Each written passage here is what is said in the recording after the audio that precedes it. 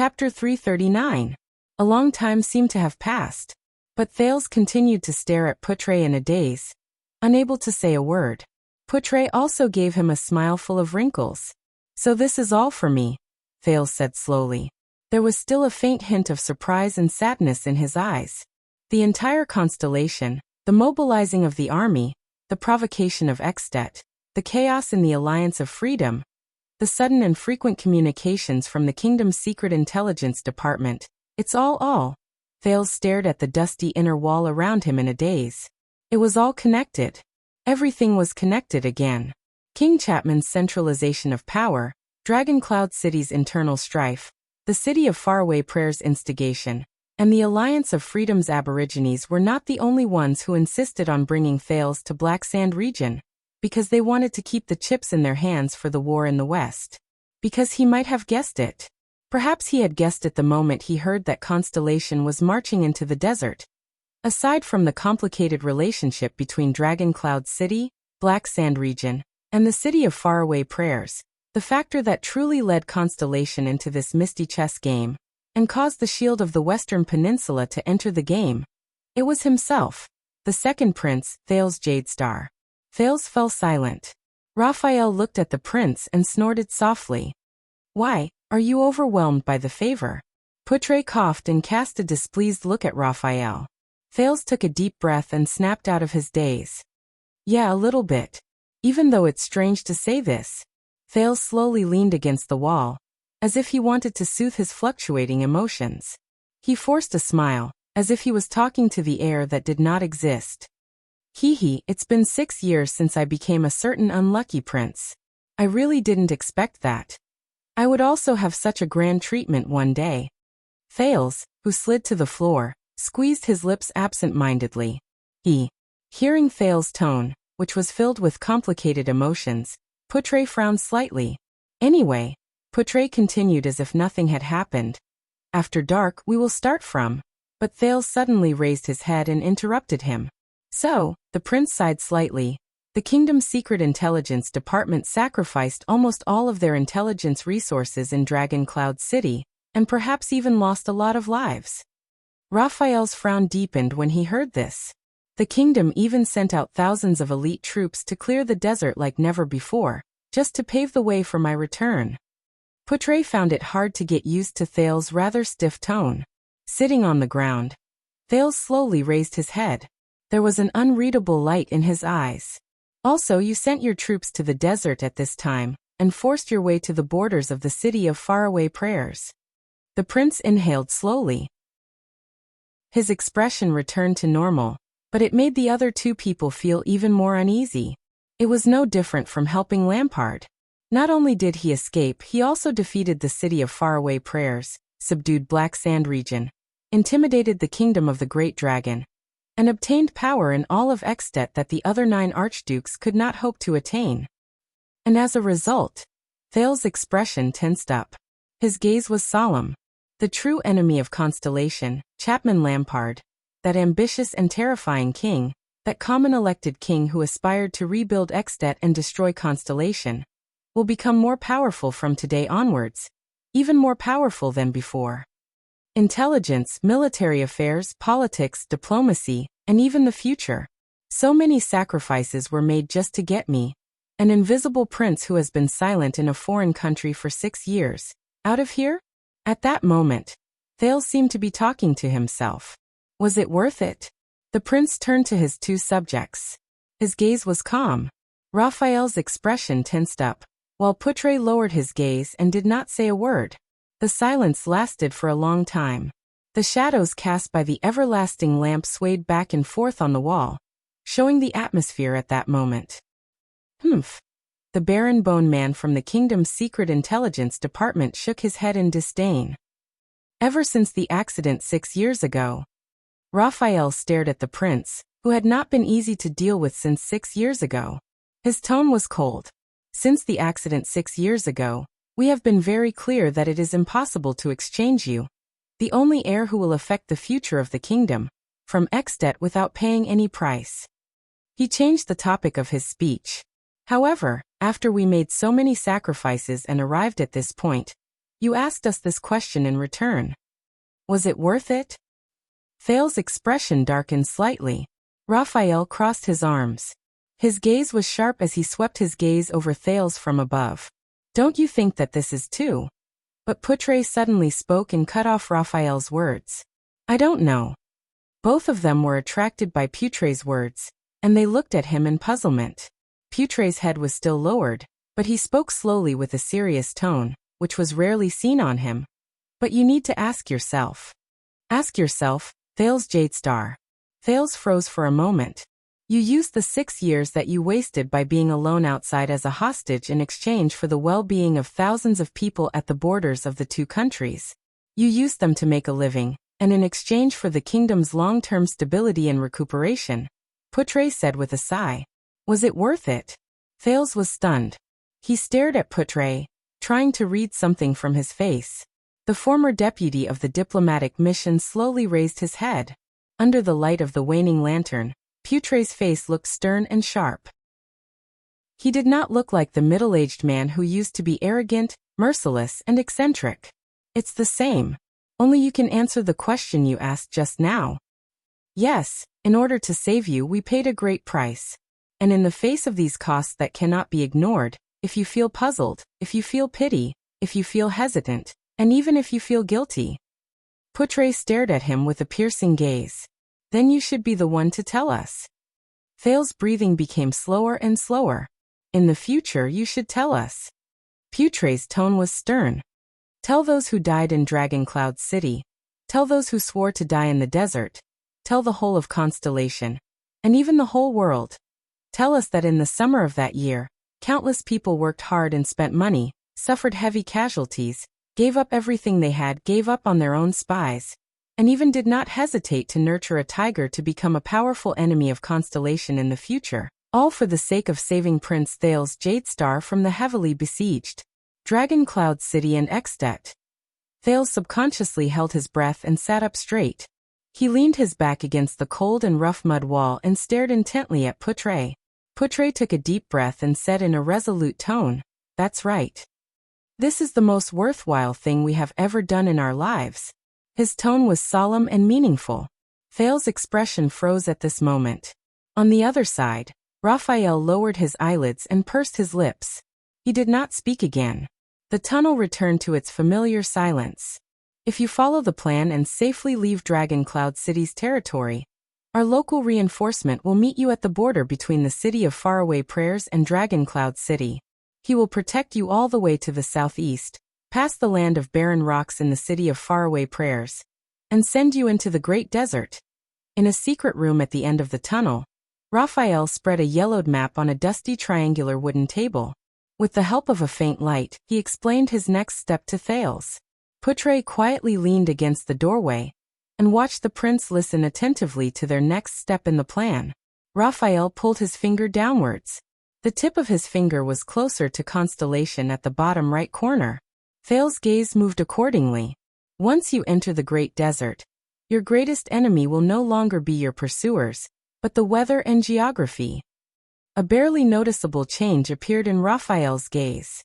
But don't worry. First of all, the northeastern end of the Great Desert has already been largely cleared by Constellation's expeditionary army, who went deep into the desert. No barren bone tribe, orcs, or desert bandits with more than 20 people will dare to stay within our clearing line. At most, there will only be a few unlucky ones who did not manage to escape in time. Second, the reinforcement from Constellation will also head north and meet you at the border between the Great Desert and the City of Faraway Prayers. You will then head south to the desert. Meet? Thales exhaled in resignation. So, am I really some kind of commodity? Raphael was still talking and did not notice that Thales was a little unnatural. We will ensure that you have trustworthy forces and people to protect you from the outside of Dragon Cloud City to the Great Desert. Of course, there won't be too many of them, but they will all be rare elites in the world. We will ensure that any accidents that slip through the net in the desert will not pose a threat to you. In the Great Desert, our cavaliers will patrol day and night to clear out threats. At the same time, they will maintain the smooth flow of supply lines between several large oases. Raphael tapped the map lightly and drew a dotted line between a few small green dots. If you run into them, as long as you reveal your identity, you will be escorted to the nearest military camp or supply point. Even if you don't run into them, you don't have to worry. The people escorting you know the route. As long as you go through the oases one by one according to the plan and stay within our patrol area, you will be safe. Until we escort you back to Bladefang's Dune, the furthest end of Constellation's western front line. It is one of our largest military bases in the desert. That place is already our territory. If you head further east, you will enter Western Desert Hill. Raphael raised his head, and a faint light flashed in his red eyes. His Majesty has already negotiated with the 3 great clans of Western Desert, including Duke Fakenhas. From Bladefang's Dune to the ruins, from Wing Fort to Brave Soul's Fort, you can get all the help you need from the 3 great clans and their vassals. The prince's safe return is their first priority. When he heard this, Thales's gaze froze for a moment. Fakenhas, the guardian duke of Western Desert, the suzerain of the ruins, Cyril Fakenhas. His memory returned to the Hall of Stars a long time ago. The middle-aged duke with sparse hair, a haggard face, and a face that resembled that of a ghost limped into the hall with the support of a walking stick. He had a creepy smile, a cold, sharp voice and merciless sarcasm. It's that unwelcome person. Head east through the ruins. The royal guards and part of the regular army will receive you on the Avenue of Blessings, which runs from east to west. They will escort you safely back to Eternal Star City. Any more questions? Raphael finished his sentence. Thales nodded. Are you talking about the most mysterious four-eyed skull family among the 6 great clans, Fakenhas of the ruins? Thales pulled his thoughts back to the present. Can they be trusted? Raphael's moving fingers paused on the map. Thales twitched the corner of his mouth. Maybe they don't welcome me as much as I thought they would. I still remember when I left 6 years ago. Sir Zayn Covendier, who was also one of the 6 Grand Dukes, was so friendly. He even specially came to bid me farewell. The prince raised his eyebrows and said sarcastically, Poutre, do you still remember? Poutre could not help but laugh. Raphael paused. His Majesty will make sure of this. But the Baron Bone Man paused for less than a second. His tone was very firm. The suzerains of the Western Desert, be it Fakenhas, Bosdorf, or the Chroma family, can all be trusted. Their soldiers are also in the army entering the desert from the west. The regular army of the royal family in Bladefang's camp alone is not enough to clear the desert. All of them can be trusted. Thales shrugged noncommittally. I don't hear that often. Raphael furrowed his eyebrows. Poutre chuckled softly. Thales, I know that your 6 years of unique life has made you quite cautious. Poutre interrupted the conversation. This is not without reason. After all, the return of the heir will not only affect you, but also the whole of Constellation. This is no less than a political storm, and it will affect all parties. Thales snorted softly. The Thin Lord spoke slowly. However, please believe me when I say that in order for you to return to Constellation safely, the nobles in Eternal Star City who hide behind the scenes and play games with each other are not any easier or simpler than the rugged men in Dragoncloud City. Gilbert is one of them. When he heard the familiar name, Thales moved slightly. Poutre stared at him seriously. They have already put in a lot of effort, and even paid a great price to ensure that Western Desert is completely on our side.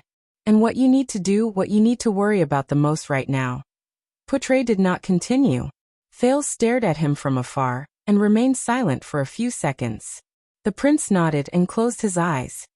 I understand. The desert and the nobles. This journey. He sighed in his heart. Raphael and Poutre looked at each other. They did not say anything. Very good. What's left is how you are going to get out of the city. This is the most urgent matter at hand, Raphael said faintly. His Grace will tell you in detail. After all, this is his way. Raphael glanced at Poutre. Should be reliable? Poutre gently took out his pipe and shook his head in resignation. The Baron Bone Man turned his head back. Then I think we should bid farewell here. Thales was still thinking with his eyes closed. When he heard that, he was shocked and quickly looked at Raphael. Now, you're leaving? But Raphael ignored the prince's surprise. He still had that relaxed smile on his face, as if he did not care. Your Highness, although I always say that nothing will happen. Raphael tightened his collar and pulled up his sleeves a little more. But based on your personality and experiences over the past few years, it would not be surprising if you really ran into an accident in the desert. Thales's face immediately darkened. Wait a minute. What do you mean by running into an accident? He silently criticized. Raphael was clearly smiling, but it made Thales speechless. But, since the age of the Empire, there has been a saying in the Great Desert. Thales was stunned for a few seconds. A saying in the Great Desert? Thales looked at the man's red eyes. His limited knowledge and doubts flooded his mind. Is it a proverb and legend of the barren bone people? It's your homeland. Putre coughed for no apparent reason. Raphael seemed to have just come back to his senses. His frozen expression moved again. No, the Great Desert is no one's homeland. To the Great Desert, everyone is just a passerby. If you want to go to the Great Desert, please remember this, Your Highness. Raphael changed the topic. His tone became cold, and his gaze was sharp and fierce. The desert god has no disasters, but the world has disasters. The desert god has no forgiveness, and the Great Desert will be forgiven. What? Desert god? Thales blinked, trying hard to understand. It doesn't sound like the lingua franca. Thales searched for this special phrase in his mind, and suddenly found a sense of familiarity that he only had when he was studying in Mindy's hall. It sounds like an ancient poem in Cahill's Yellowhammer's poetry collection. What does it mean? Raphael smiled faintly and put his hand into his pocket.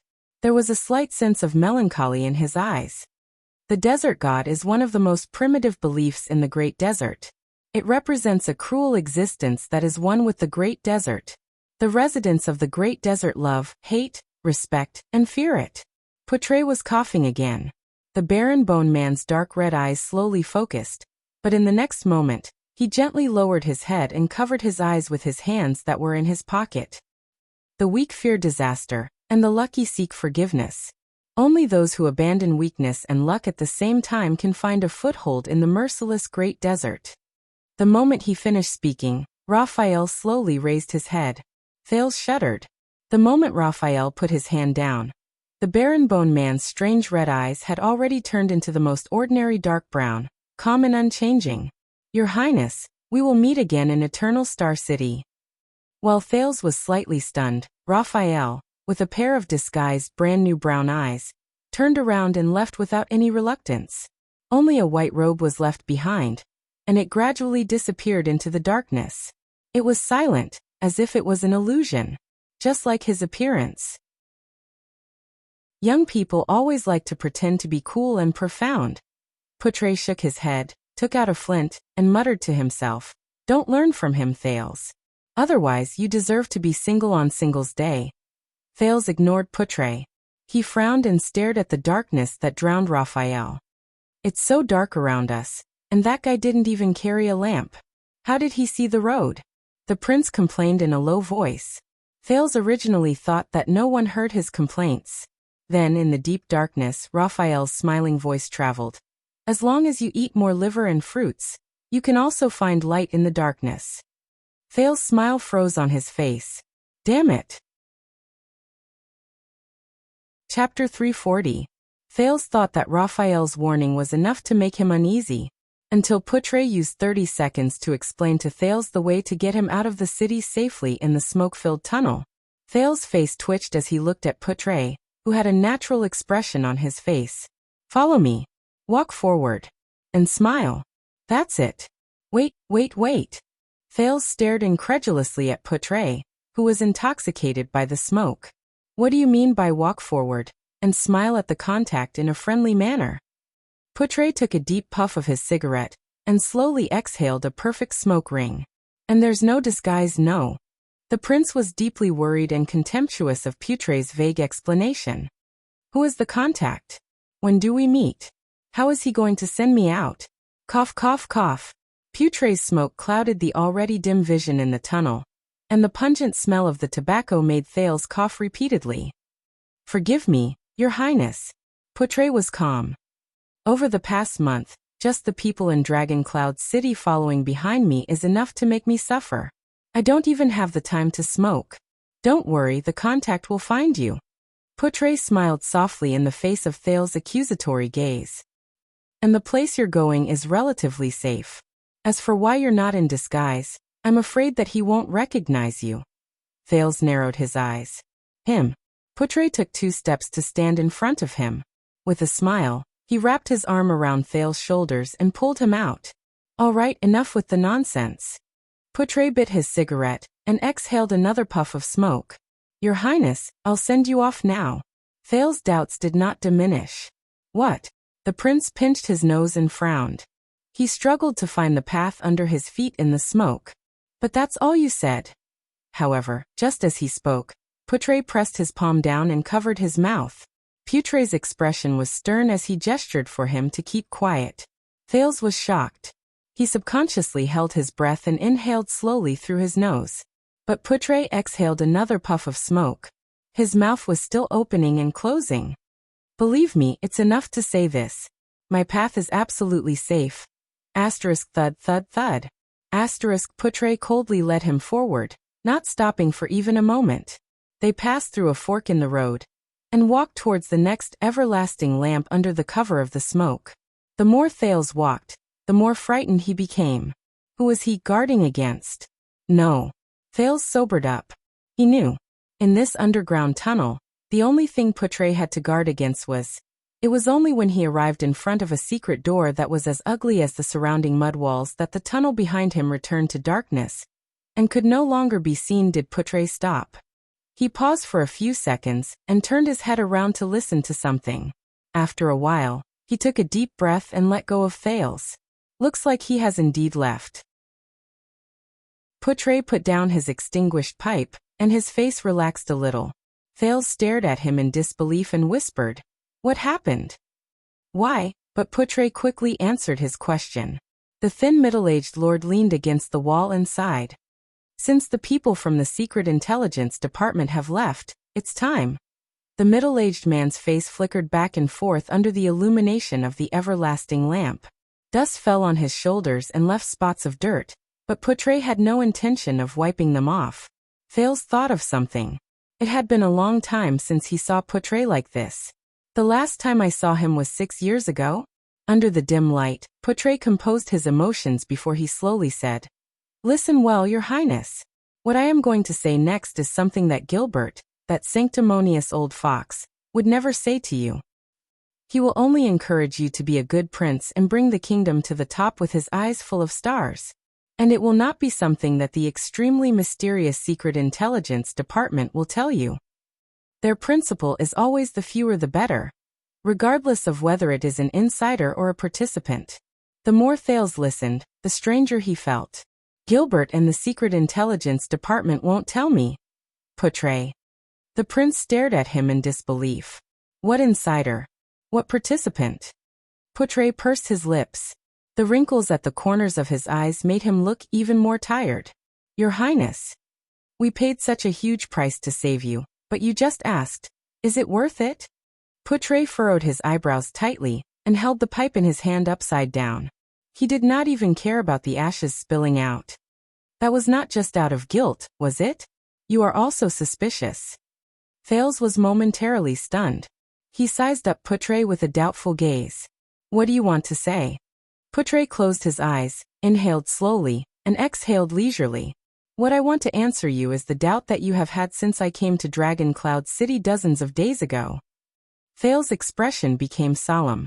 Putray opened his eyes. "Your Highness," Putray said sternly, as if he had made up his mind about something.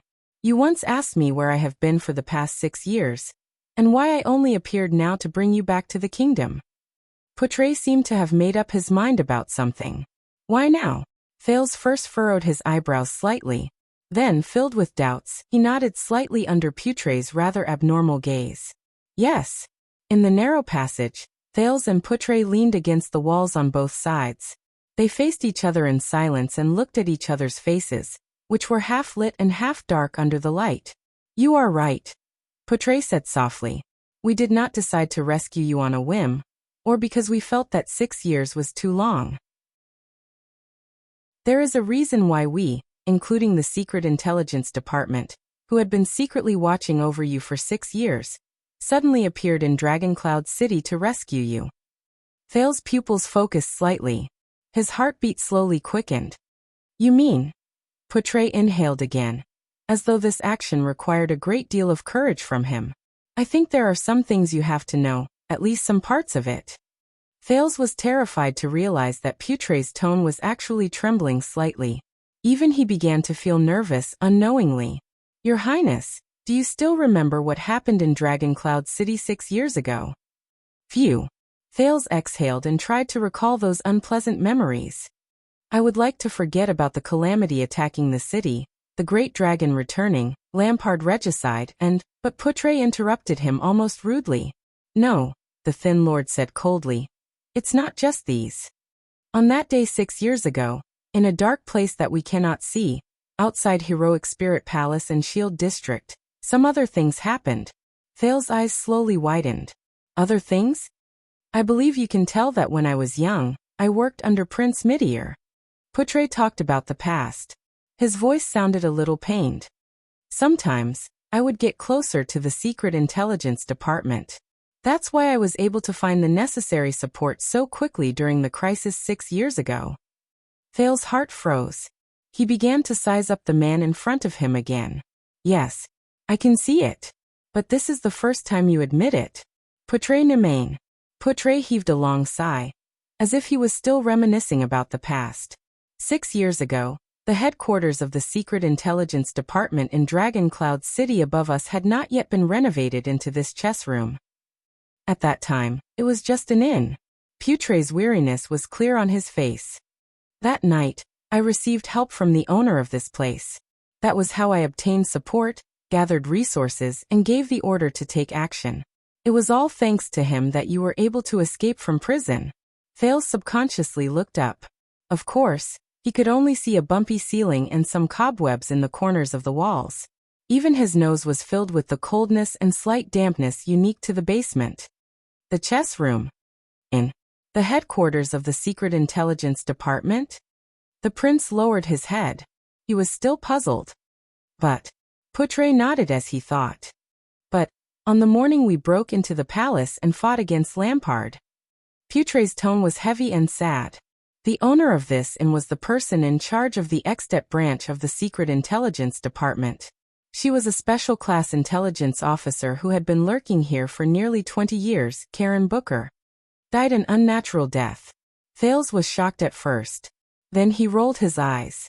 He could understand Portray's sadness, and could understand the strangeness of Booker's unnatural death. But compared to what Portray wanted to say, Thales quickly asked, the intelligence officer died an unnatural death? What happened? Portray's gaze dimmed. His face contorted a few times under the flickering light. Burglary. The robber stabbed Booker in the back 4 times. Thales frowned. But, yes, Booker is my old friend for many years. Portray nodded as if he had the foresight to guess what Thales was thinking. I know his capabilities. Even if the night of the calamity and the dragon's arrival was chaotic, no robber could have taken Booker's life. He stared at him without saying a word, patiently waiting for him to continue speaking. With his next sentence, Portray got to the main point. Portray widened his eyes, his lips trembled slightly, and his expression was solemn. But what was truly terrifying was what he recorded. The Secret Intelligence Department's secret code that Booker recorded in the inn's account book. In those few days he met some people, found some things, and obtained some scattered clues, Your Highness. For the past 6 years, the Secret Intelligence Department and I have been tracking down these clues left behind after Booker's death. In the darkness, Portray turned his face to the side to avoid the light. His entire face sank into the darkness. It was only recently that we managed to track down some results. Thales was a little anxious. What results? Portray first exhaled slowly, as if he was expelling something. Then he inhaled deeply, as if he was gathering something. His slightly hoarse voice rose tiredly. Some old things that even the Black Prophet could not keep calm about. Things that were terrifying enough to shake the entire kingdom. Thales widened his eyes. What? The Black Prophet? Shake the kingdom? Putray nodded solemnly. From that day onwards, we understood that you were actually not safe, and neither was Constellation. So the matter of your rescue has been elevated to the kingdom's, and even the Secret Intelligence Department's most urgent task. With indescribable pity and grief, he stared at Thales. So on this day 6 years later, Renaissance Palace has decided to bring you out of Extet and back to Eternal Star City at all costs. Thales was stunned. He did not understand. Putray seemed to heave a sigh of relief. His entire body relaxed. This is the answer. It is the answer to what I have been doing for the past 6 years, and the answer to why you suddenly returned to the kingdom. But Thales still did not relax. He stood up abruptly. What? What exactly is it? He could not help but raise his voice. 6 years ago in Dragon Cloud City, what exactly happened above our heads? What was it that could shake all of Constellation? Putray's eyes were fixed on Putray anxiously as he searched for his wording. But Putray disappointed him. The other party shook his head. No, Your Highness, that is all I have to say. Thales immediately became anxious. But Putray raised a hand and interrupted him. Because I do not know either. Putray's face was filled with worry and misery. I do not know, nor do I dare to believe that what I discovered is the truth. I also do not know that the truth I understand and the truth the Secret Intelligence Department saw. And, he paused for a moment. But Putray still continued to speak. Is it the same as the truth His Majesty, who is sitting on the throne, believes in? How far is it from the truth? His Majesty? A chill that came out of nowhere crept up Thales' spine. Putray suddenly raised his head, as if he had regained his strength. Remember, Your Highness. His voice was tense, and he spoke faster. There was a hint of anguish in his voice that was difficult to hide. Regarding this matter, do not trust anyone, do not be certain of anything, do not be limited to any impressions. Sometimes, even the scene before your eyes may be a lie and an illusion. The more Thales listened, the more puzzled he became. What is he saying? What exactly is going on? Finally, like a suffocating and dying patient who finally breathed in for the first time, Putray calmed down from his trembling body and resumed his long, drawn-out breaths. The pipe in his hand was almost broken into two, but Putray's next sentence caused Thales to lose his composure. Your Highness, you must do this and you should do this. The truth about the bloody year, about your own life, Putray said in a heavy and sorrowful tone. You can only uncover it yourself, investigate it, and verify it.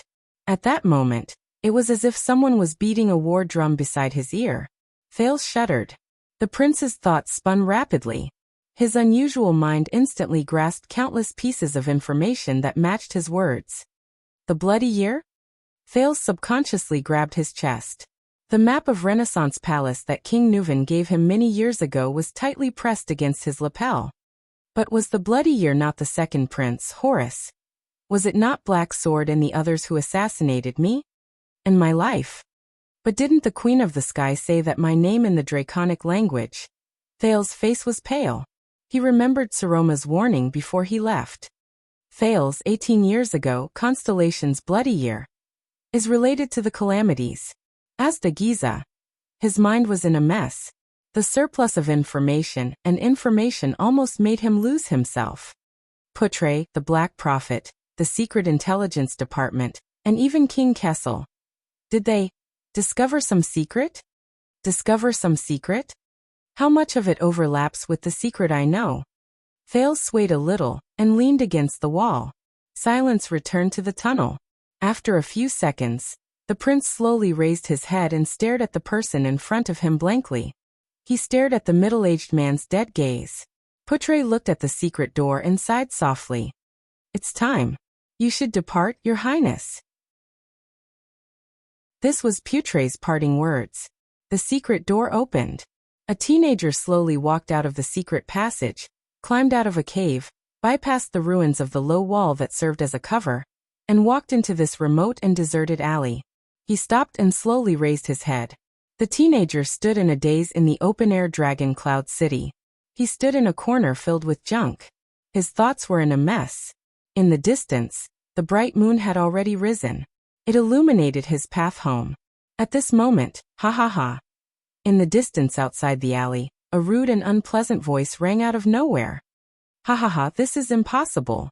Thales was shocked. He subconsciously pressed himself against the wall and held his breath. We respect you, so we are not joking. Another slightly callous voice rang out. Dragon Cloud City is no longer the same as before. This matter must be resolved. The new bosses of Bao District have already expressed their stance. As long as you agree, they are willing to.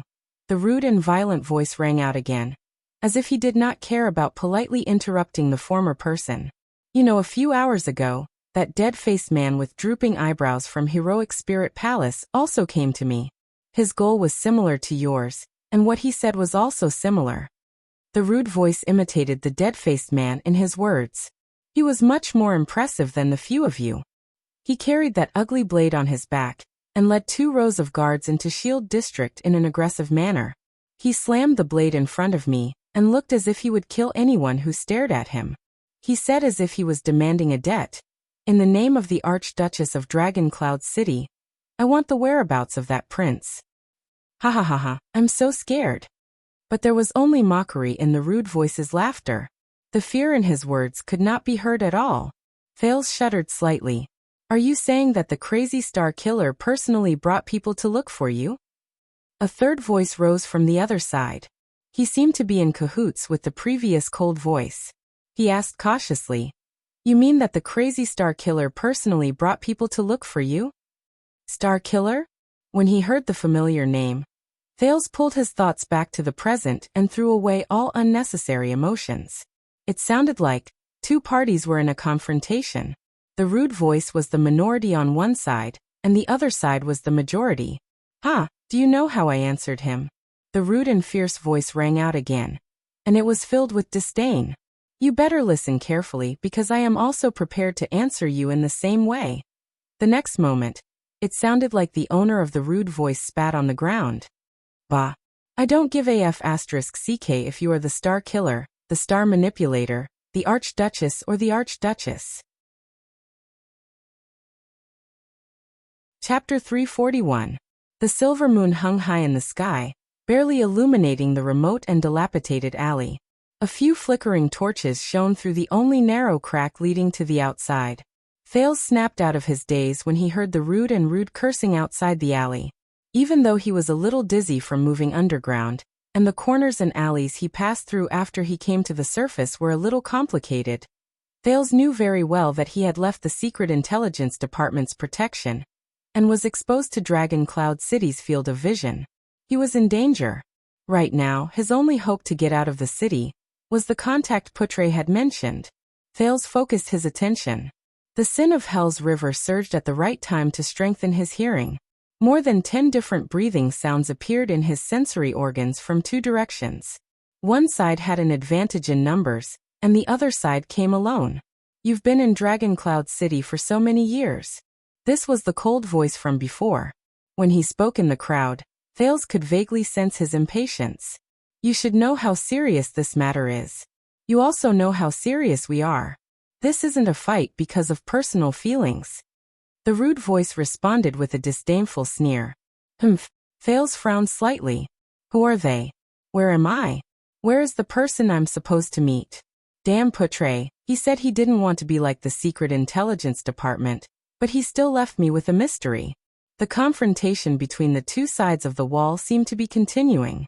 The rude voice's reaction obviously made his opponents very unhappy.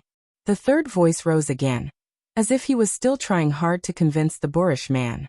This is for our survival. From sealing the city, to raiding the city, to arresting people everywhere, they have never so crudely interfered with the gangs and underground businesses. Listen, Heroic Spirit Palace is serious this time. I think they don't even care if they die together with us.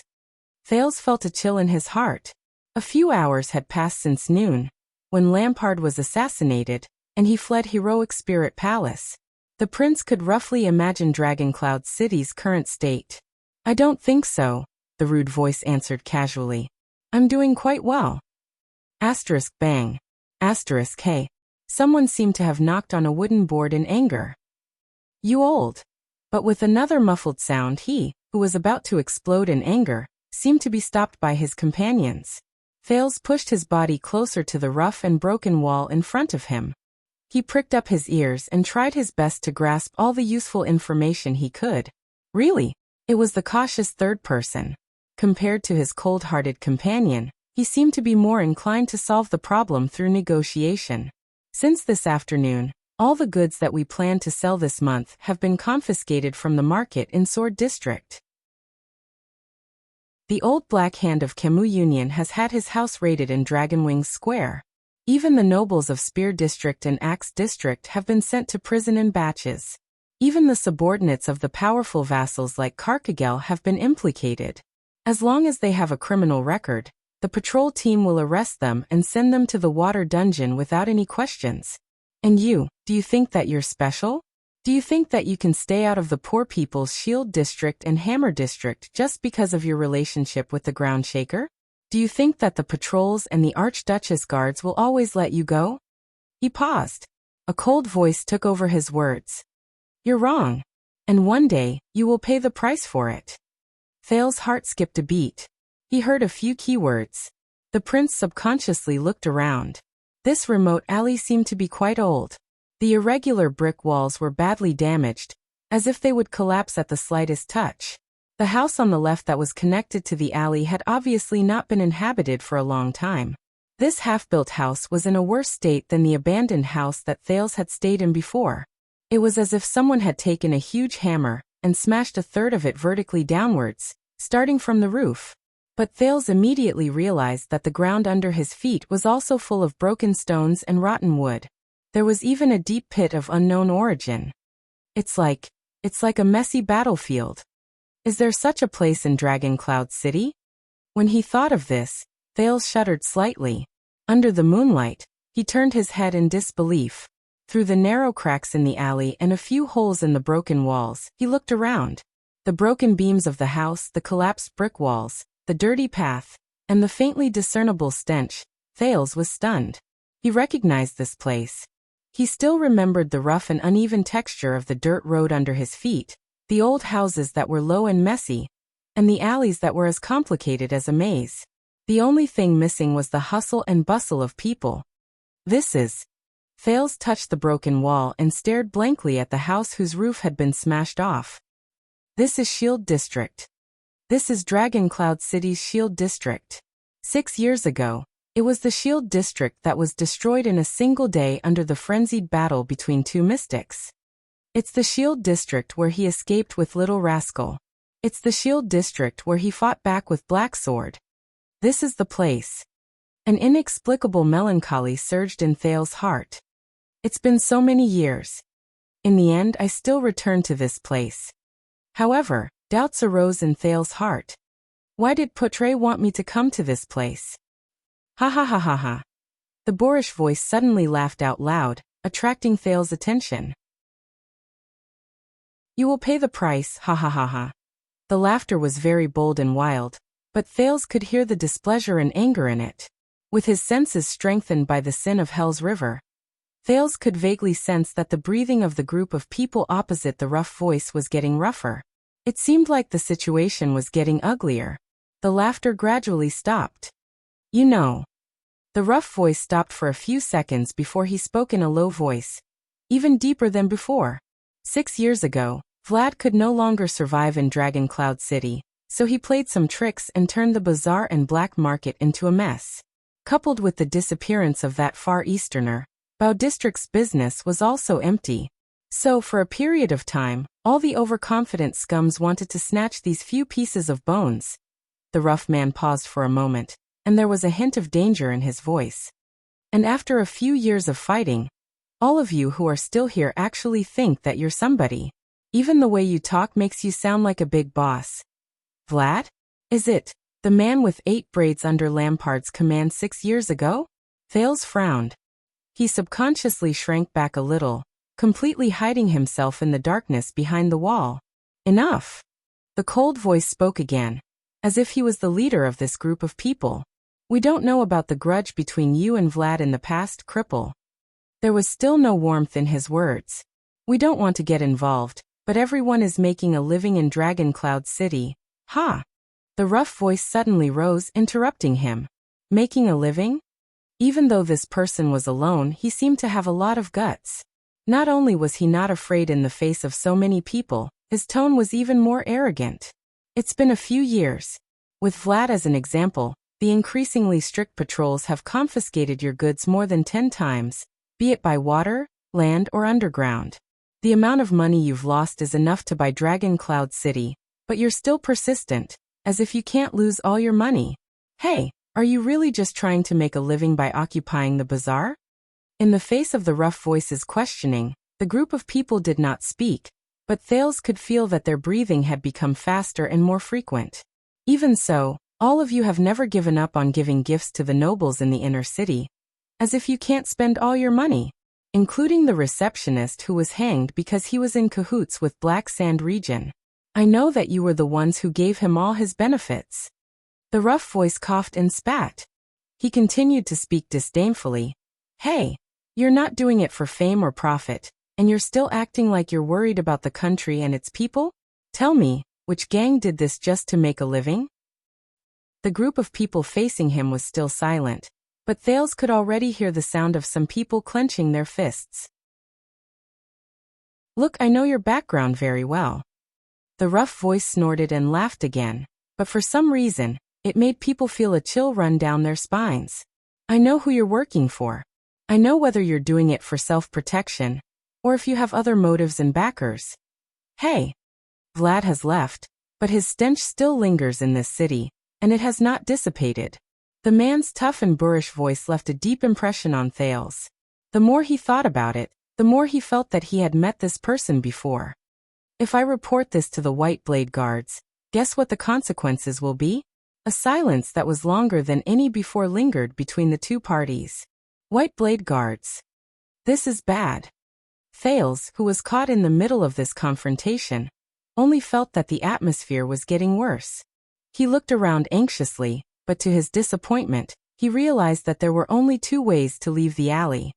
He could either crawl out of the narrow crack in a carefree manner and arrive in front of the two parties, or he could step on the broken stones and broken wood on the ground from the other side and jump over the wall in a flashy manner.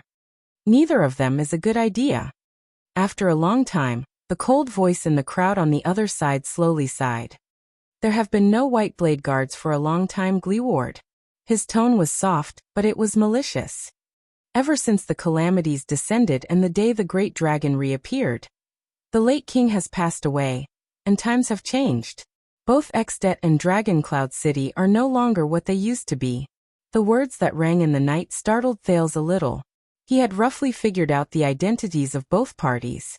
Their positions were probably not very high, but they should not be ignored in Dragon Cloud City. They affected many people's lives, and they were closely related to the middle management of the government like the patrol team. Thales felt a sense of familiarity toward this kind of person, which he had not seen in a long time. As expected, in the next second, the boorish man known as Gleeward spoke coldly. So you found a new master? He spat in disdain. What?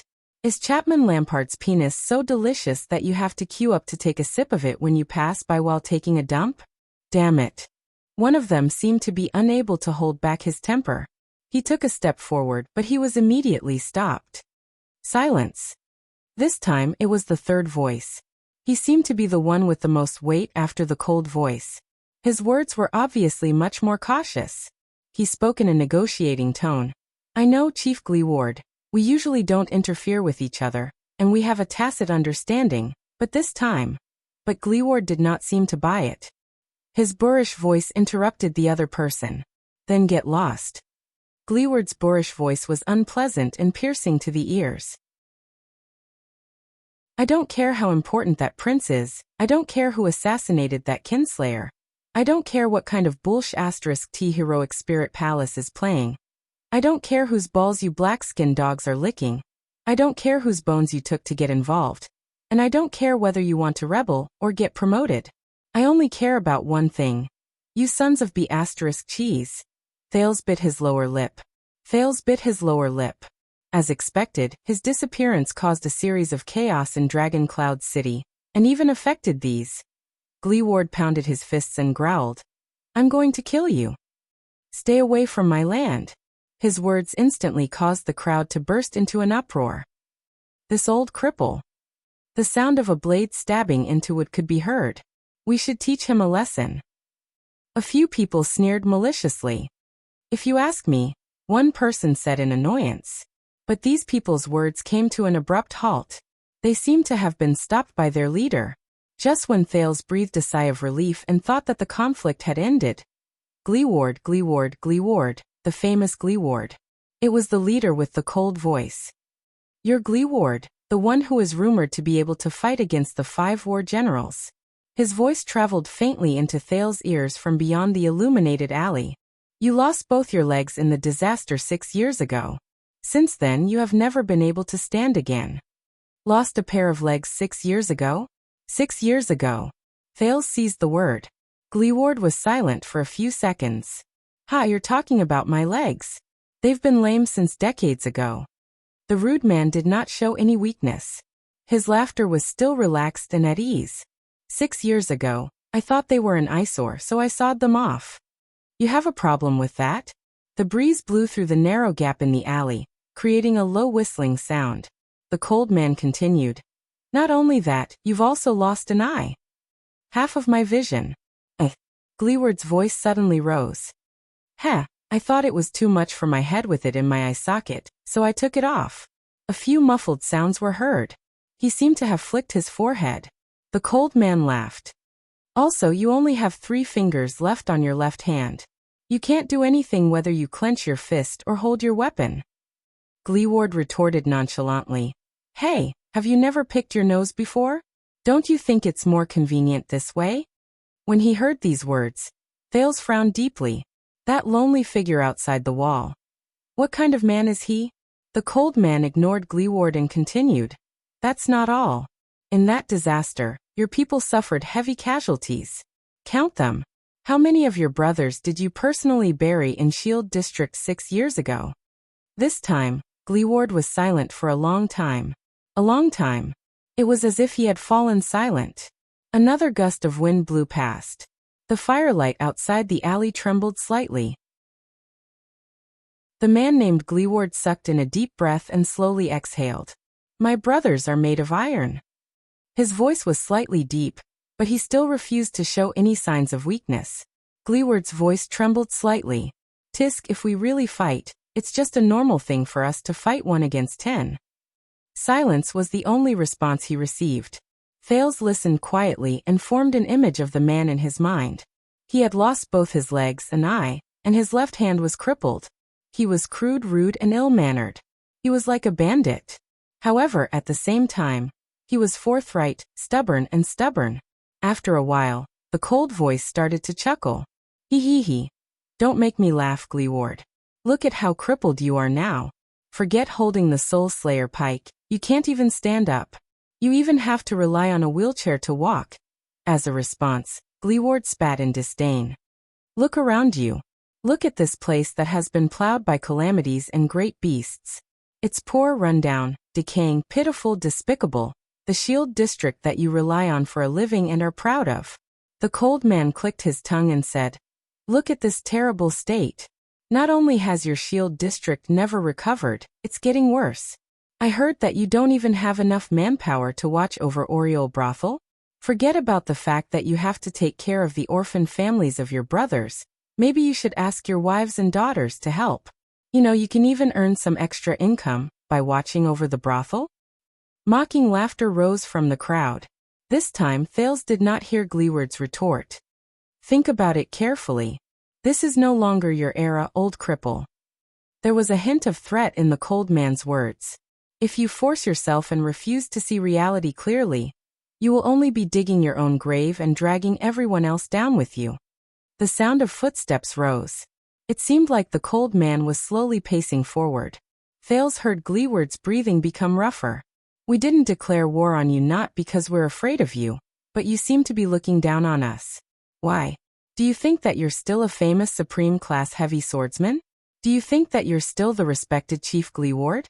Do you think that you're still the light of the people who can rally to your call in Dragon Cloud City? Or that hero who wields the Soul Slayer pike and protects Dragon Cloud City? But in reality, the man's voice was very calm, as if there were no fluctuations in his emotions at all. But it was incredibly chilling. Since 6 years ago, you've been nothing. The one gasping for breath under that incomplete shell of yours is just a cripple waiting for death in a wheelchair. This time, Gleeward's breathing became rougher. He even let out a low, deep snort. But his rude voice did not come again. It was as if Gleeward had given up on fighting back. The cold voice caught Gleeward's sore spot. He smiled slowly. For example, right now, if we shoot you with crossbows from a dozen steps away, what can you do? If we're really serious, if we really want to do something to you, to Shield District, to Hammer District, to your poor subordinates, to their wives and children, to the livelihood of their employers, and to make their lives 100 times worse than they are now. The man's words became slower and slower, and it made Gleeward's heart grow colder. What do you think a cripple like you, who can't even walk, can't hold a sword steadily, can't even see the road clearly, and can only live in a wheelchair for the rest of his life, can do? Gleeward still did not say a word. He seemed to have truly fallen silent. Look at the situation clearly and make a wise choice. The man sneered and stopped moving. Since you know the people behind us very well, then you should know that we are very powerful and can do it, but a cripple like you can't stop us, and can't stop us. So I'll give you another chance, Gleeward. Reconsider your answer. Chapter 342. In the next second, a frightening loud noise came from outside the alley. Bang. Thales was shocked. It sounded like someone's body had crashed into the wall. From the other side of the wall came a jumble of shouts and shouts. No, this bastard. Gleeward, get your weapons. But it was not over yet. Boom. Another muffled sound. To Thales, it sounded like a head-on collision between two fists. The clear sound of bones cracking was accompanied by cries of pain. Damn it, kill him. Swoosh. This time, it was the sound of blades cutting into flesh. This son of a b tch. Crack. This time, it was the sound of bones cracking. Damn it, how did he do it? Kill him, The continuous screams of the crowd rose from outside the alley. Thales became more and more nervous as he listened. What happened? Where are the throwing knives? Use the throwing knives to deal with. The chaotic crowd began to sound hysterical. I swear, we won't let you go, won't. Everyone you hold dear, we will. Thud. Another muffled sound of a body falling to the ground cut off the threatening voice. Quick, give me the knife. Rip. Crash. Thales' heart skipped a beat. He was both unfamiliar and familiar with this sound.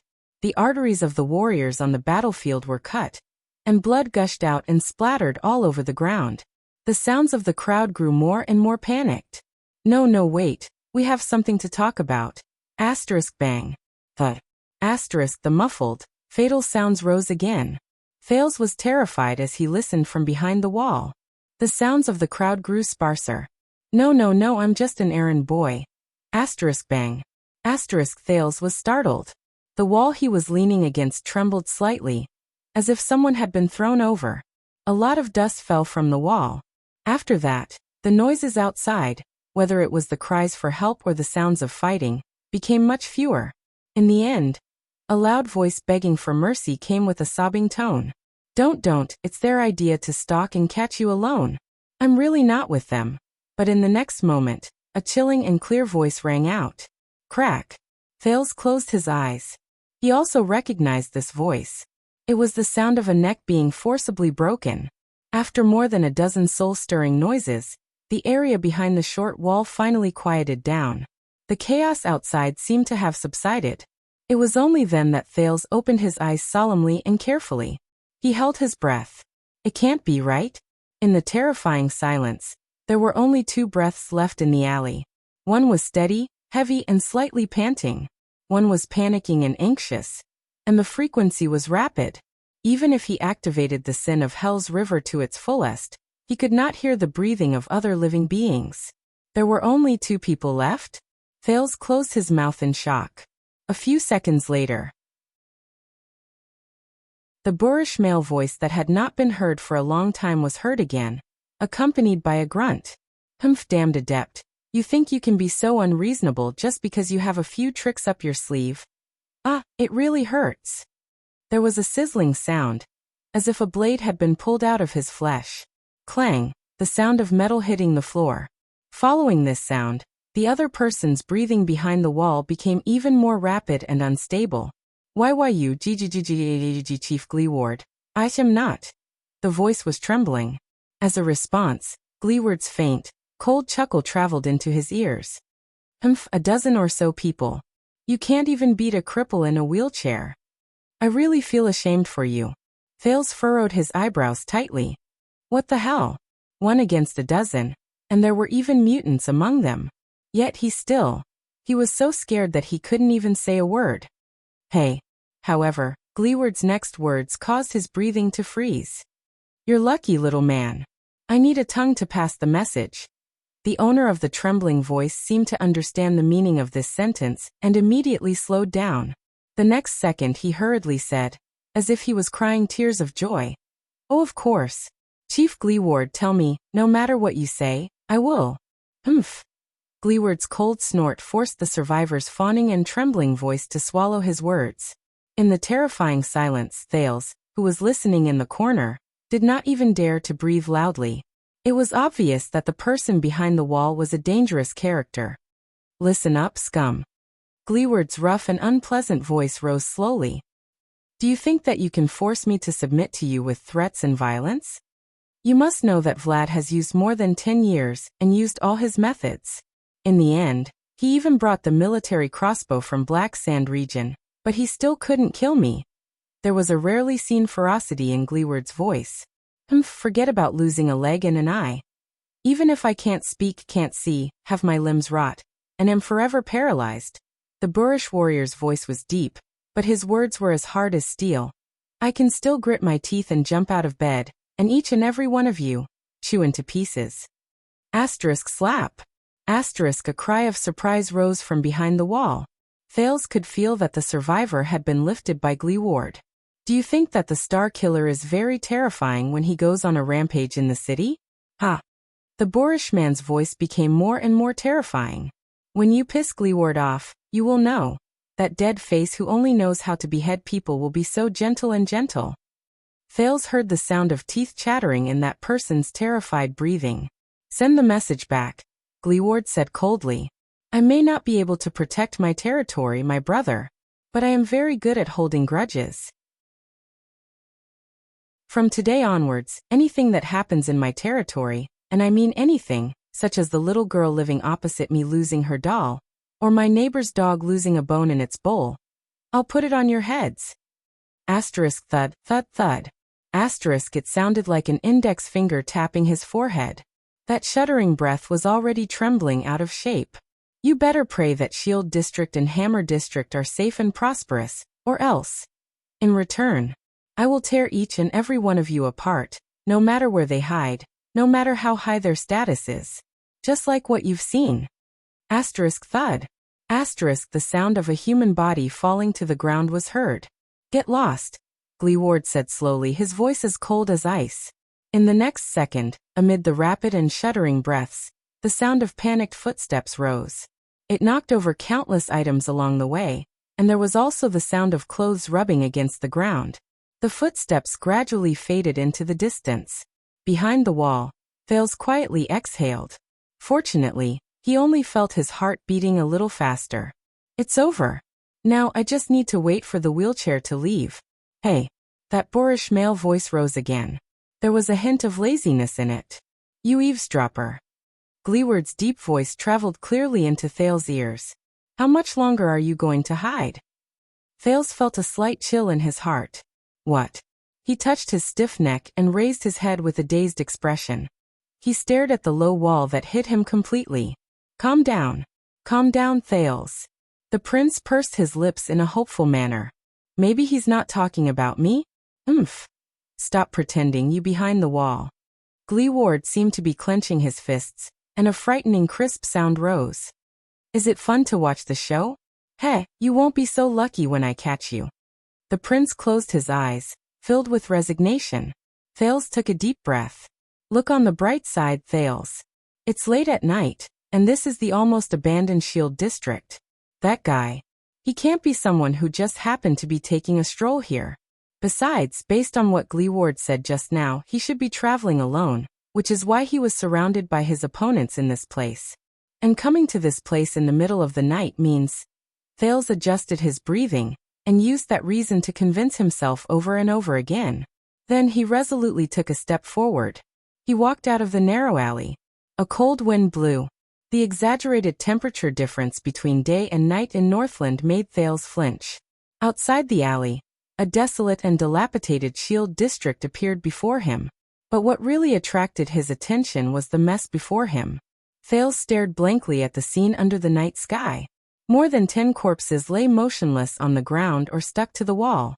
Their postures were all different, and their expressions were frozen at the last moment. Some were horrified, some were terrified, and some were angry. Some of them had deformed limbs, some had their bodies bent, and some even had their organs spilling out. Under the contrast of the dark night and the bright moon, they looked exceptionally hideous and bizarre. A few torches fell weakly on the ground, but they still burned stubbornly, providing some illumination. Thales slipped. He accidentally stepped on a puddle of blood. It was like a slaughterhouse in the wild. In this scene that made people hold their breaths, Thales gulped hard and saw the only person who was still alive. A strong man sat on the ground, quietly bandaging the wound on his shoulder. Through the weak firelight and moonlight, Thales immediately saw the man's most distinctive feature. He did not have legs. In any case, Ralph's legs still reached his knees. However, the boorish and muscular man in front of him did not have any pants below his thighs. His pants were tied into 2 knots, showing off his misfortune in the past. Thales frowned slightly. The man named Gleeward snorted coldly. He bit the cloth used to bandage his wound and forced himself to raise his head. Tell me, you followed me here in the middle of the night. Were you sent by Nicholas, Vlad, or someone else? Ah. Gleeward's eyes were filled with puzzlement. With the help of the light, Thales saw the man's face, just as he expected. There was nothing in Gleeward's left eye socket. There was only a dark hole. Under his short hair, there was only a round hole where his left ear should have been. It was as if his ear had been cut off at the root. Thales was stunned. A brat. The strong man frowned, and he looked puzzled. While Gleeward spoke, he used his left hand, which only had 3 fingers left, to pull up a corner of the cloth. He bit the other corner in his mouth while he supported himself with his right hand on the ground to help his hunched body maintain its balance while he desperately bandaged his wound. A faint sadness rose in Thales' heart. This man. There's only half of him left. Hey, don't let your mind wander, brat. Thales' expression changed. He snapped out of his daze and scratched his forehead. Actually, I'm almost 14 years old. You really are a child. Gleeward shook his head and snorted softly. Why, is child labor popular now? TSK, why are people so cruel nowadays? Cruel? Thales could only smile helplessly as he stared at Gleeward, who sat among the corpses on the ground. Gleeward's face was flat, but his nose was rather high. His face was covered in ungroomed stubble, which made people wonder if he had carelessly cut it with a table knife. He bandaged his wound and grabbed behind him with his left hand. Rumbling sounds of friction came from the darkness. A wooden wheelchair was pulled to his side by the man. Gleeward gritted his teeth and fastened the wheelchair to the side of a protruding stone slab. He grabbed the arm of the chair with his left hand, and used his right hand to support himself from the ground. He propped up half of his body from the ground, and leaned towards the wheelchair while trembling. He wanted to sit in the wheelchair. Thales thought of something. When he saw Gleeward's strenuous movements, he wanted to step forward and help. But in the next moment, Gleeward retaliated with his actions. The strong man grunted, and his powerful right arm seemed to explode with endless power as he pushed the ground.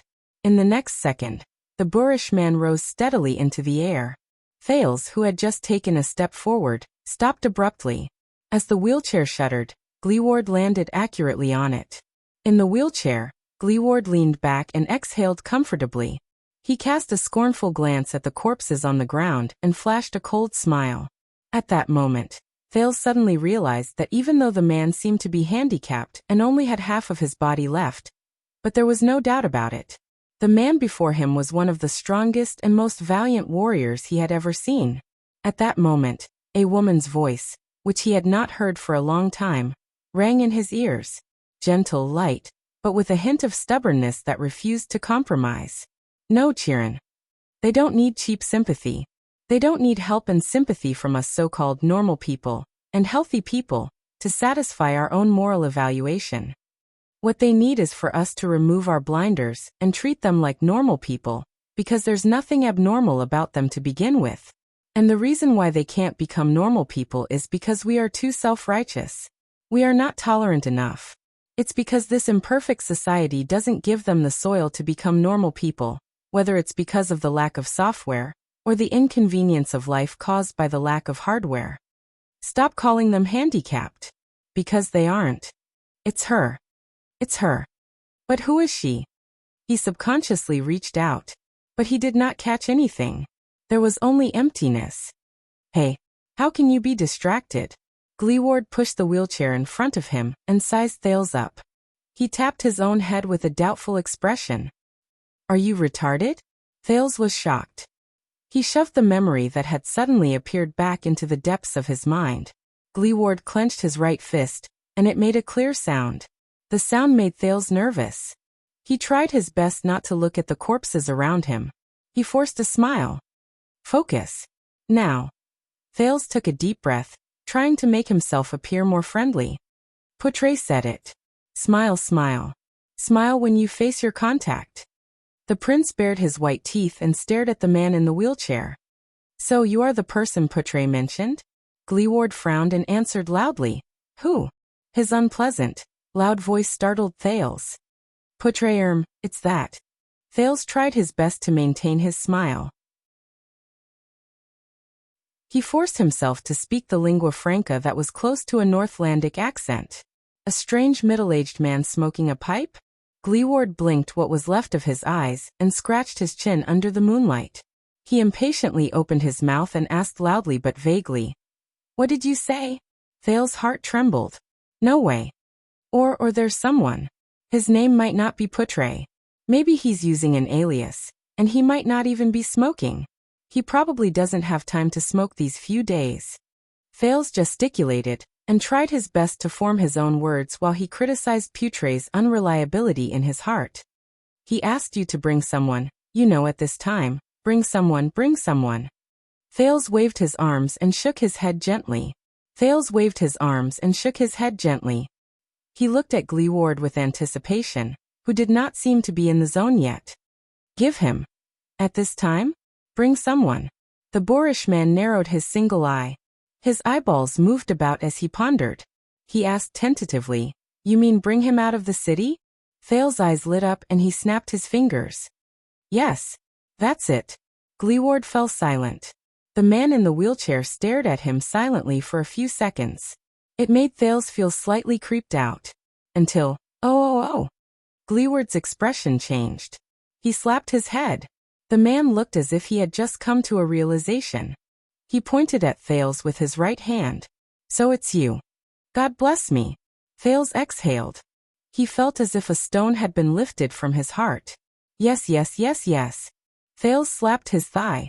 He felt that the negotiation just now was very difficult. He smiled laboriously. It's me. Haha, nice to meet you. How should I address you? Gleeward narrowed his eyes and continued to size him up. He let out a guttural sound. The creepy feeling in Thales' heart rose again. Gleeward. A second later, the boorish man laughed and showed his yellow teeth. He extended his right hand to Thales. Drew Gleeward. Thales breathed a sigh of relief again. Fortunately, this contact seemed to be rather easy to talk to, with lingering fear in his heart. He extended his right hand and held Gleeward's palm. Then, at that moment, bang. Before Thales could react, he felt a weight on his right hand. He felt pain in his neck, and his vision swayed.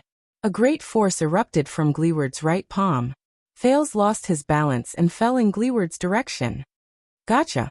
Gleeward's delighted laughter traveled into his ears.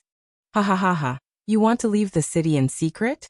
Hey, you're that little prince of Constellation who was kidnapped, aren't you? Gleeward's boorish laughter grew louder and louder, so loud that Thales' ears hurt. What happened? Thales struggled to open his eyes, but to his horror, he discovered that Gleeward, who was in a wheelchair, had already locked his hands tightly behind his back. The latter's left arm wrapped around the prince's neck. The iron-like muscles on his arm were like a cage that bound the prince to Gleeward's embrace. Whether it's the underground or the officials, all of Dragoncloud City is going crazy because of you. I've always been annoyed by these things, and I didn't even want to bother with them, but you actually came to me. Ha ha ha. No. The sin of Hell's river instantly surged. Thales gritted his teeth and tried to break free, but he realized that his struggle was futile. Gleeward only relied on his powerful right hand and his abdominal muscles to lock Thales' arms tightly behind his back. It was useless. From the moment he was held in Gleeward's arms, he had already lost his best position to exert force. Under Gleeward's restraint, he could not even touch JC's dagger. Guess what price Heroic Spirit Palace is willing to offer me? Gleeward's laughter was rather ferocious and smug. Damn it, that dead face smashed so many things in my territory in the afternoon. This time, I'll make him pay for it. Gleeward's left arm suddenly exerted force. Thales only felt his head tilt back, and the bright moon and starry sky appeared before his eyes. Of course, it might not necessarily be Heroic Spirit Palace. At this point in time, many people want you. Gleeward's grip became stronger, and the laughter that traveled from behind his ears was filled with excitement. Let me think, should it be 1,000 gold coins or 2,000 gold coins? TSK, isn't that a little too much? Thales' face gradually turned red. He only felt that his neck was becoming more and more uncomfortable. Gleeward's left arm was hooked around his neck, and he pressed down on Thales' windpipe without allowing him to resist. The force was so great that the prince even felt that his back was about to be pressed into Gleeward's chest. This guy. Why is he so strong? The prince, who had difficulty breathing, raised his right leg with all his might and stomped down with all his might. But the pain under his foot told him that he could only barely step on the floor and kick the hard wood of the wheelchair. It was only then that Thales sadly remembered that Gleeward did not have legs. Or I can ask for something else. I have to be more careful about this. Thales' vision gradually became blurry as his breathing became uneven. Soon many golden stars, that only he could see, appeared in the starry sky before him. No, I can't go on like this. He desperately sucked in a bit of air, and with his rich experience from being choked many times, he held his breath and stopped moving to exhaust his strength. Thales' face turned red. He forced out a few sounds from his windpipe, and his breath was weak. You are not the contact, Gleeward. What greeted him was Gleeward's wanton laughter. Ha ha ha, I see. You can even make a mistake about the contact. Looks like you guys aren't very diligent in your information gathering. Under the double torture of lack of oxygen and pain, Thales desperately maintained his last bit of calmness. He no longer had the time to complain about Putre. Wait! Thales' face contorted, and he squeezed out a few words in pain. Double. If you want money, I'll give you double. Gleeward was slightly stunned. Then he snorted coldly. Shut up. The boorish man did not seem to be moved at all. He gritted his teeth and said coldly, Don't treat me like a fool. But his voice gradually became weaker. In the next moment, Thales felt the pressure on his neck loosen slightly.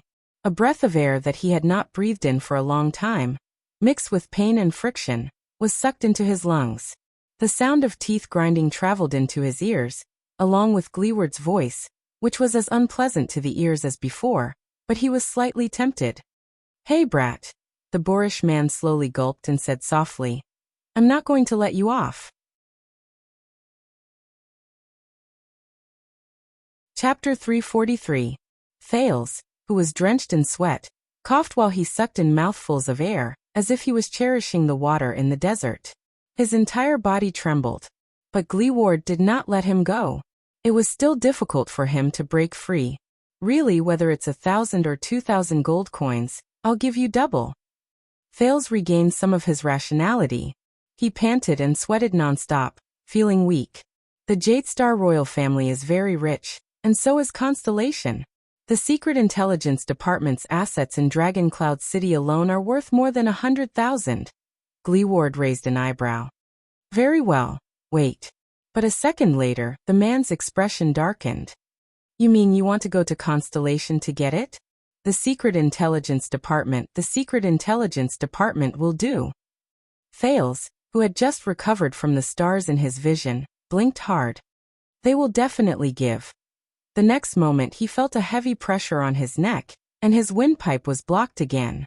Shut up, do you really think I'm an idiot? This was Gleeward's exasperated voice. Listen, I only accept cash. Thales sucked in his last breath of air with great difficulty. Damn it. This bastard. Do I look like I have cash on me? If you hand me over. Thales tried his best to fight for a chance. The city of faraway prayers is at war with the Alliance of Freedom and Constellation. Gleeward cut him off impatiently. Shut up, I don't understand politics.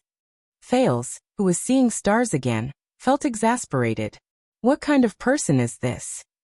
Forget it, let's go look for Dead Face. It's safer there. Gleeward mumbled. He increased his strength, trying to knock Thales out. Thales knew that things were not going well. He racked his brain, fighting against the air and his enemy while he desperately shouted that one word. Shield District. A few seconds after the word left his mouth, Gleeward's arm loosened again. What? He asked with a frown.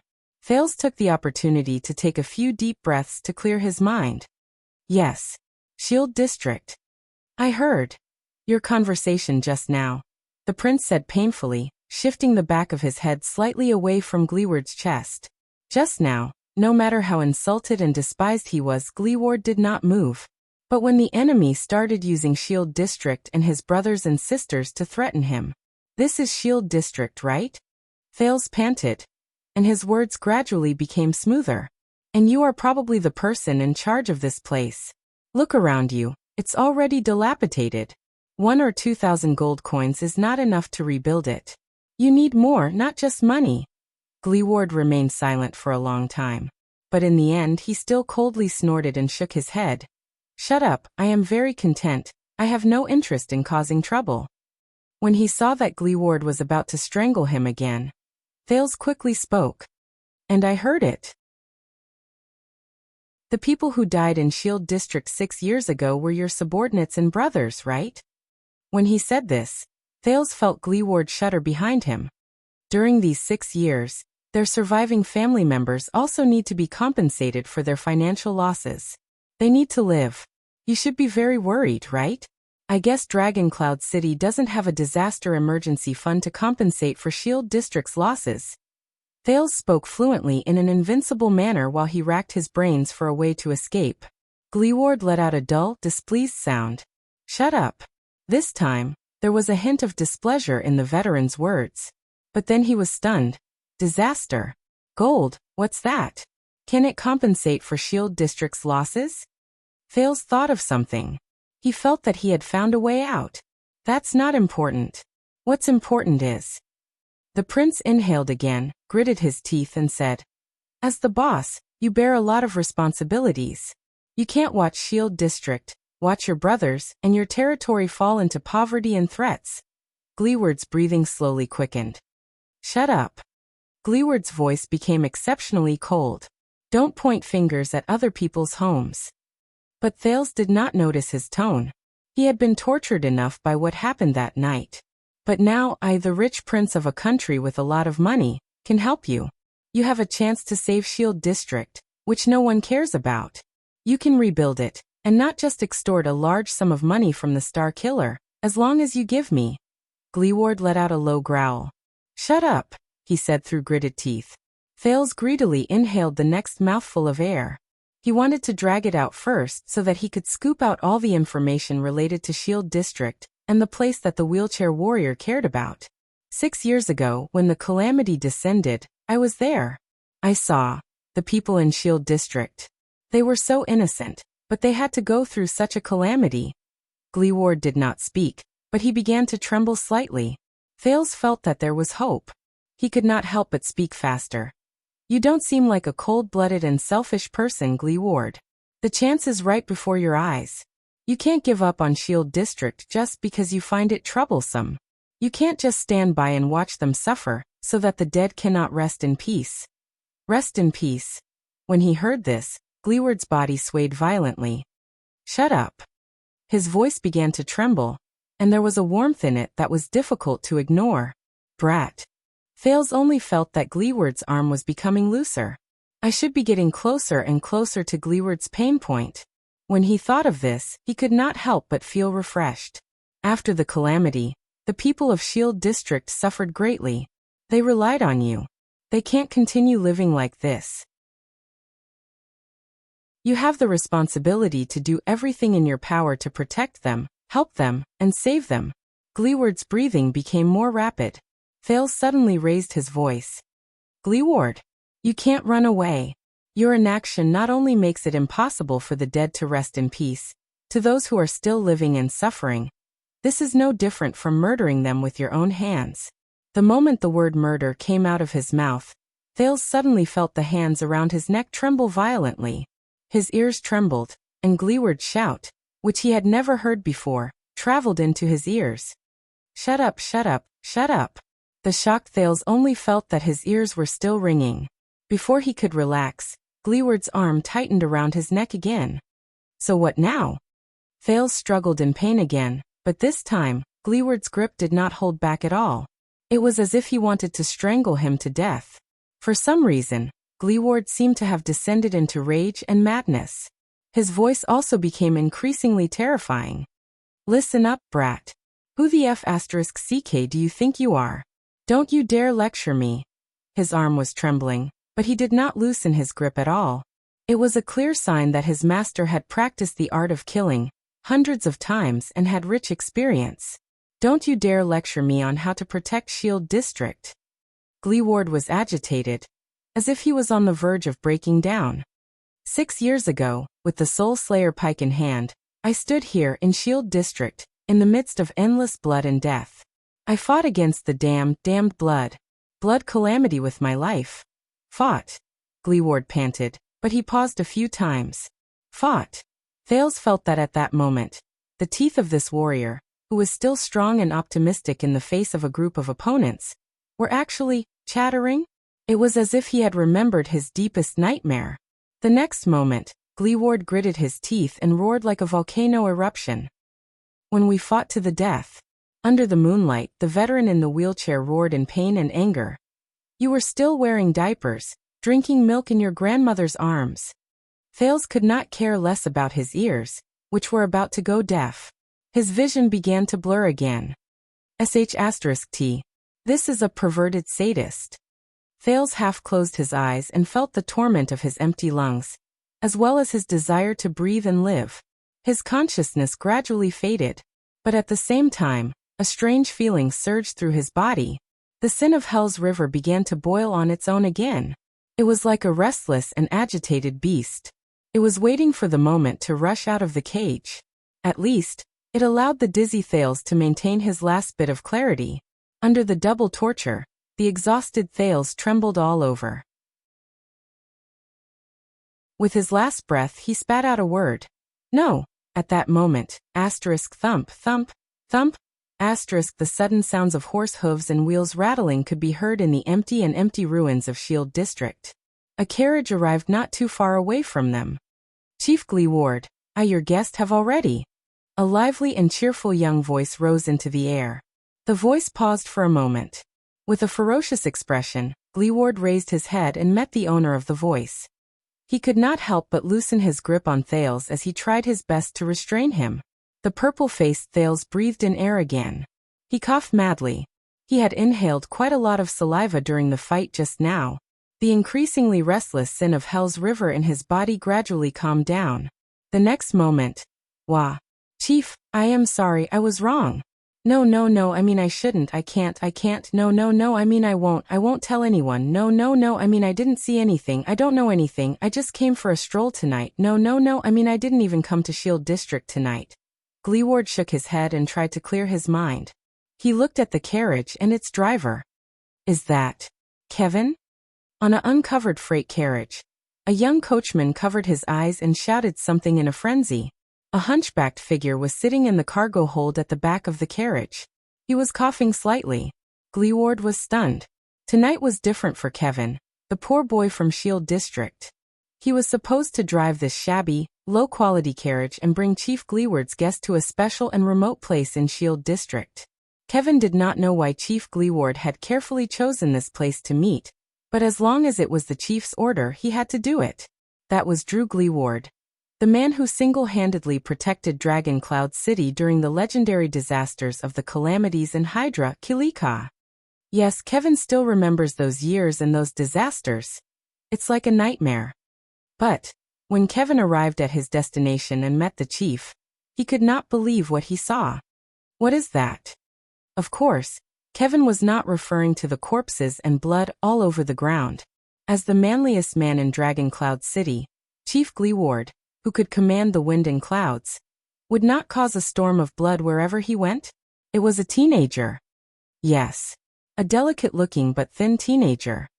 Under the moonlight, the delicate-looking teenager sat in the chief's arms. He looked excited and in pain. The teenager placed his hands behind his back and placed them on Chief Gleeward's knees. They trembled slightly, as if he was touching and rubbing against something. His face was flushed and his lips opened and closed. He looked agitated and excited as he twisted his waist and moved up and down. When he saw this, Kevin's heart froze. No way. What about Chief Gleeward, who has always been open-minded and heroic? Kevin narrowed his eyes and tried to take a closer look. At that moment, the dignified chief of Shield District in his heart, the hero of the people, Gleeward, was sitting in a wheelchair, doing Gleeward's rough and powerful left hand, which was missing 2 fingers, was intimately hugging the teenager's upper body from behind, pressing him tightly into his embrace. Gleeward's right hand was stretched towards the teenager's lower body, where Kevin could not see. It was also trembling slightly as the teenager moved. What? Kevin widened his eyes. His jaw almost dropped. That was not all. Chief Gleeward, who usually did heavy work with ease, was panting violently at that moment. His iron-like body rose and fell in sync with the teenager's suspicious rhythm. He moved to the left and right, up and down, and moved back and forth in a timely manner. The chief's face was contorted, and he was agitated. He even stuck close to the teenager's ear and gritted his teeth as he shouted some words whose meaning was unclear. It was as if he was venting something. Venting? Kevin's heart skipped a beat. This.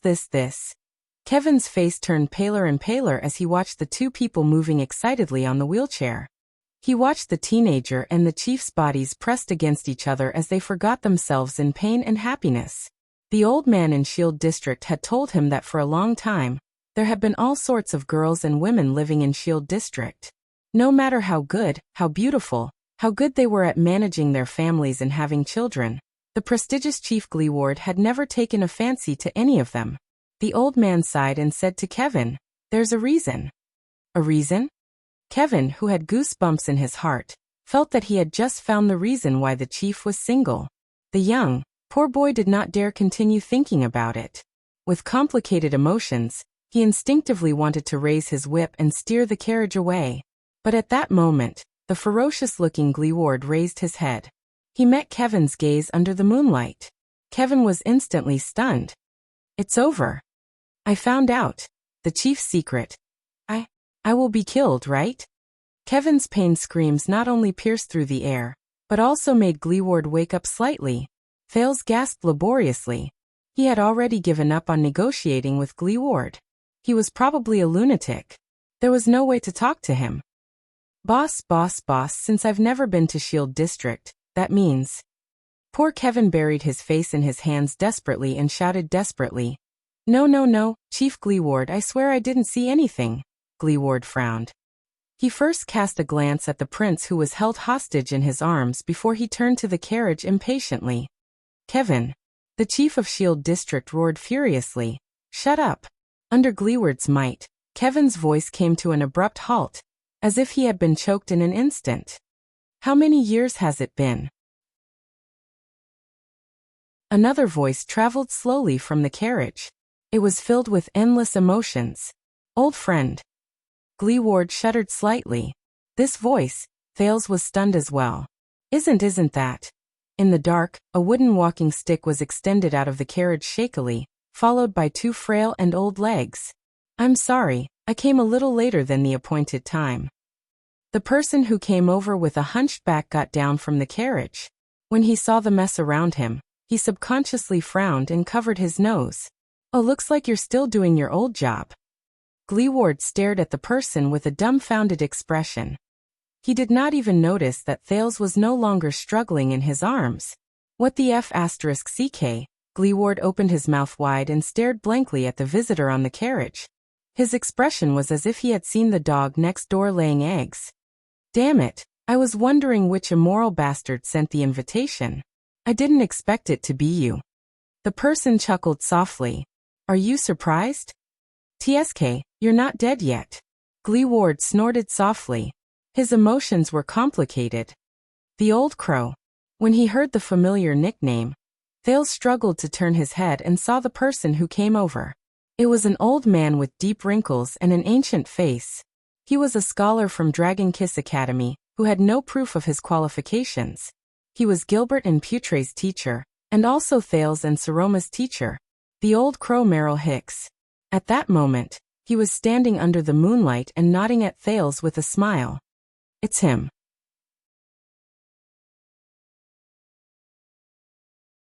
Chapter 344. Haha, of course I'm not dead. Hicks propped himself up with his walking stick and walked towards them laboriously. He chuckled. Did you forget that we had our fortune told in the tent? I will live a long life. Gleeward made a disgusted expression that said, Who would believe you? As for you, Drew. Hicks maintained his usual smile and cast a glance at the stunned Thales. Then he looked at Gleeward again, who was in the wheelchair. His gaze lingered on Gleeward's missing legs for a moment. I can see that you've lost quite a bit. Little hedgehog, I really miss the days when we ate sand together in the desert. The effect of this sentence was quite impressive. Thales, who was held hostage, and Guy, who drove the carriage, were both stunned. Little hedgehog? What little hedgehog? Whose little hedgehog? Gleeward twisted his body in the wheelchair and coughed unnaturally. Cough cough, all right. But Hicks continued to speak in a seemingly sentimental manner. I still remember that you were forced to be with those barren bone women in the tent. At that moment, Gleeward's face turned the color of a pig's liver. Only the darkness of the night could conceal it. When the other two people shifted their admiring and skeptical gazes to him, Gleeward interrupted Hicks' cheerful chatter in exasperation. Shut up. Old man. Hicks shrugged. Gleeward stared at him with an unpleasant expression. He panted as he pondered about something. Guy, thank you for sending him over. Now you should go further away. Gleeward paused, as if he felt that it was not safe. He narrowed his single eye and warned Guy in a soft voice. You don't want to hear that I'll kill you if you find out, do you? Guy trembled slightly. He looked at the dying teenager in his chief's arms and squeezed out a terrified and strange smile. All right, Chief. After Cale left, Gleeward exhaled. The veteran looked at Hicks in displeasure. Very well, old crow, since you're in Dragon Cloud City, very well, I'll treat you to a meal. As long as it's in my territory, you can choose the location. But, Gleeward's expression changed. He changed the topic and said fiercely, You are not allowed to mention the past. Not even a single word. He looked very serious. Thales listened to their conversation suspiciously, but he had already guessed some things, so he preferred to remain silent. Leave everything to Hicks. Really? What a pity. Hicks sighed. Those precious years can't be easily forgotten. In the desert god's beast cage, we were reduced to slaves and lost all our dignity. You, on the other hand, swallowed fresh blood and fought against human or inhuman opponents. You fought for the last mouthful of stinky food and clenched your teeth to survive. Until, Gleeward's expression changed again. Oh my, I'm so kid. He closed his eyes in pain and annoyance. Shut up, shut up, shut up. I told you not to mention it again. Hicks nodded with a smile. He placed his hands on his walking stick and coughed softly. Once Gleeward made sure that Hicks did not speak again, he slowly exhaled, as if he had just avoided a great danger. He waved Thale's hand. All right, finish what you wanted to say. I'm still in a hurry to get rich. When Gleeward said this, his words came to an abrupt halt. The veteran frowned. He looked at Thales, who was no longer struggling and was trying his best to recover. Then he looked at the newcomer, Hicks. Hicks still had that mysterious smile on his face as he stared at him quietly. Then Gleeward, I would like to ask you for a favor. Gleeward's expression froze on his face. In the next second, Thales felt his body loosen. Gleeward had let go of him. F***ck old crow. The veteran looked at the hostage in disbelief, then at his old friend. You didn't ask to meet me in this strange place on a whim, did you? Thales lay on the ground. He felt that his limbs were sore and powerless after being deprived of oxygen for a long time. This brat didn't suddenly appear out of nowhere because of a coincidence, did he? In the face of Gleeward's bewildered question, Hicks shook his head. Of course not. He walked forward slowly, leaning on his walking stick. That's right. I want to ask you to help him. Hicks' expression slowly became serious. Please send Prince Thales out of Dragoncloud City in secret and safely to the designated place, despite the many layers of security. Gleeward. The three of them sank into silence. Thales propped his arms up from the ground and stood up with great effort. He flashed a smile that was rarely seen that night. As expected, the contact Putre had spoken of. It's Hicks. Him know their mutual, well-respected teacher. It's you, teacher. Following Putre's instructions, he flashed a friendly and grateful smile at Hicks. I'm sorry that I didn't say goodbye to you before. Hicks returned the smile and winked playfully.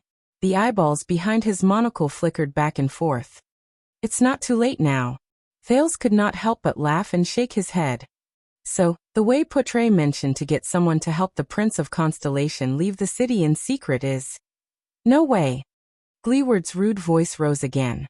Thales looked at the veteran in front of him with a puzzled expression. Gleeward's expression was angry and his breathing was rapid. He stared at the old crow in front of him. For the sake of our past friendship, it's not a problem for me to treat you to a meal or something. But this? Gleeward pointed at Thales in exasperation. This is not a favor. It's a huge problem. Thales raised his eyebrows. If I send this prince out of the city, once I'm discovered. But they won't be able to discover it, right? Hicks interrupted him with a smile. Just like before, we are very good at running away, whether it's the cages or the Barren Bone People's tents. Thales thought of something. Barren Bone People. And, the desert god? Gleeward looked as if he was choking. He opened his mouth and twitched for a few seconds before he finally waved his hand. Don't talk about the past. Also, this is not a matter of whether they discover it or not. The veteran turned to Hicks with a displeased expression. This is too risky. It involves the lives and deaths of so many of my subordinates. Do you know how the Star Killer will fix Shield District if he finds out? Forget about him. That Lee Span and those rotten people in the disciplinary hall are full of evil tricks. With every sentence Gleeward said, the old Hicks nodded slightly. It was as if he was listening to him pour out his troubles. Gleeward snorted in dissatisfaction. You don't know how chaotic Dragoncloud City became after Nuven died. Do you know what will happen to my brothers once I fall? I just want to stay as far away from this stupid matter as possible. Thales coughed. Thales coughed.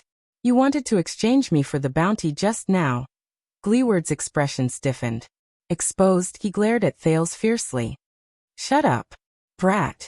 He turned his head again and said to Hicks, help him? And he's a Constellatiate? No way. No matter how great our friendship is. Gleeward's final tone was firm and brooked no room for doubt. Hicks sighed, but did not say anything else. The atmosphere turned cold again. A few seconds later, Speaking of which, old crow. Gleeward snorted coldly and gestured at Thales with his chin. For your sake, I won't take him for the bounty. Take him to someone else. The further away from me, the better. I'll pretend that I never saw you. Thales' expression darkened. What? Hick's eyebrows slowly furrowed. His skinny hands, which rested on the walking stick, trembled slightly. But immediately after he relaxed his brows. All right, Gleeward. Hicks put on a smile again. Before I leave, I only ask you to do one more thing. Gleeward widened his eyes, tilted his head, and put on an expression that said, What else do you want? Hey, you. Hicks' expression changed instantly. He shook his head regretfully. You know, sometimes when I dream about our time in the flying squirrel tribe. Gleeward's expression changed again. All right. Gleeward cut him off as if he was begging for mercy. If you have anything to say, just say it. The veteran stared at the old crow in pain again, then looked elsewhere. He waved his hand in despair. I'll just pretend that I accidentally inhaled when I passed by a cesspool. Hick's satisfied smile appeared on his face again. He nodded and said softly, Look at his eyes. Once he said this, both Thales and Gleeward were stunned. What? The veteran in the wheelchair blinked and scratched his head in confusion. Whose eyes? Thales, who was equally confused, asked. Hicks took a deep breath. He took a step forward, and the smile on his face slowly disappeared. It was replaced by a rare coldness and sternness. Drew Gleeward, on account of the countless times I treated and saved you in the desert god's cage when you were on the brink of death, Hicks said, enunciating each word clearly, look carefully at this child's eyes. When he heard this, the first person to be stunned was Thales. My eyes? Wait. More than one person in this world has told me about his eyes. All right. Perhaps Hicks' rare stern expression had an effect, but after a few seconds of puzzled gazes, Gleeward gave in. He pushed his wheelchair and approached Thales with a reluctant expression. Slap. Thales, who was still in deep thought, felt a pain in his arm. Gleeward pulled him towards him. He raised his head and saw Gleeward's ferocious single eye. It reminded him of the one-eyed dragon Duke Coaster Nanchester in Constellation. In the Hall of Stars, he was far more aggressive than the veteran in front of him. Gleeward still looked displeased, but under Hicks' stern gaze he still approached Thales. He narrowed his single eye and scrutinized the prince's eyes under the dim moonlight. Thales felt rather uncomfortable under Gleeward's stare. He coughed softly and tried his best not to blink. The prince took a deep breath. He did not know what Hicks was up to, but he still chose to believe in his teacher. It was just like what Gilbert had told him. 1 second. 2 seconds. 3 seconds. At that moment, Thales saw something, a little surprised. Gleeward's expression changed. The displeasure and disdain on his face had already disappeared without a trace. What was left was only shock and astonishment. This made Thales think of something. The veteran turned his head abruptly. Light. But before he finished speaking, as if he knew what he wanted, Hicks picked up a burning torch from the ground and tossed it to Gleeward from afar. Gleeward frowned and glanced at the indifferent Hicks. He waved the torch to make it burn brighter. Then he moved closer to Thales. The heat and glare of the flame made Thales involuntarily shrink back, but Gleeward held him firmly. Don't move, child. With the light from the torch, Gleeward scrutinized the corner of Thales' eyes again. This time, his expression became more solemn, and he also became more incredulous. Don't blink either.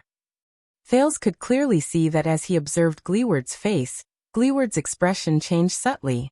His expression changed from surprise to hesitation, from hesitation to stupefaction, from stupefaction to excitement, and from excitement to dejection. Gleeward's eyebrows trembled. His single eye was filled with complicated emotions. Conflict and pain, gratitude and relief, remorse and regret, sadness and indecisiveness. Thales was secretly shocked as he watched.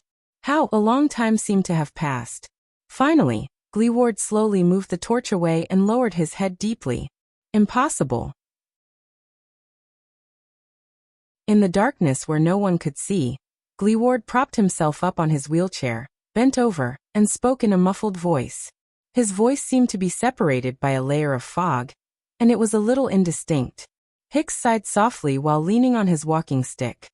Do you understand now? Thales turned to the old crow in surprise and bewilderment, but he could only see the sorrow and desolation on his face. The prince instinctively said, "What's going on?" "My eyes." "No." The veteran in the wheelchair interrupted him. "No." Gleeward's head was still lowered, but his voice began to tremble. He stuttered, and it was even more intense than when he was roaring just now. "No, no, no."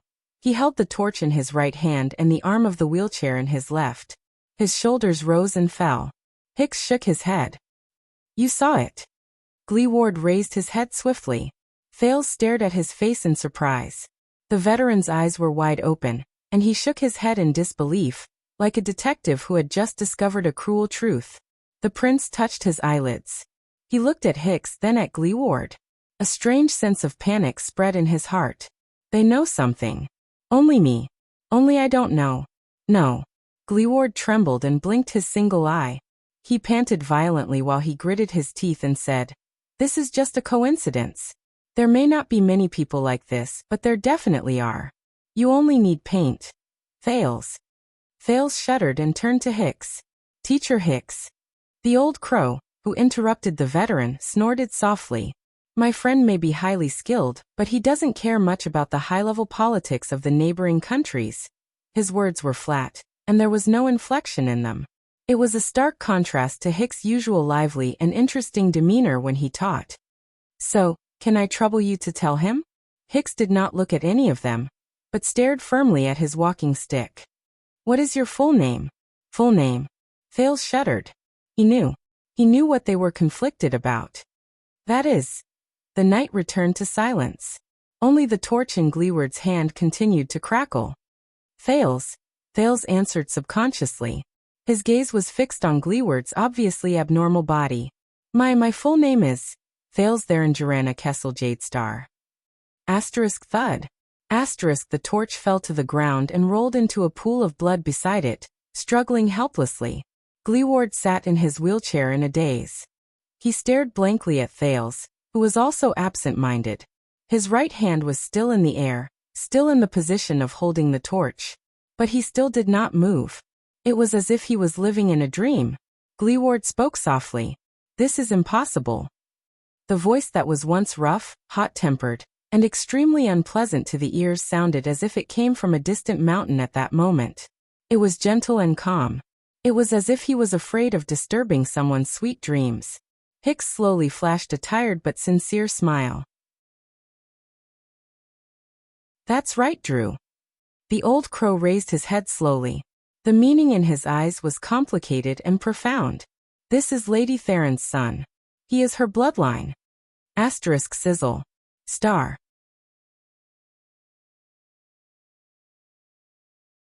Chapter 345. At that moment, it was as if someone had stopped time from moving forward in this dark, remote and dilapidated corner of Shield District. The three of them faced each other in silence. The stagnant atmosphere fueled their own indescribable emotions. Until, "What's going on?" Thales asked the other two in disbelief. "Hicks, and you, what are you talking about? You know my mother?" Under the moonlight, the prince's face was full of surprise. He stared at the veteran in the wheelchair, who was still trembling slightly, and the old man who held his walking stick with his head lowered in dejection. "When? How did you know her? Where is she?" But they did not answer. "How about it, Drew?" Hicks sighed slowly and said, "Is this reason enough?" Gleeward finally managed to calm his trembling breathing. As if a long time had passed, the wheelchair, which was immersed in the darkness, moved slightly and crushed a few stones on the ground. The person in the wheelchair exhaled laboriously and raised his head with all his might under the dim moonlight. "You can't." The veteran's voice was stiff. His gaze moved back and forth between Thales and Hicks. You can't do this." When he said this, Gleeward's expression froze for a moment. But Hicks continued to look at him calmly. "It's been more than 20 years. I am Gleeward. I am in Dragoncloud City. I have my territory, my brothers, my everything. They are all counting on me. You can't." His face contorted and he grabbed his wheelchair tightly, as if he was about to rush to the battlefield in the next moment. You can't suddenly appear like this, and then bring up a bunch of *T and touching past, to ask me to do this and that. Those are all in the past, old crow. Gleeward waved his hand abruptly and seemed to be speaking more fluently. So what if you're her son? I don't care. Hicks answered him with a flat but firm old voice. It's precisely because those are all in the past, Drew. That's why it will exist forever. Gleeward's words came to a halt, as if he had choked on something. Hicks' gaze was still. Since we can't change it, we can't run away from it. Gleeward shuddered in the wheelchair. The veteran slowly let go of the wheelchair, clasped his hands together, and gritted his teeth. Shut up. Thales looked at Hicks, then at Gleeward. The puzzlement in his heart was difficult to quell. 20 years ago. The past? They all knew their Joanna. That mysterious mother. He pricked up his ears, wanting to hear more. No one wants to recall the nightmare of the past, whether it was before or after. The aged Hicks sighed softly and said, but at least think about it. Back then, who was the one who brought people like us, who were struggling and at the end of our lives, and a walking corpse like you out of Caligari? Out of that bottomless cage of darkness, out of that bloody arena shrouded in shadows. Caligari. The title seemed to remind Gleeward of something. He closed his eyes and his chest began to heave. Thales was puzzled. Caligari? What is that place? Yes, my dear Drew. Hicks stared at Gleeward from afar, who was immersed in his memories and had an uncertain expression. This is the debt we owe. Gleeward opened his eyes and took a deep breath laboriously. Shut up. Thales could not hold it in anymore. Sorry to disturb you, but he took a step forward, and his tone was slightly anxious. Who exactly is my mother? Gleeward suddenly raised his head. I said shut up. The veteran gritted his teeth, widened one of his eyes, and stared at the teenage prince with a contorted face, as if he was going through some kind of torture. His beard and hair stood on end, and he looked as if he was forcefully suppressing his emotions, forcing Thales to swallow his words. There are always some things, you can't deny, and you can't forget. Hicks coughed in slight pain, but he waved his hand and refused Thales' kind offer to help him up. Isn't that so? The old crow took a moment to recover before he slowly opened his mouth, and called out a name that Thales was very unfamiliar with. Bloody thorn lizard. Asterisk bang. Asterisk Gleeward punched his wheelchair. Shut up, shut up. The veteran leaned forward and glared at Hicks fiercely. Go to hell, old man. You are never allowed to call me that. You know that King hate this the most. His voice was filled with hostility and pain. He slapped his wheelchair fiercely. You know that. Thales stared at Gleeward in astonishment. The prince became increasingly suspicious of Theron's relationship with them. At the same time, he was also worried about his future. But Hicks only continued to support himself with his walking stick. He stood there indifferently. Then send this child away, Drew. This is all I asked of you in the past. Then, you can go back and be the local tyrant with a clear conscience. You can flaunt your power as the boss of your gang. Gleeward fell back against his seat and panted a few times.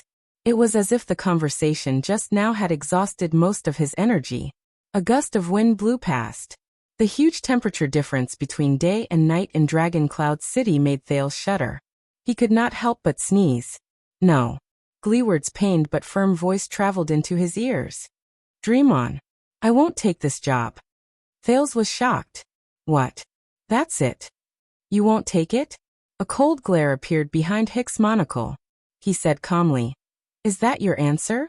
Gleeward. Gleeward's chest visibly swayed. That's it. The veteran in the wheelchair raised his head again, gritted his teeth and said angrily, You, get lost. He squeezed out a few words through gritted teeth. Get out of my territory. Immediately, right now. His rough voice rang out in this remote corner, echoing back and forth between the ruins of the wall. But Hicks said nothing. He only stared at Gleeward in silence. Gleeward, whose expression was contorted, and Hicks, whose expression was cold, stared at each other under the moonlight. This atmosphere made Thales rather uneasy. For a moment, It overshadowed his curiosity about his mysterious mother, and made him even more confused about how he could escape. After a long time, Hicks sighed slowly. Is that so?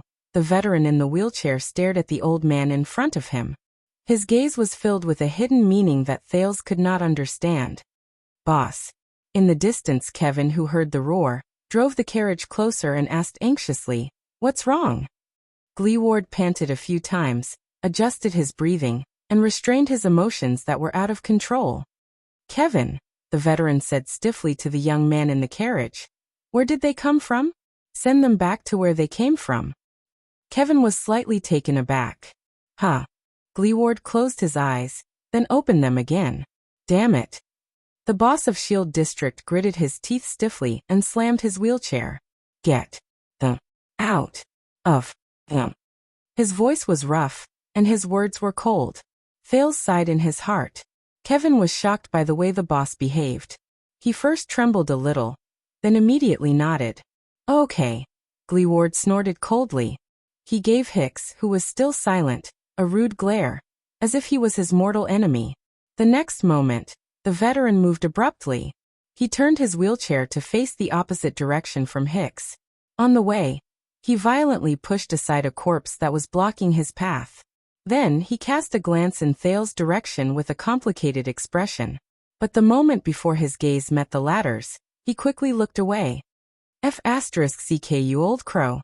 Then, amidst the friction between the wheels and the ground, Gleeward's figure on the wheelchair disappeared into the night. He left without any delay. He ran over countless gravel along the way. The sound of the wheelchair gradually faded away. Thales silently watched the direction in which Gleeward left. Doubt and disappointment coexisted in his heart. Old sir, and this? After making sure that Gleeward was far away, Kevin rubbed his hands as if he had a headache.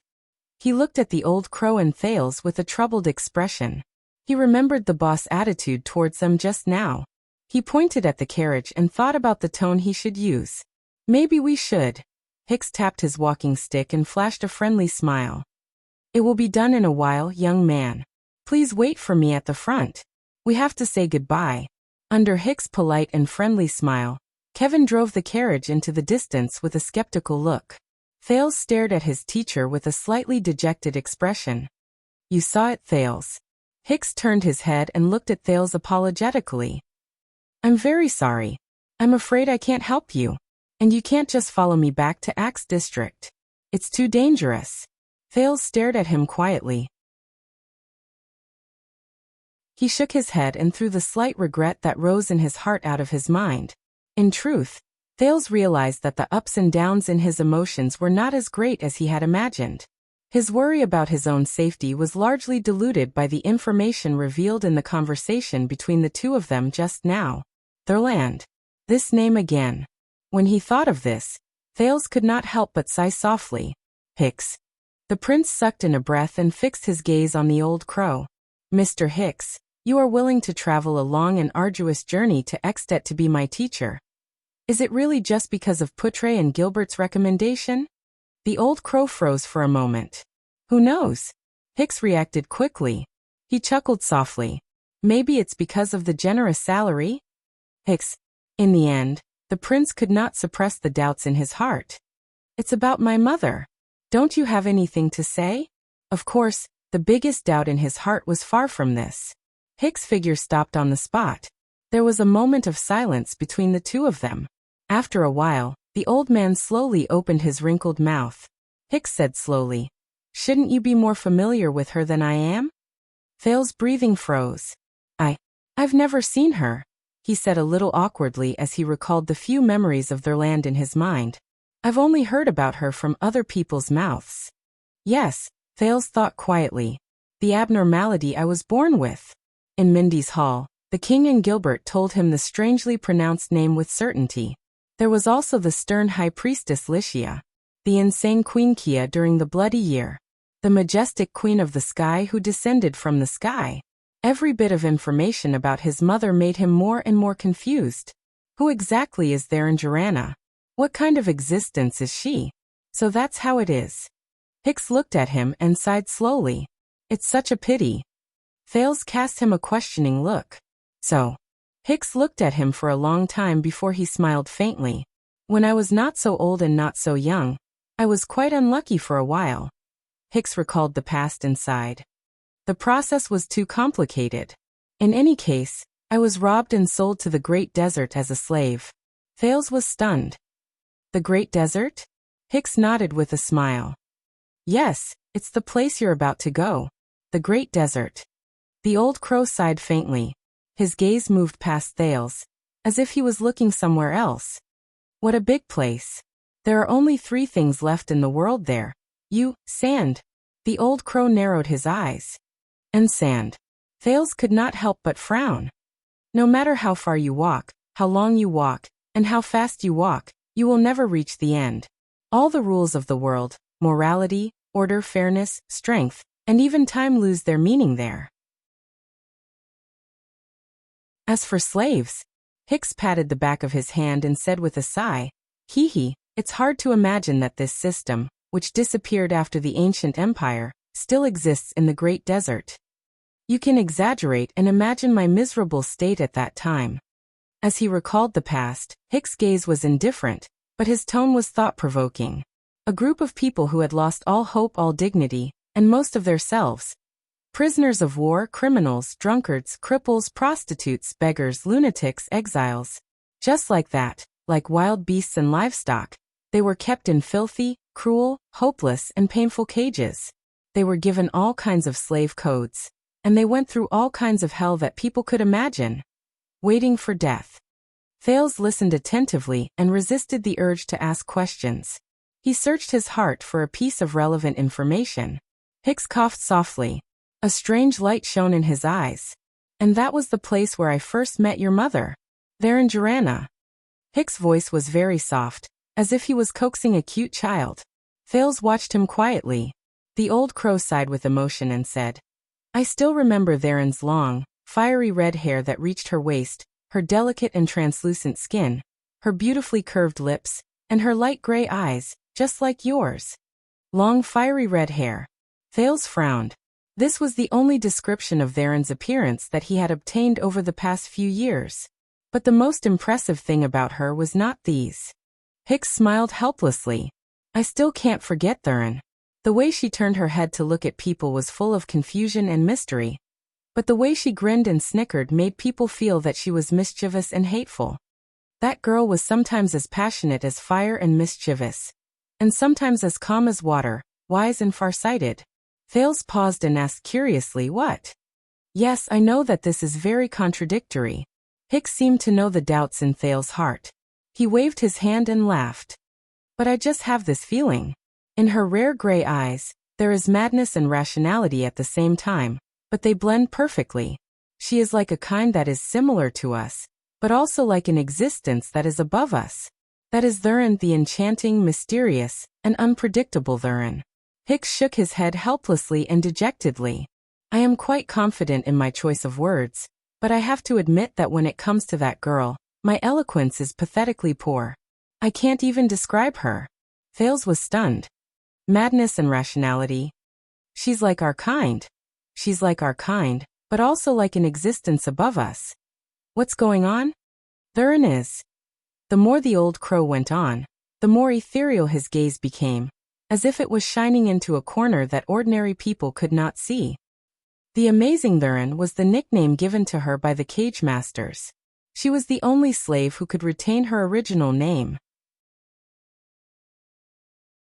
Thales thought of something. Slave? Thales' eyes were filled with surprise and bewilderment. You mean my mother was a slave in the desert? How is that possible? Doubts arose in his heart. If it's according to what the Queen of the Sky said, she was. As if unwilling to let Thales continue thinking about it, Hicks raised his voice. Until she proved that she was not. Slave. The amazing Theron. Thales pondered and subconsciously continued. What do you mean? When he said this, the old crow exhaled and paused for a moment. He closed his eyes gently, and a warm smile appeared on his face. Your mother. She was very smart and very persuasive. That girl used 2 to 3 years to pull the hopeless slaves who lived like walking corpses out of the abyss, out of hell. out of quagmires, out of despair. She brought us together. Thales listened attentively. From the old crow's slowly fluctuating emotions, he could feel the countless pasts of the past contained in those simple words. A few seconds later, Hicks, who was immersed in his memories, opened his eyes. He let out a long sigh and ended his speech with a few words. In the end, we found a way to survive. We escaped.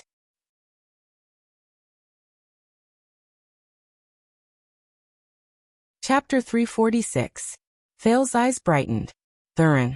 Slave. Survived. Escaped. That's it. Hicks chuckled softly and shrugged. That was my meeting with Thurin. It wasn't long, but it left a deep impression. I hope it will be of some help to you. Thales was slightly startled. A sense of disappointment rose in him, as if he was listening to a story but did not continue. That's all? The old crow's oily smile answered him. What else? Thales could not get rid of his doubts. He quickly asked, where did she come from? Where is she from? Where did she go after that? How did he get involved with my father and Constellation? Hicks coughed softly and interrupted Thales' continuous questioning. I am very willing to describe my impression of your mother to you, Thales. If my drawing skills were good enough, I could even write a sketch for you. But I am afraid that this is all I know. I don't know her identity before she became a slave, and I can't tell where she came from.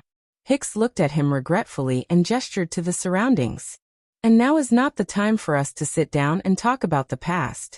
Thales was momentarily speechless in the face of Hicks' apologetic and helpless smile.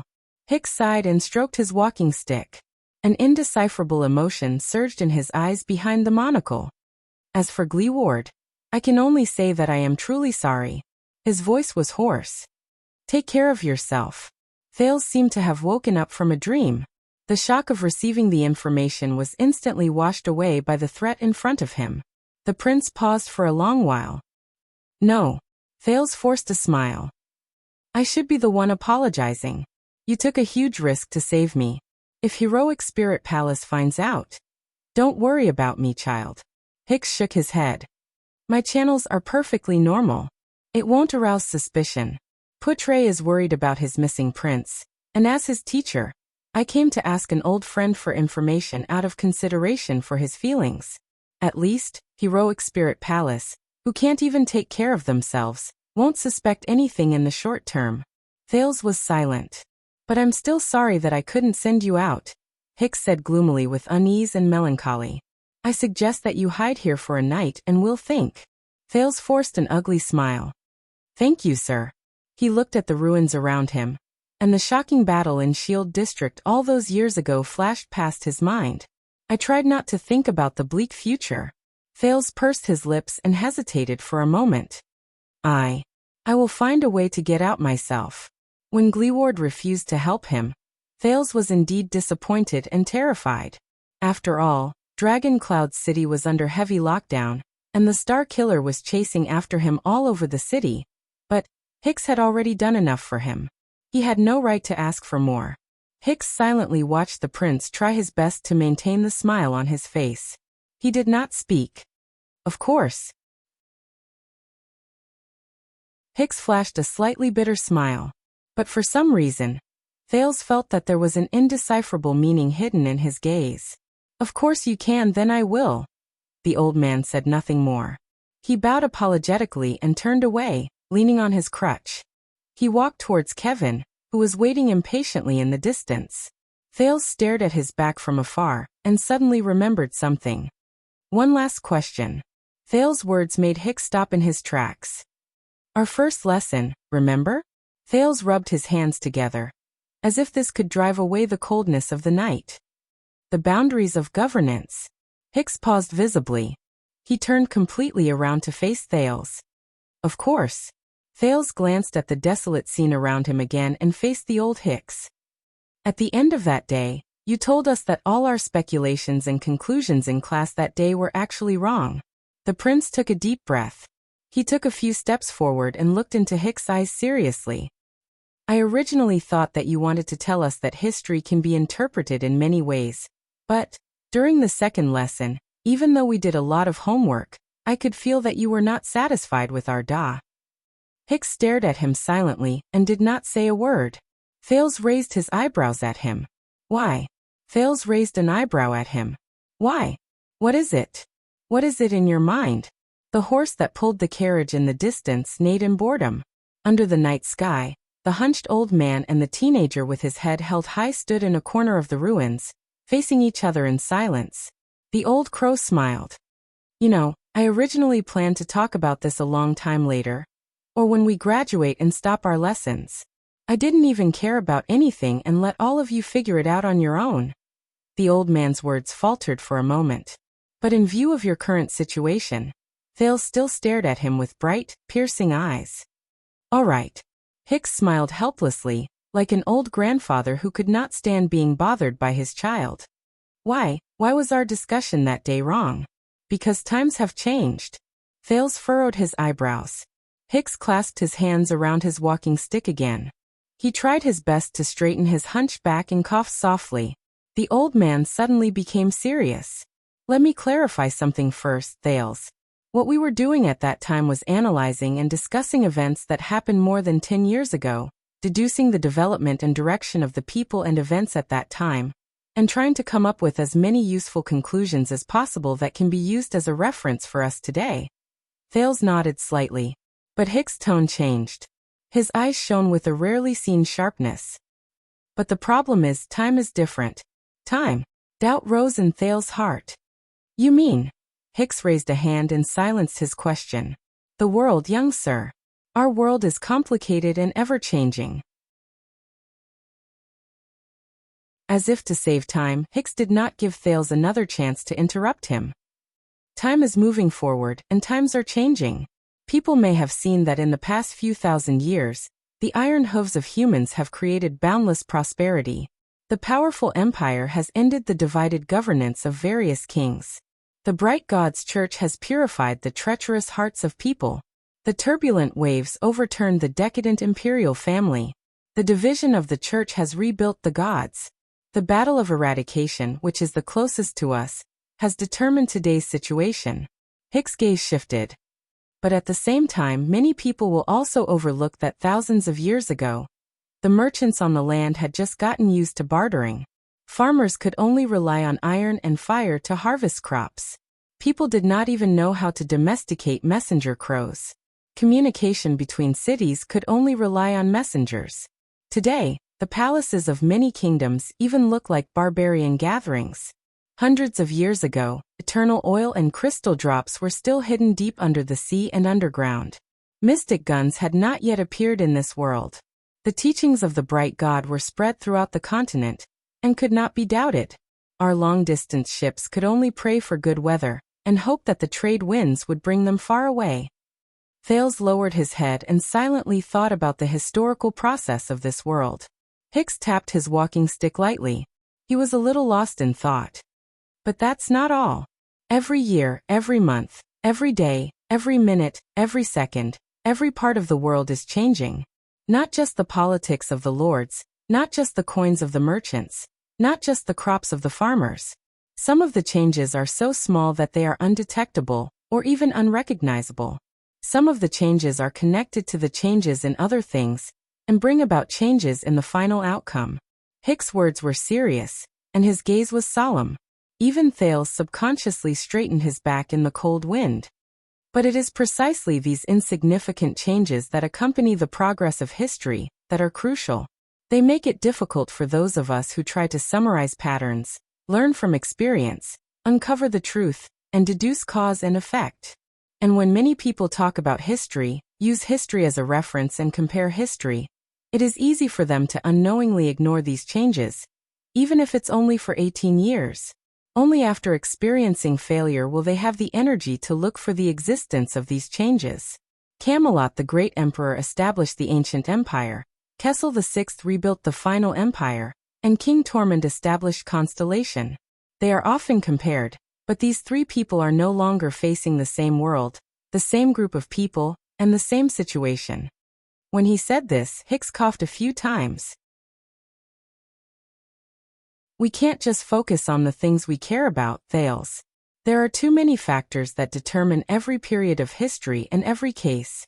There are so many that it's easy for us to ignore them. And these factors change too quickly, so quickly that it's hard for us to grasp them. So on that day, when we confidently and complacently gave the conclusion of the limits of governance, Hicks sighed deeply. He was full of emotions, as if he did not expect Thales to understand. We are arrogant and always think that there is nothing new under the sun. But in fact, everything under the sun is new. Thales' eyes sparkled.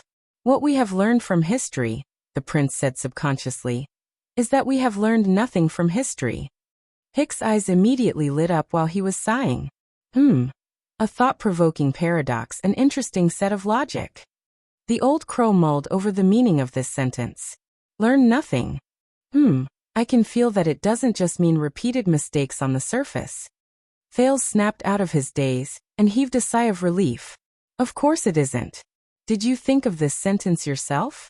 Hicks' eyes were filled with recognition and admiration. Of course. Under the old crow's probing gaze, Thales deflated the moment he opened his mouth. Of course not, he said awkwardly. It was someone else who mentioned a rather great person who is no longer in this world. His surname is Hegel, if I remember correctly. Hicks smiled. Very good. I guess it isn't. My classes require sincerity and introspection. And what I need the least is arrogance and vanity. So, Thales asked tentatively, about the first lesson, what do you want to tell us? Hicks tapped his walking stick lightly and returned to his previous state.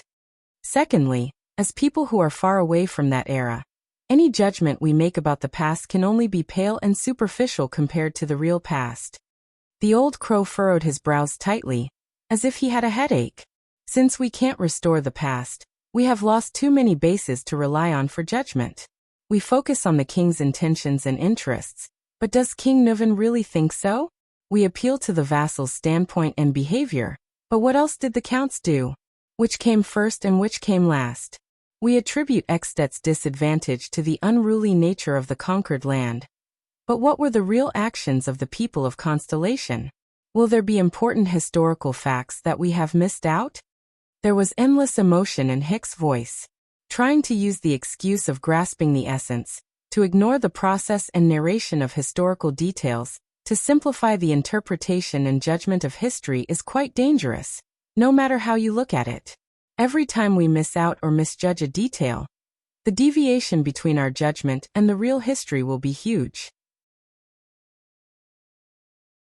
And if we use this as a basis, the error between the law of the conclusion we conclude and the actual situation will be even more disastrous. The old crow chuckled and shook his head. The ancient saying of Maine Nocturne. The slightest error can lead to a great error. It is also like the warning that the ancient elves taught their young archers. The slightest error can lead to a great error. Miss A. Thales was stunned. He remembered something. Not only that. Thales said as if he was talking to himself. Not only that. Thales said as if he was talking to himself. There are also endogenous and collinear interactions, sample infection, multi-level deviations, causal inferences, and when you expand the scope of individual behavior to the collective level. Hicks was baffled by the series of unfamiliar words. He frowned. What? It was only then that Thales came to a realization. He quickly shook his head and said, Nothing, I was just talking to myself. Hicks gave him a strange look and continued to speak. Therefore, on that day, after we went through deductions and guesses that we thought were rigorous, but were actually biased and full of mistakes, we easily came to a conclusion about what happened 18 years ago and recklessly attributed it to the boundaries of governance. Even if it sounded reasonable, it was absolutely far from the truth that we wanted. It could not fit into our future history and be used for today's future. 18 years is enough to change a lot of things, and we are definitely not omniscient and omnipotent. Hicks stretched out his walking stick and drew an unpleasant sound on the uneven ground. He said dejectedly, So, every time we try to use history as a mirror, we find that this mirror is not flat, and the images it reflects are always distorted and blurry, making it difficult to use. Hicks let out a long, deep breath. Remember this, Thales. In Dragon Kiss Academy, even the most famous scholar has to be careful, humble, and extremely cautious when it comes to history, the world, and the crowd. He has to deal with the gap between what he knows and what is true. Thales frowned and stared at the old man in front of him. He did not say a word. Hicks snorted in a mocking manner.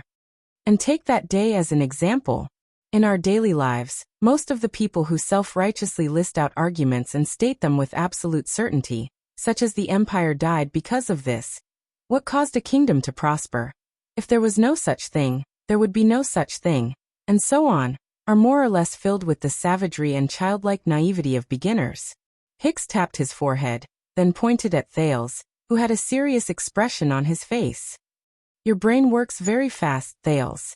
I believe that your eloquence has brought you a lot of convenience, but sometimes you need to stop, think more, and speak less. A wise man rarely speaks eloquently. Thales still did not speak.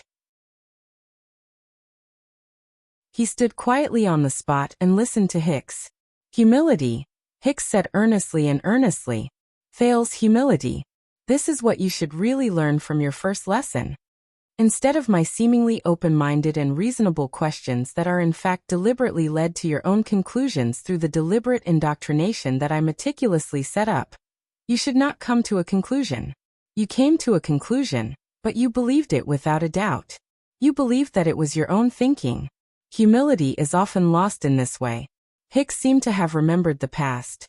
He could not help but say with a sigh, when it comes to learning, it is the easiest for a person to lose his humility and become self-righteous.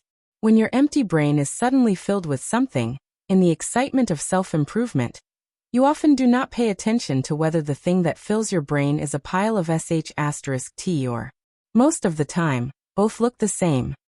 The thing that fills your brain. When he thought of this, Thales thought of something and raised his gaze. Speaking of which, I remembered something. The prince spoke in a deliberative tone and anxiously said, Sir, do you remember the book you used to refute us in the first lesson? The History of the Northern Territory? Hicks raised his eyebrows. He coughed softly. I specifically went to look for this book, so, Thales seemed a little embarrassed. He observed the old crow's half-smile and slowly said, The name of the author is written on the title page of that book. The author's name is written on the title page of the book. That's. Thales waved his hand in embarrassment. Mary H. Hicks from Dragon Kiss Academy. Hicks' pupils shrank slightly. Thales looked at the original author before him with a resigned expression. Is that sh*t? A few seconds later, the old crow burst out laughing in delight. Ha ha ha ha ha. The old man's laughter was not pleasant to the ears. It was indeed comparable to a crow's. But it was obvious that he was very happy. Hicks laughed until he was out of breath. He supported himself on his walking stick, and his shoulders shook as he laughed and looked at Thales. You really went. Ha ha ha. Thales shrugged helplessly and faked an awkward smile. Tracing the source of quotes, and looking through the publication information. Aren't these the basic qualities of a postgraduate student? So, the corners of Thales' mouth twitched awkwardly. He wanted to end the topic. My thoughts were never mine but everyone's. Hicks' laughter stopped. Another interesting sentence. Hicks paused for a moment, and put on a thoughtful expression. Did you think of this yourself? Thales shrugged. I really want to say no, but this sentence. Yes. Very good. Hicks put away his smile and looked at Thales in a steady and serious manner. And the only thing that can guarantee that your brain won't be immersed in shit is, Thales. Thales nodded respectfully and continued his teacher's words. Humility. Hicks flashed a smile again. But then Thales changed the tone of his voice. But you left out one thing. Reflect on yourself. Remember the lesson rules you told us?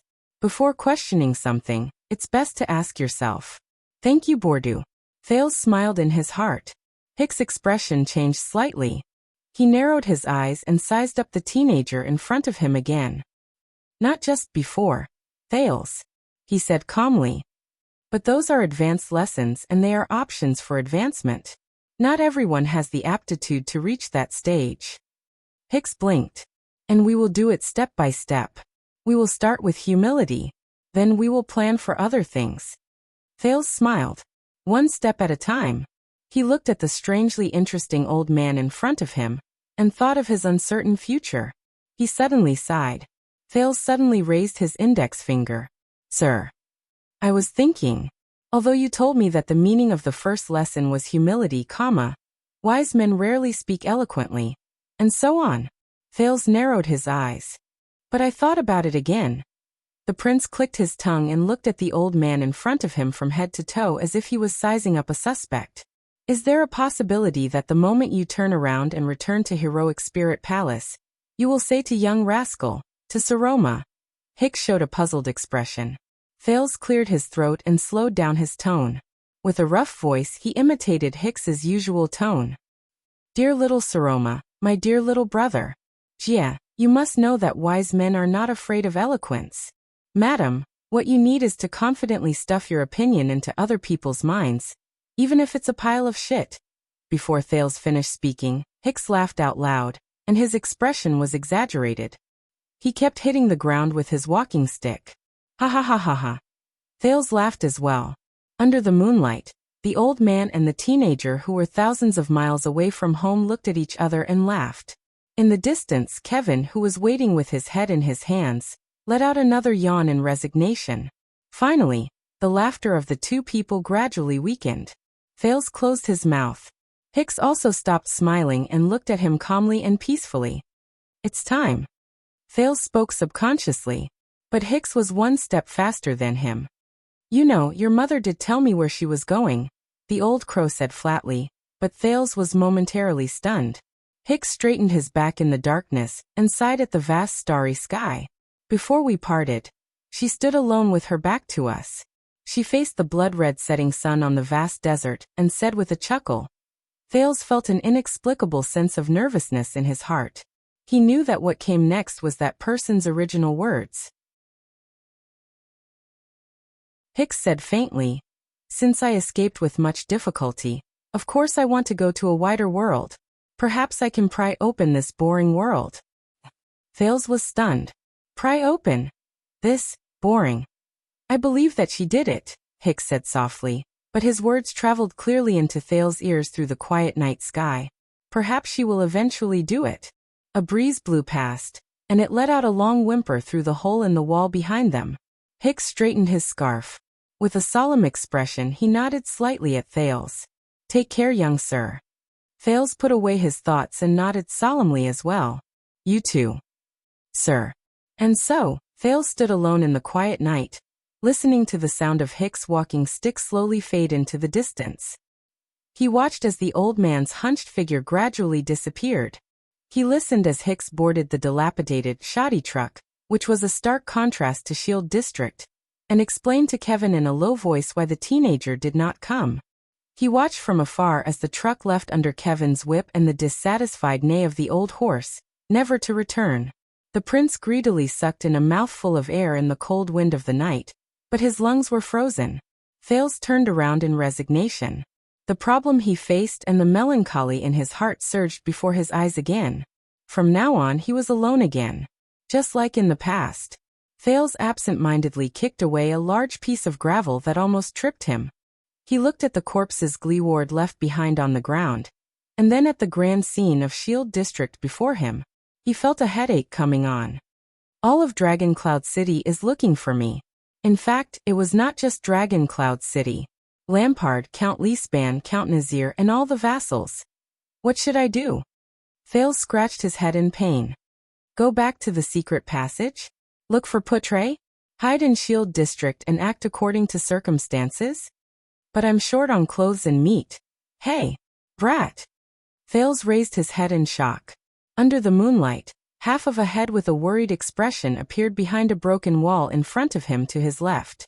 A rough voice was trying hard to suppress its tone as it whispered. Why are you spacing out? Come here. Thales was stunned. He stared at the person leaning against the corner of the wall in shock. You are that. Gleeward? Asterisk bang.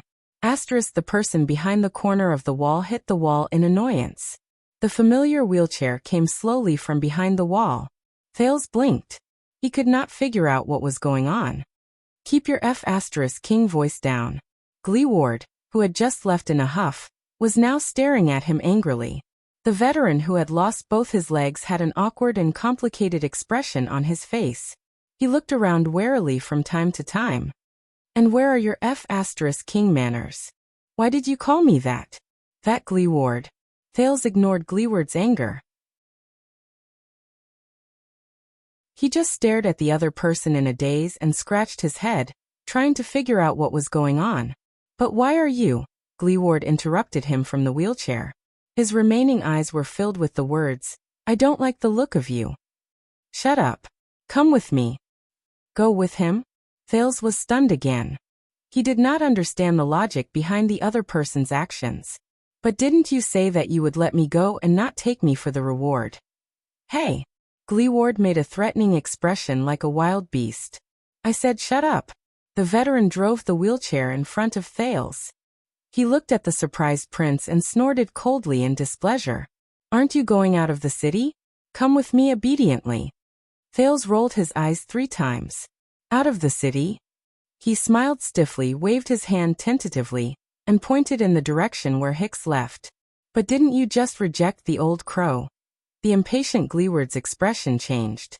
He supported the wheelchair with his left hand, pulled himself up a few inches, and raised his right fist at Thales. Thales, who still had lingering fear in his heart, subconsciously took a few steps back and raised his hands in front of his chest. "Wait!" Gleeward's fist stopped in midair. "Ck, are you looking for a beating?" The veteran said angrily without hesitation. "Are you going out of the city to live or not?" Thales' ears were ringing because of his loud voice. He felt dizzy and nodded subconsciously. "Yes, yes." In the awkward atmosphere, the two of them stared at each other. One of them was furious, and the other was confused. A few seconds later, Gleeward put down his fist, snorted, and turned his wheelchair around. "Follow me obediently." "Brat!" He snorted in disdain.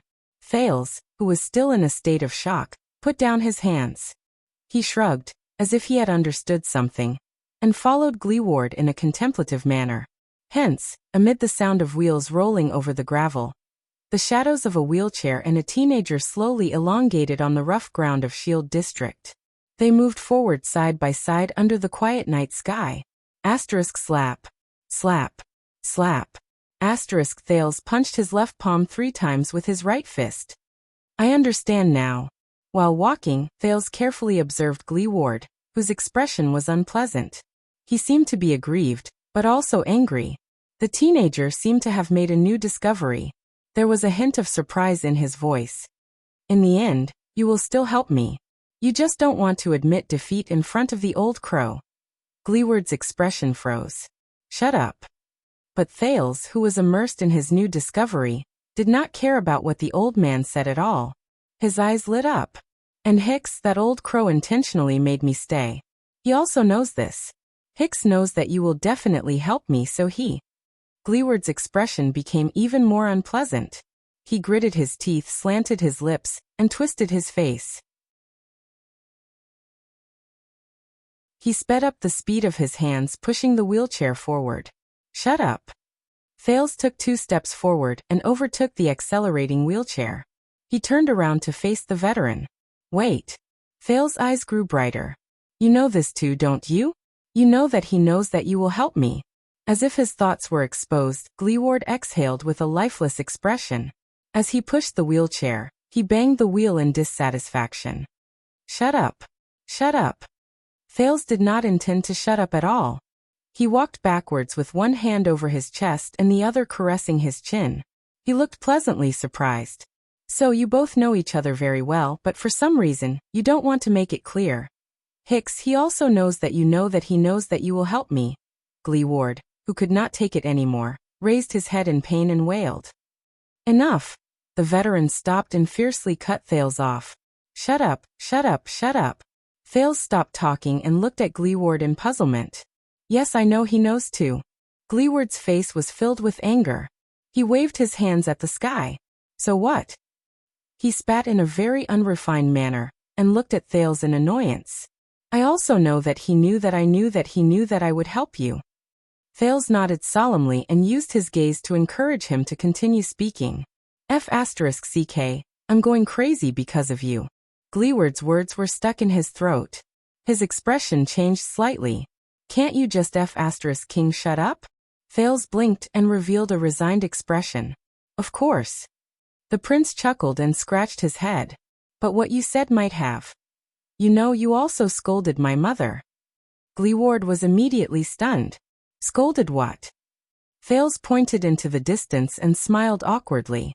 He kindly reminded him. That sentence of yours seemed to have scolded her? My mother there in you know her. The puzzled Gleeward paused for a few seconds before he registered what he meant. The veteran raised his finger in anger and put on a fierce expression. You mother cur. That's it, Thales coughed softly. At that moment, Gleeward's throat seemed to be stuck by something, and he froze abruptly.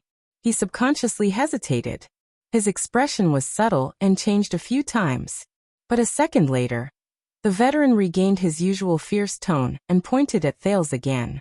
You mother cur. However, under Thales' friendly gaze, Gleeward choked on something. The muscles on his face trembled slightly. The veteran's mouth opened and closed, but no sound came out. His fingers intertwined in the air, as if he could not find a target. A gentle breeze blew past. Thales shivered despite the chill, but his smile remained. You, finally, after hesitating for a few seconds, drew Gleeward through a punch with a face full of grief and indignation. He hit the poor wheelchair with a loud thud. Bang. You mother cur, shut up. Hicks and his history of the Northern Territory War did happen in reality. I have a L teacher who told me about her personal experience. When Elle graduated from her PhD, she submitted a thesis to a top journal. A professor who reviewed it anonymously replied with an opinion, and the gist of it was, you did not cite a certain work in your thesis. That is the authoritative work in the field. This is a major flaw in your research. Make up for it quickly. Elle, who had just graduated from her PhD, naturally accepted the anonymous professor's opinion in fear and trepidation. Then, she searched for that certain work, no matter where she went. However, strangely enough, even though it was the authoritative work in the field, she searched for it for years without any results. In the end, the persistent L teacher gave each and every famous publishing house in the field a try. In the end, she found information about certain work in Cambridge. The publishing house replied, "Oh, certain work? We have it here, but it's still in draft. It'll only be published next year. Next year, next year, next year." L teacher in the wind. I have a King sentence, but I don't know how to say it. Many years later, through a coincidental channel, L teacher found out, with an exasperated expression, that the professor who reviewed her thesis anonymously was the author of that certain work that had not been published at that time. L teacher in the wind. I have another King sentence, but I don't know. Swordless could never forget L teacher's lifeless expression, who had always been serious and serious, when she told this story. I wish her good health and a smooth life. When have great thoughts ever been shackled by a sick body?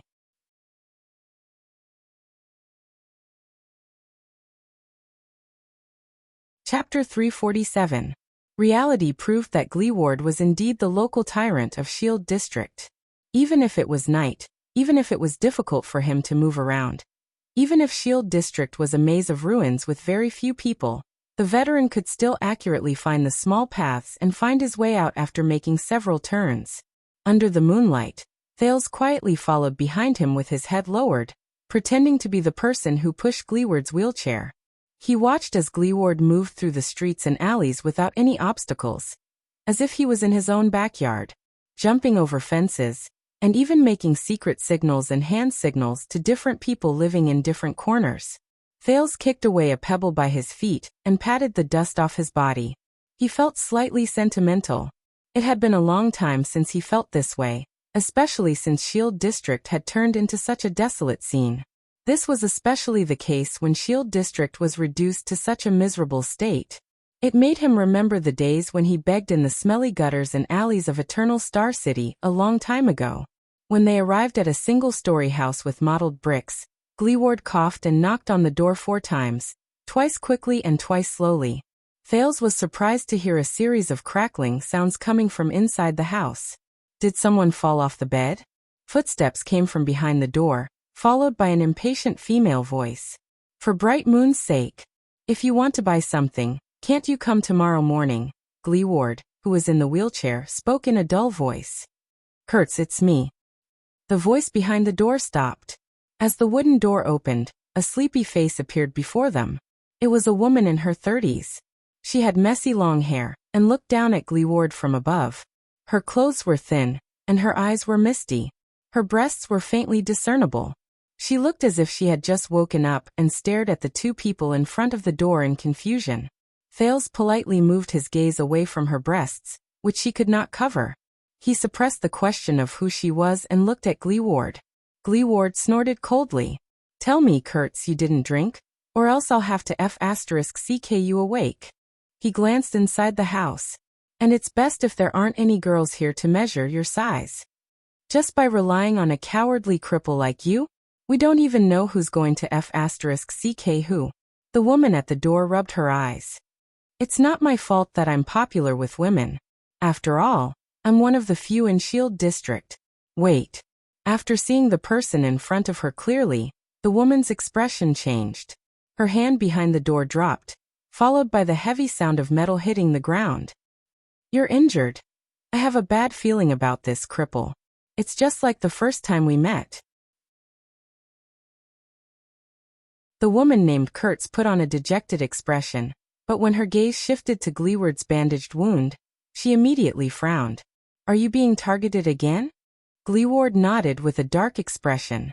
It's still those idiots from the market in Sword District. The veteran pointed at his wound and said disdainfully, this time they even brought the real deal. Kurtz leaned against the door frame and scraped her face with the palm of her hand, as if she wanted to scrape away her sleepiness. Got it, I'll stitch it up for you.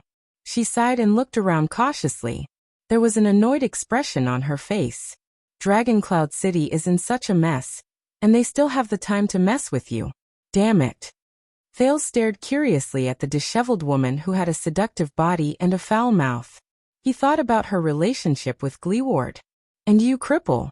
I've told you 100 times, things are different now. Kurtz raised her head with a resigned expression. She advised earnestly. Don't go out alone at night anymore. At least bring. Hey, Gleeward interrupted her, and his gaze became stern. I've already taken care of it and taught them a small lesson. Kurtz stared at Gleeward's expression, and her annoyed expression froze slightly.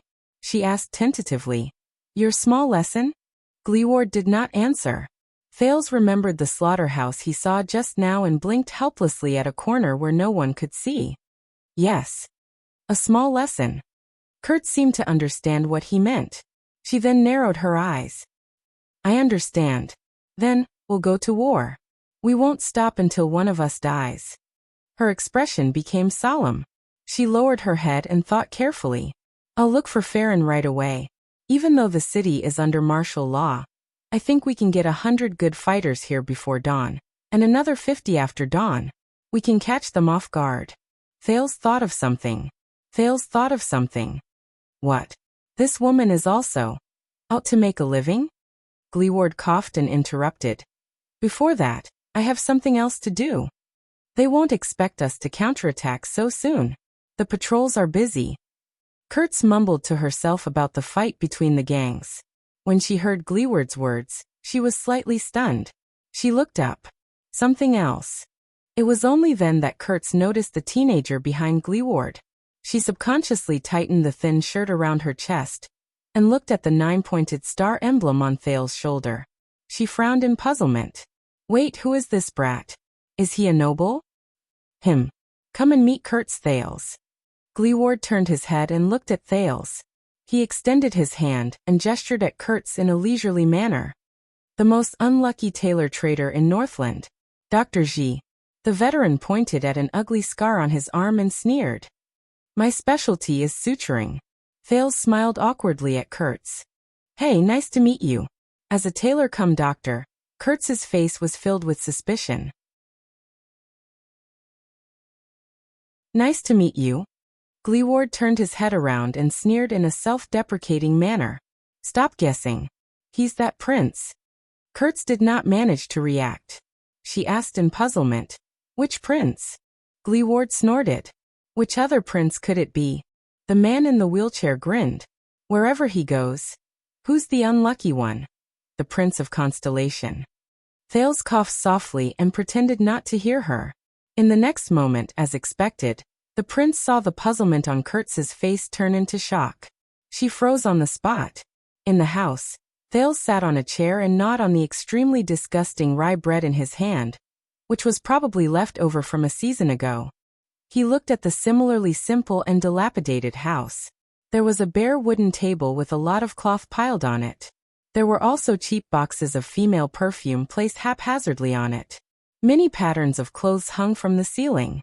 On the floor, the table, and the bed, cloth and clothes were piled everywhere.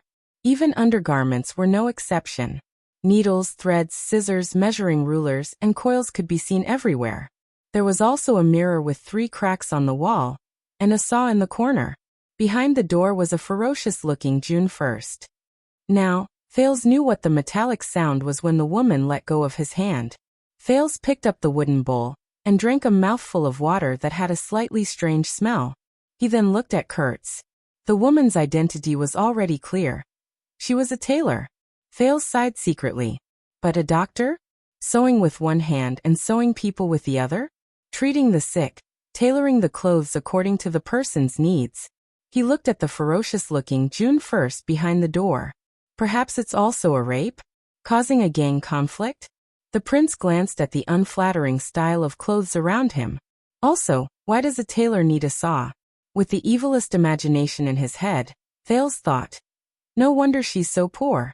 On the other side of the house, Kurtz, who had finished dressing, sat on a wooden bed with a broken leg, and was supported by bricks. She was arguing with Gleeward in a low voice, but it did not escape Thales' ears. Are you crazy? Kurtz pushed aside a woman's long dress made of coarse cloth that hung above her head, and looked anxiously at the calm Gleeward. It's not just the westbound street. From the city gate, the top of the city wall, the city walls, the gatehouses between the districts, and the key forked streets, they've set up checkpoints almost everywhere.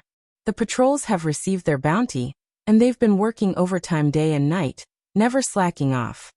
I heard that even places as far as Sunset Snow River's ferry are no exception. Gleeward narrowed his single eye slightly. Is that so? Kurtz exhaled and subconsciously glanced at Thales, who was still eating. Over the past few decades, aside from collecting taxes, no one has paid any attention to Shield District and Hammer District. Even murder cases don't bother those men. The seamstress counted with her fingers and told Gleeward about the pros and cons. But today, it's not just the patrols, even the White Blade Guards came to our door. Forget Spear District and Bow District, which have close ties with the nobles and the rich. Even the dozens of houses on Crazy Street in Hammer District were searched. Even the underwear of the dancers was searched until 10 at night. I heard that the search will continue tomorrow morning. Kurtz slapped him fiercely. In a very inelegant manner, she lifted one of her legs and placed it on top of her breasts, which were about to pop out. She allowed her other leg to swing freely under the bed. She gritted her teeth, and there was not a hint of a woman's gentleness. This is a major incident, Gleeward. It's definitely a major incident, comparable to what happened 6 years ago. Gleeward flashed a sarcastic smile. Thales took a bite of his bread. For some reason he thought of Gines, the female officer from a long time ago. In comparison, the seamstress in front of him was obviously much more boorish, but she was just like Gines. She was not pretentious at all. But, with how troublesome Thales' identity is, since Gleeward could bring me to her without hesitation. On the other side, Kurtz exhaled in pain. You heard how the Star Killer threatened us during the day. But it's not just us.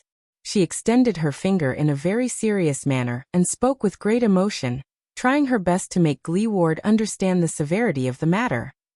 Almost all the local tyrants or people with prestige in Spear District, Sword District, and Bow District have been informed. Whoever gets involved in this will be Dragon Cloud City's enemy. Gleeward sneered and said, Can those lackeys represent Dragon Cloud City? No, you don't know. The disciplinary hall even spread the word through a few disciplinary officers. Kurtz cleared her throat and glanced in their direction. She saw that Thales was still minding his own business, and did not seem to have noticed them. Only then did she lower her voice and said, "They said that whoever has news about the prince and the prince's whereabouts will receive the friendship of the disciplinary hall and the patrols. They will even turn a blind eye to it. In fact, if they help them find the prince, they will even get 3,000 gold coins." Kurtz gritted her teeth. Her facial features were scrunched up, and she extended 3 fingers with a trembling hand. At that moment, the motionless Gleeward's expression finally changed. His remaining eye widened to the size of a pigeon's egg. Thales frowned slightly. Gleeward raised his head abruptly. 3,000? The seamstress smacked her lips and gestured in Thales' direction.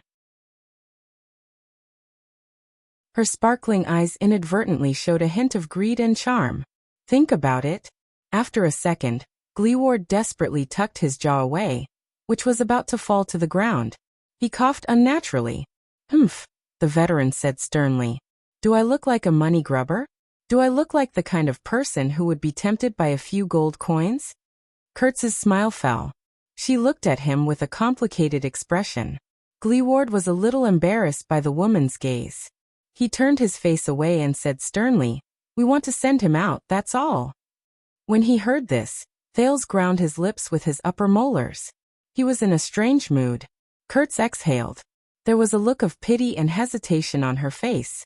Both of them were silent for a while. Thales took the opportunity to force himself to swallow the last mouthful of the disgusting bread. They will soon suspect this place. The seamstress sat on her bed and crossed her arms worriedly. Even though Shield District isn't easy to search, they'll come sooner or later. It's in ruins and it's a mess. Is there a better hiding spot than this? Gleeward raised his head and frowned. That's why we have to send him out as soon as possible. When Kurtz heard this, she sighed. This is a deal that will cost all of Shield District and Hammer District. You better have a good reason. Gleeward was silent for a few seconds. I want to send him out, he said faintly. That is the reason. Kurtz was slightly stunned. The woman's expression was solemn. She stared at Gleeward quietly. Gleeward pursed his lips in his wheelchair. God. After a while, Kurtz covered her face in pain and lay on the bed. Cripple, sooner or later, I will be dragged to the gallows because of you. Yes, you will be dragged to the gallows. Gleeward snorted coldly. Then what are you doing? Kurtz pulled the blanket over her. She trembled slightly in an exaggerated manner, and let out weak sobs. Thales looked up without batting an eyelid, and observed the exit in the house. 3 seconds later, forget it. Kurtz lifted the blanket and sat up with great difficulty. She extended a trembling finger in anger, and pointed at Gleeward. Let me tell you, you stupid cripple. From now on. The poor seamstress had a sorrowful expression on her face, as if her life had come to an end. I really King fell in love with the gallows. Kurtz looked at Thales with a look of disdain. She stared at his dusty face, which was a combination of luxurious clothes and luxurious accessories. It's telling everyone that you're that damned prince. Thales looked at Kurtz, who was standing in front of her, with a face full of disdain. Thales shrugged and ignored her malice. He stayed away from a bunch of women's summer dresses with strange styles and readily grabbed a set of shabby and ugly linen clothes. He removed the complicated leather belt and replaced it with the simplest and cheapest belt made of coarse cloth. He kicked off his leather boots and put on the linen clothes he had not touched for a long time. He then picked up a pair of scissors and cut his hair into the shape of a bird's nest. That was not all. Thales also wrapped the dagger scabbard, which had the words, "A king does not rely on his bloodline," written on it, in circles and circles of inferior black cloth, until its original appearance could not be seen. He then folded the map of Renaissance Palace flat, and stuffed it into the lining of his clothes with the black cloth. He was prepared to use his tattered needles and thread to sew it tight. As for the blood fong bracelet the Night Queen left him, he simply wore it on his wrist. It was made into a beast fong accessory. Finally, Thales finished changing his clothes according to the standards of a child beggar. He walked to the mirror and saw an unfamiliar teenager. Thales nodded in satisfaction. He felt that he looked like a normal boy from the suburbs. How is it? Is this okay? However, when Thales turned his head and looked at Gleeward and Kurtz, who were deep in thought. Hey. Gleeward sighed while he sat on the wheelchair.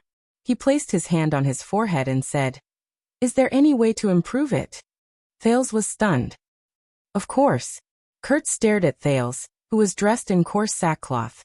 Her sharp face was filled with worry. I have a way to make sure that even his mother won't be able to recognize him. Gleeward's eyes lit up. But Kurtz pointed at the J1 behind the door. Her next words caused the veteran's eyes to darken again. Take this and cut off his entire face. Thales opened his mouth. Ha! Under Thales' stunned gaze, Kurtz sighed and shook her head. She crossed her arms and sized Thales up. His skin is too soft and too white. One look and you can tell that he's a noble who lives like a prince. He's also not as tall as a normal Northlander. He'll be recognized no matter what he wears. The woman shook her head in pain. Something like sneaking out of the city. The three of them sighed at the same time. Duncart. Gleeward frowned and said something that shocked Thales. Summon T man and here. Hide him in the dung we transport every day, and let him follow the cart out of the city. Excrement cart? Hide in what? Thales' eyebrows twitched. Wait, you're talking about? Gleeward ignored him. Just find a reed or wooden tube so that he can breathe. Fortunately, Kurtz's next words made his expression soften a little. No, and was locked up again today. Gleeward's expression tensed, but he then gritted his teeth and said, Then look for quick whip Fallon. They have to transport the excrement. We have to stuff him in. Thales' expression became very unpleasant again. But Kurtz shook her head again. Do you know how T man was locked up? The seamstress spread her hands. When Ange drove the cart out of the city for the 6th time today, the patrolling team at the city gate pinched their noses and used their swords to poke and check bucket after bucket. In the end, they found 10 packets of smuggled crystal drops hidden in the excrement. Gleeward took a few seconds to digest the information in this sentence. How did they? He first widened his eyes in surprise, then he slapped his thigh in anger. F***ck, Kurt scratched her chest nonchalantly and shook her head. Hide in the excrement cart and leave the city? There's no way. What a pity. Thales pretended to sigh regretfully and patted his chest in secret. Kurt seemed to have seen through his thoughts. She cast him a sideways glance and snorted in disdain. Thales smiled embarrassedly and raised his hand to change the topic. Is there no other way? The wheelchair and the seamstress pondered and did not say a word.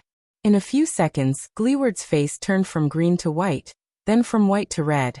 Finally, Gleeward slammed his fist on the table. There's no other choice, the veteran said resolutely. Take the black track. Thales was puzzled. Black track? Kurtz widened her eyes. Again. The seamstress shook her head firmly. No, half of that damn tunnel has already collapsed. Remember the last time? We almost died in there for 300 gold coins. This is the only way. Gleeward's gaze was firm as he interrupted her. There's no other way. Kurtz looked at him solemnly. After a while, her gaze softened, and she turned around. I understand. I'll go and find someone now. But when Kurtz was halfway through her turn, she turned her head back again and frowned. There's another problem. From today onwards, the patrol team has also set up a sentry post in Shield District. Gleeward's gaze became fierce. Where? Kurtz looked troubled. It's not far from the black track. We can't avoid it. It's said that it's the place where King Nuvan died. The higher-ups feel that we need to keep a close eye on it. Thales could clearly see Gleeward's expression change rapidly. F***ck them. Those bastards still dare to touch Shield District after they've taken the loot. Kurt shrugged and scratched her neck. White Pig Peck is in charge of that sentry post. I gave him 6 copper coins and he told me the truth. The disciplinary hall didn't want to come either. No one wants to break the tacit agreement between us, but this is an order from the star killer Nicholas. Gleeward was stunned. Who? Kurt smiled in an ugly manner, and there was a helpless expression on her face. You rejected him in front of so many people during the day, and even called him a star manipulator. Do you remember? If it wasn't because he owed you a favor, that lunatic would have captured you a long time ago. I'm guessing this is retribution for your foul mouth? Gleeward slapped his thigh angrily. F***CK the star manipulator. Disgusting dead face, shameless lackey. Serves him right for not being able to be promoted even if he has to lick our balls for the rest of his life. Kurtz crossed her arms and pushed up her magnificent chest. Only then did she comfortably press her arms against her ribs. She looked at Gleeward as if she was looking at a child. Thales frowned as he listened to them discussing one of the famous 5 war generals, the captain of the Archduke's personal guards of Dragoncloud City, Lord Nicholas, in a disrespectful manner. He nodded in agreement. A few seconds later, Gleeward regained his composure and mumbled, "Can we bribe Peck? Can we bribe Peck? I remember he's from Shield District." Kurtz shook her head and said, "Peck has more than 10 men under him. It's 3,000 gold coins. I can guarantee that they remember the prince's portrait better than their wives' faces. Not everyone dreams of going to the gallows like me." She cast a disdainful glance at Gleeward. "Not everyone sees money as dung like you do." "Dung. Oh right." Gleeward raised his head abruptly. "Through the dung cart?" Thale's heart tensed again. "Can't you fill your head with something other than dung?" Kurtz stared at Gleeward in disdain. Saving the frightened prince from the fate of having to hide his body to pee and poop. Driving a dung cart to collect dung at the edge of an uninhabited cliff? Do you believe that? Gleeward lowered his head again and sighed deeply. Is there any way to sneak past and get close to the black track? Thale's face darkened. No way. If this doesn't work. At that moment, bang. Gleeward slammed his palm on the table. Kurtz. The man on the wheelchair scratched his chin. You just said, this person's skin is too white, and he's too short. Kurtz was stunned. Huh. Thales was puzzled as well. The next moment, Gleeward's eyes brightened. He raised his head and extended his hand. He instinctively patted Kurtz, and accidentally touched her chest. The puzzled Kurtz seemed to be used to it. She did not feel any anger from being violated. She followed his gaze to the ceiling and was immediately stunned. Thales, who did not know what was going on, slowly raised his head and looked in the direction of their gazes. That's. Thales' heart trembled and his face turned pale. An ominous premonition immediately rose in his heart. He forced a smile with all his might and looked at the 2 Northlanders. His face twitched. Mr. Gleeward, Madam Kurtz, what are you thinking? The next moment, Gleeward and Kurtz lowered their heads and turned to Thales. The man and woman revealed strange smiles at the same time. Will it work? Gleeward asked with a cold smile on his face. We'll find out. Kurtz had a satisfied expression on her face. The atmosphere in the room changed. Thales' heart beat faster and faster. For the first time he regretted escaping from Heroic Spirit Palace. This. My dear, respected, and beautiful prince. The seamstress reached out and pulled down the thing on top of her head. She picked up a pair of scissors and cut the air with a click. She smiled maliciously and said, "A dung cart or this? Which one will you choose?" Time seemed to have stopped for a long time. Thales stared at the clothes in Kurtz's hands in a daze. That he blinked. His gaze was fixed on Kurtz's hands, and he felt his entire body tremble. The sin of hell's river that would only appear in a life and death situation surged madly into his limbs. He saw the seamstress' hands. That's a wrinkled woman's long dress.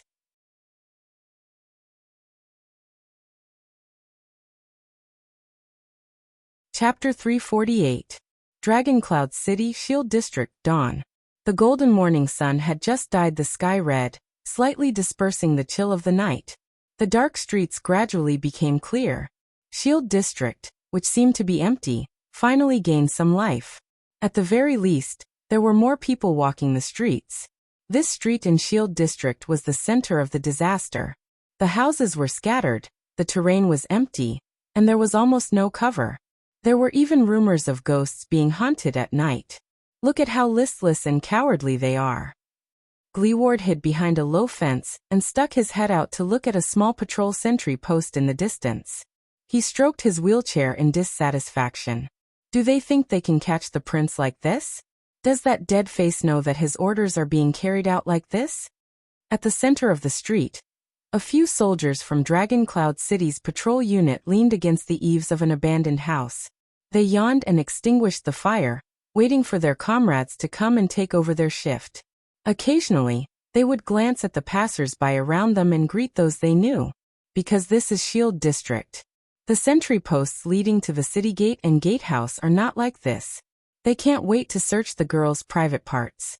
The neatly dressed seamstress, Kurtz, was on the other side of the low fence with Glee Ward. She bit a blade of grass in her mouth and said in annoyance, "And isn't this a good thing? It makes our plan easier."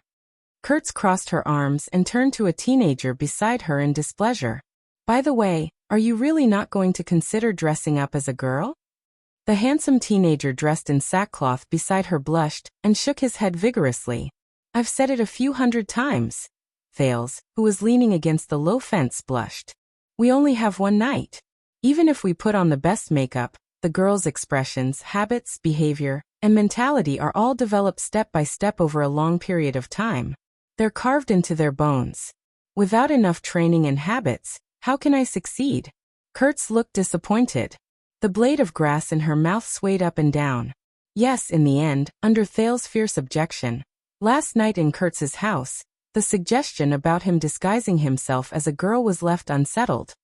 "Let's think about it again." Kurtz did not seem to be willing to give up on her last shred of hope. Even though it was just a few minutes before the operation, she still propped her arms up and stuck her head out. She looked at Thales with an expectant expression. "My father used to be a coroner, and I grew up among piles of corpses. I'm very good at putting makeup on the dead." "Stop." Thales firmly stretched out his hand and firmly pushed the seamstress' cheek away from his chest. He stopped her senseless act of using the blade of grass to scratch his ear. "I don't have the habit of selling myself to satisfy your bad taste." Kurtz stared resentfully at the young prince who refused to obey her orders. "Besides," the vigilant Thales gritted his teeth, "didn't we try on our makeup last night? It wouldn't work. You can't even see yourself in a mirror. Instead of pretending to be a boy, who will reveal his true form after taking 2 steps. I've tried on my makeup." When he remembered what happened last night, Gleeward could not help but let out a low cough. He and Kurtz looked elsewhere as if nothing had happened, but their shoulders trembled, as if they were trying hard to hold back their laughter. Thales, who could not get rid of his hostility, was still immersed in his own world. He was troubled by the nightmare he experienced last night, and when he saw their reactions, he became even more embarrassed and angry. He tugged at his fringe in exasperation. "And my hair. Look, I just cut it messily last night. And what about my voice?" Thales deliberately crossed his arms over his chest and twisted his waist. With a croaky voice, he pinched his voice and said a few times, "I'm sorry, I might have a hoarse voice, but that's a problem I got from mining when I was young. I'm actually a girl. What kind of joke is this?" When he said this, the prince's expression changed drastically. He looked at the 2 people beside him, who had strange expressions on their faces, with righteous indignation. Gleeward rubbed his nose awkwardly. On the other side, Kurt shook her head slightly and clicked her tongue. If someone told you that a man who has never received any training and has no daily experience can perfectly disguise himself as a woman, and not only will no one recognize him, but he will also be incredibly charming, making those of the same gender extremely jealous, and those of the opposite gender fall head over heels for him. Thales looked enraged.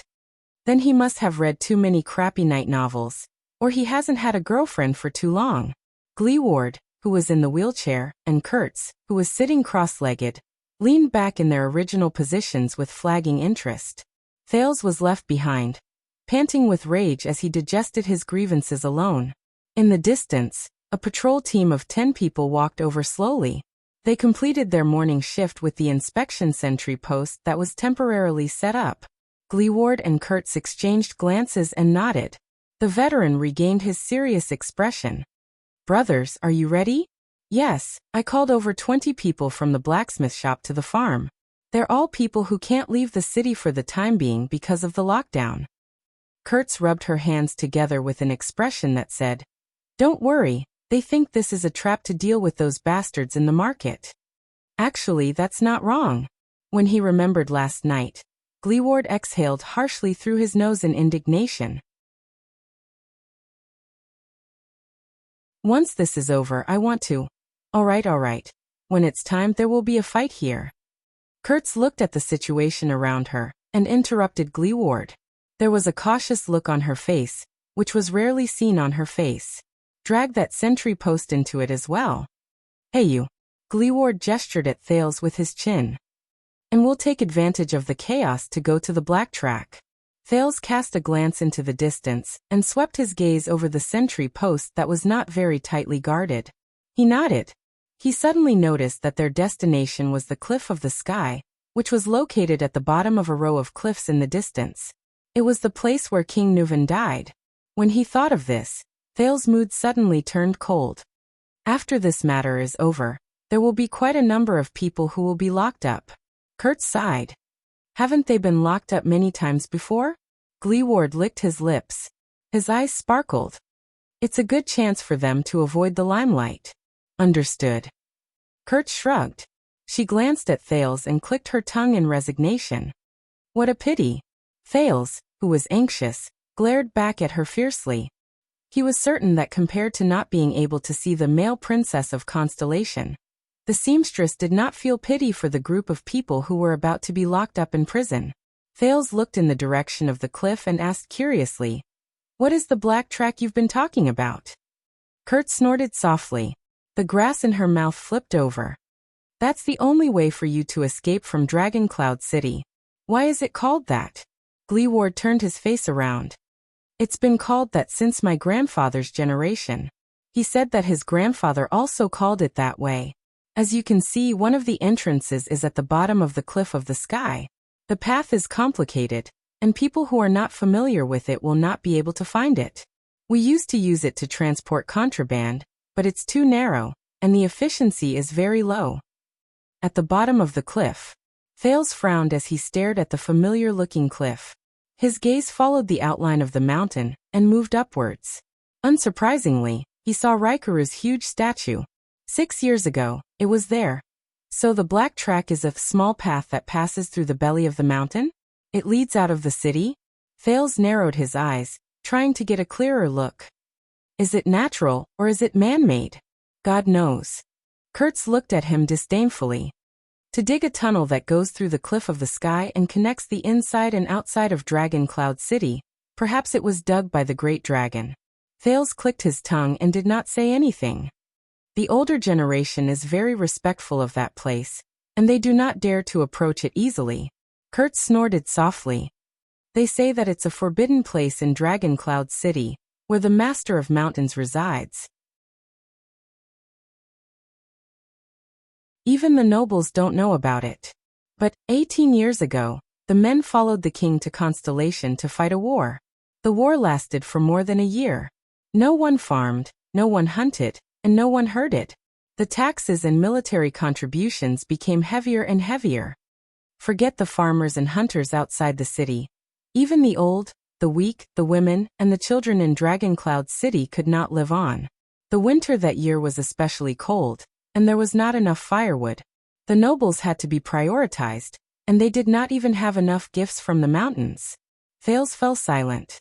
18 years ago. Went to Constellation to fight a war. Gleeward first beat up the disciplinary officer of Shield District who was in cahoots with the nobles and bureaucrats. Then he masked his face and looted a few black-hearted merchants' stock warehouses. Then he broke tradition and led us into the black track. He began to transport contraband goods. He transported everything you can imagine. Crystal drops, eternal oil, firearms, and even hemp. He also transported food, firewood, and medicine that he robbed from the front lines. With these, the women and children in Shield District and Hammer District survived that winter, where countless people died. Kurtz stared at the silent Gleeward with a complicated gaze. This is the black track, and also the history of the slum boss's rise to power. Thales felt very upset in his heart. He looked at Gleeward, but the veteran only snorted coldly, as if he was very dissatisfied with Kurtz's words.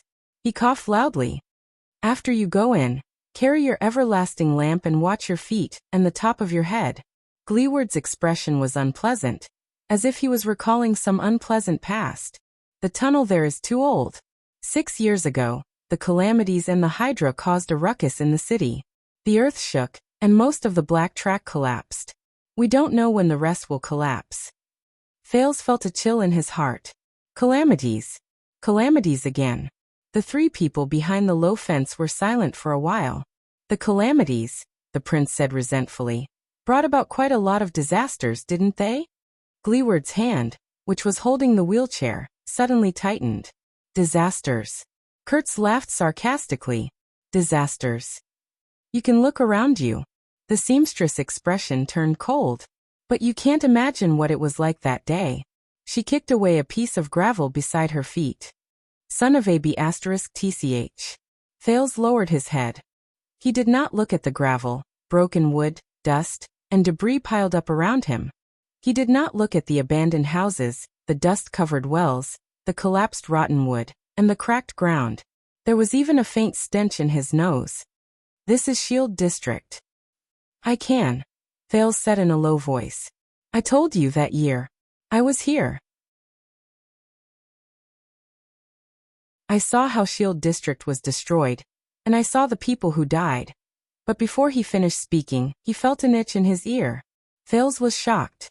He instinctively sat up to avoid Kurtz, who was tickling his ear with a grass root.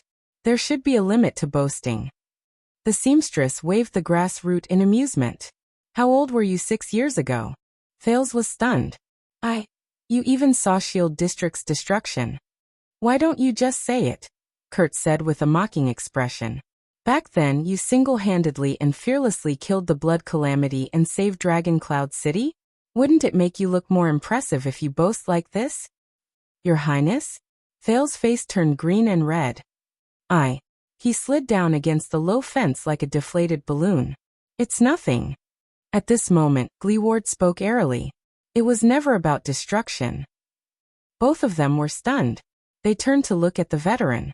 The calamities did not harm those who died either. They were lucky to a certain extent. They left forever in an instant. The man in the wheelchair stared ahead with steely eyes. What the calamities left behind was torture for the living. Gleeward slowly raised his left hand, which was missing 3 fingers. His gaze was unfocused. Fales and Kurtz instinctively turned their heads. Do you remember the boy who drove the car last night who made a fuss? Fales paused. His name is Kevin. Gleeward snorted lightly, completely unbothered. 6 years ago, he was an apprentice in a blacksmith's workshop in Hammer District. Kurtz sighed. Cripple. But Gleeward ignored her and continued to speak. That day, the day the calamities appeared, Kevin came to Shield District happily, brought a bouquet of flowers, and met his lover in secret. Gleeward stared at an abandoned well in the distance, which only had its outline left. Next to it was a collapsed stable, and dried feces could be vaguely seen. They were discovered by her father. I know that old man. He used to serve in the glacial sentries, and his skills were not just for show.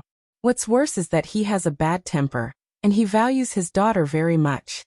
When he said this, Gleeward smiled softly. The smile lines at the corners of his eyes were natural and smooth. Fales and Kurtz listened in silence. Poor Kevin screamed as he was whipped all the way from Shield District to Hammer District with his belt. Everyone on more than 10 streets knew about it. Their laughter was so loud that even Big Leatherbelt's big yellow dog chased after him for a few hundred meters. Gleeward's laughter was very cheerful. Kevin came to me and said a bunch of nonsense in a wronged manner.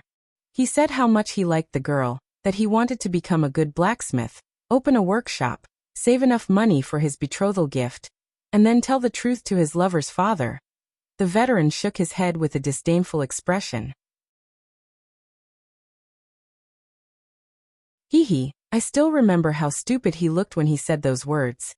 I also remember how angry Big Leatherbelt looked when he came to settle the score with him. I also remember how Kevin crawled out of the closet after I tricked Big Leatherbelt into leaving. His face was full of indignation and ambition. Gleeward paused for a few seconds. And yet, the smile on the veteran's face slowly melted. It was like ice that had come into contact with sunlight. Gleeward stared into the empty distance and was lost in thought. Kevin, when he returned to Shield District the next morning. That's all. The loud voices unique to Northlanders when they negotiated prices came from afar. A rooster crowed indignantly at the sky. Together with the chirping of birds in the morning, it made Shield District seem incredibly quiet. Gleeward's teeth chattered a little. The girl Kevin liked. The future father-in-law that he hates to the core. Including the Northlanders on the streets who watched him make a fool of himself. The veteran's gaze was dim and his voice was hoarse. Including that annoying big yellow dog who barked for 20 hours every day. Gleeward stared at the brightening sky absent-mindedly and said subconsciously, all gone. Thales and Kurtz leaned against the low fence without moving. It was as if time had stopped. All of Shield District. The veteran lowered his head and picked up a piece of gravel from the ground. He could vaguely tell what it was made of.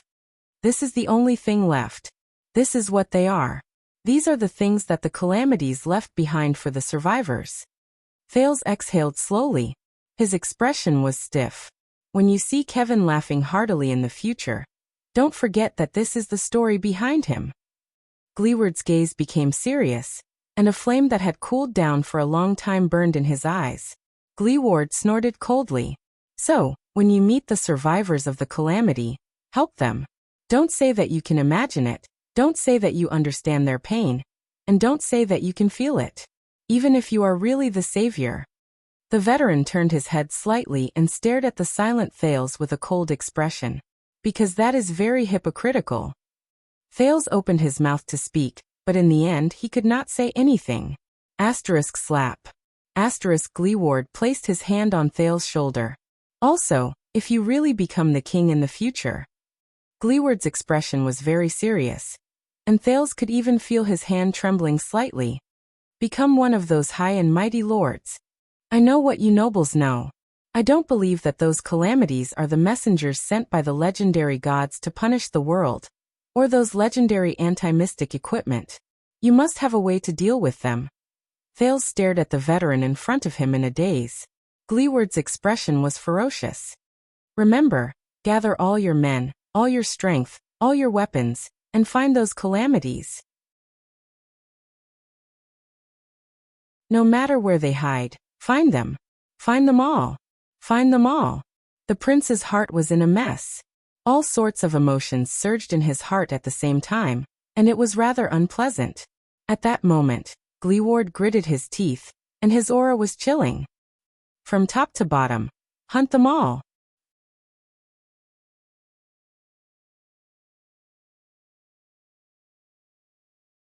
Chapter 349. In the next second, Gleeward pushed Thales away and looked elsewhere. His breathing quickened. Kurtz coughed softly. I see Kevin. Kurtz shook her head to the left. There, a young man peeked his head out sneakily from behind the wall and waved at them. Thales recognized him. He was the young coachman who drove the Old Crow to Shield District last night. Perhaps it was because they had just finished talking about him, but when the three of them saw Kevin, their expressions did not look too good. It was as if they had been caught talking behind someone's back. I'll go make the final confirmation. Wait for my signal. Kurtz spat out the grass in her mouth, patted the dust off her hands, and stood up. Her originally rascally temperament instantly became neat and tidy.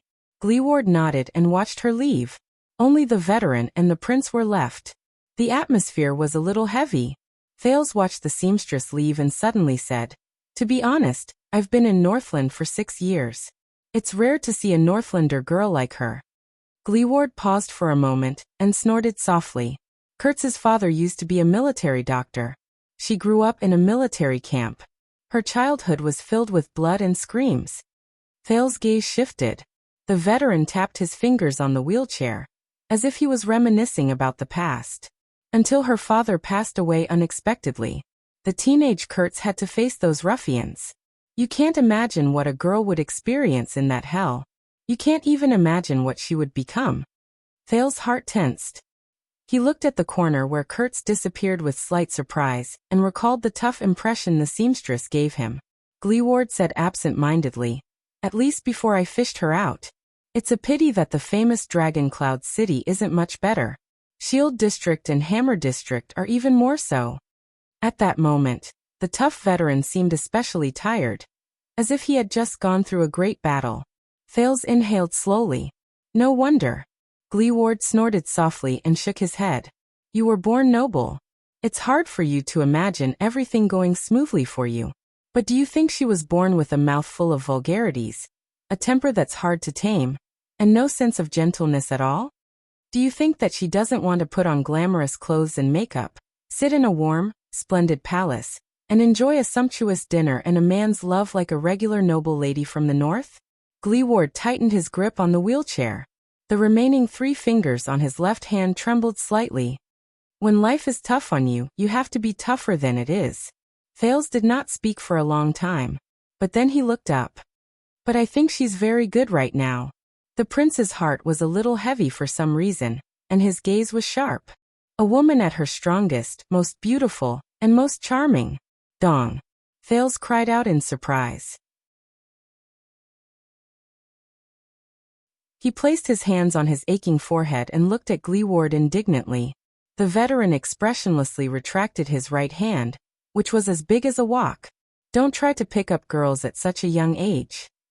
Thales gave him an aggrieved look. But you're right. She's great. Gleeward smiled faintly. The wrinkles at the corners of his eyes shone slightly. It's been more than 10 years. Kurtz has been our brother for a long time now. Thales rubbed his head hard and said in annoyance, just brothers. She'll be very disappointed. Gleeward cast him a glance, whether it was intentional or not, but he did not speak. A few seconds later, the veteran suddenly spoke. What kind of person is your father? Thales tensed up. My father? Gleeward turned his face to the other side and shook his head. He shrugged as if he did not care. Yes. The prince blinked. That's a memory from too long ago. Thales frowned and answered rather hesitantly. He's a king. Dong. The second time. Thales held his head with tears in his eyes and watched indignantly as Gleeward retracted his right hand. Why? Gleeward was rather exasperated. F***ck, who the hell doesn't know that your father is a king? Say something else, something useful, alright? Thales gritted his teeth. Don't touch me again. Something else? The prince was about to speak, but a thought came to his mind. Why do you want to know this? Gleeward coughed and turned his head around in a seemingly normal manner. Oh, about that. You know, the 2 kings of Extet were despicable and shameless bastards. The veteran shrugged a second time, completely unbothered. He rubbed his back against the wheelchair.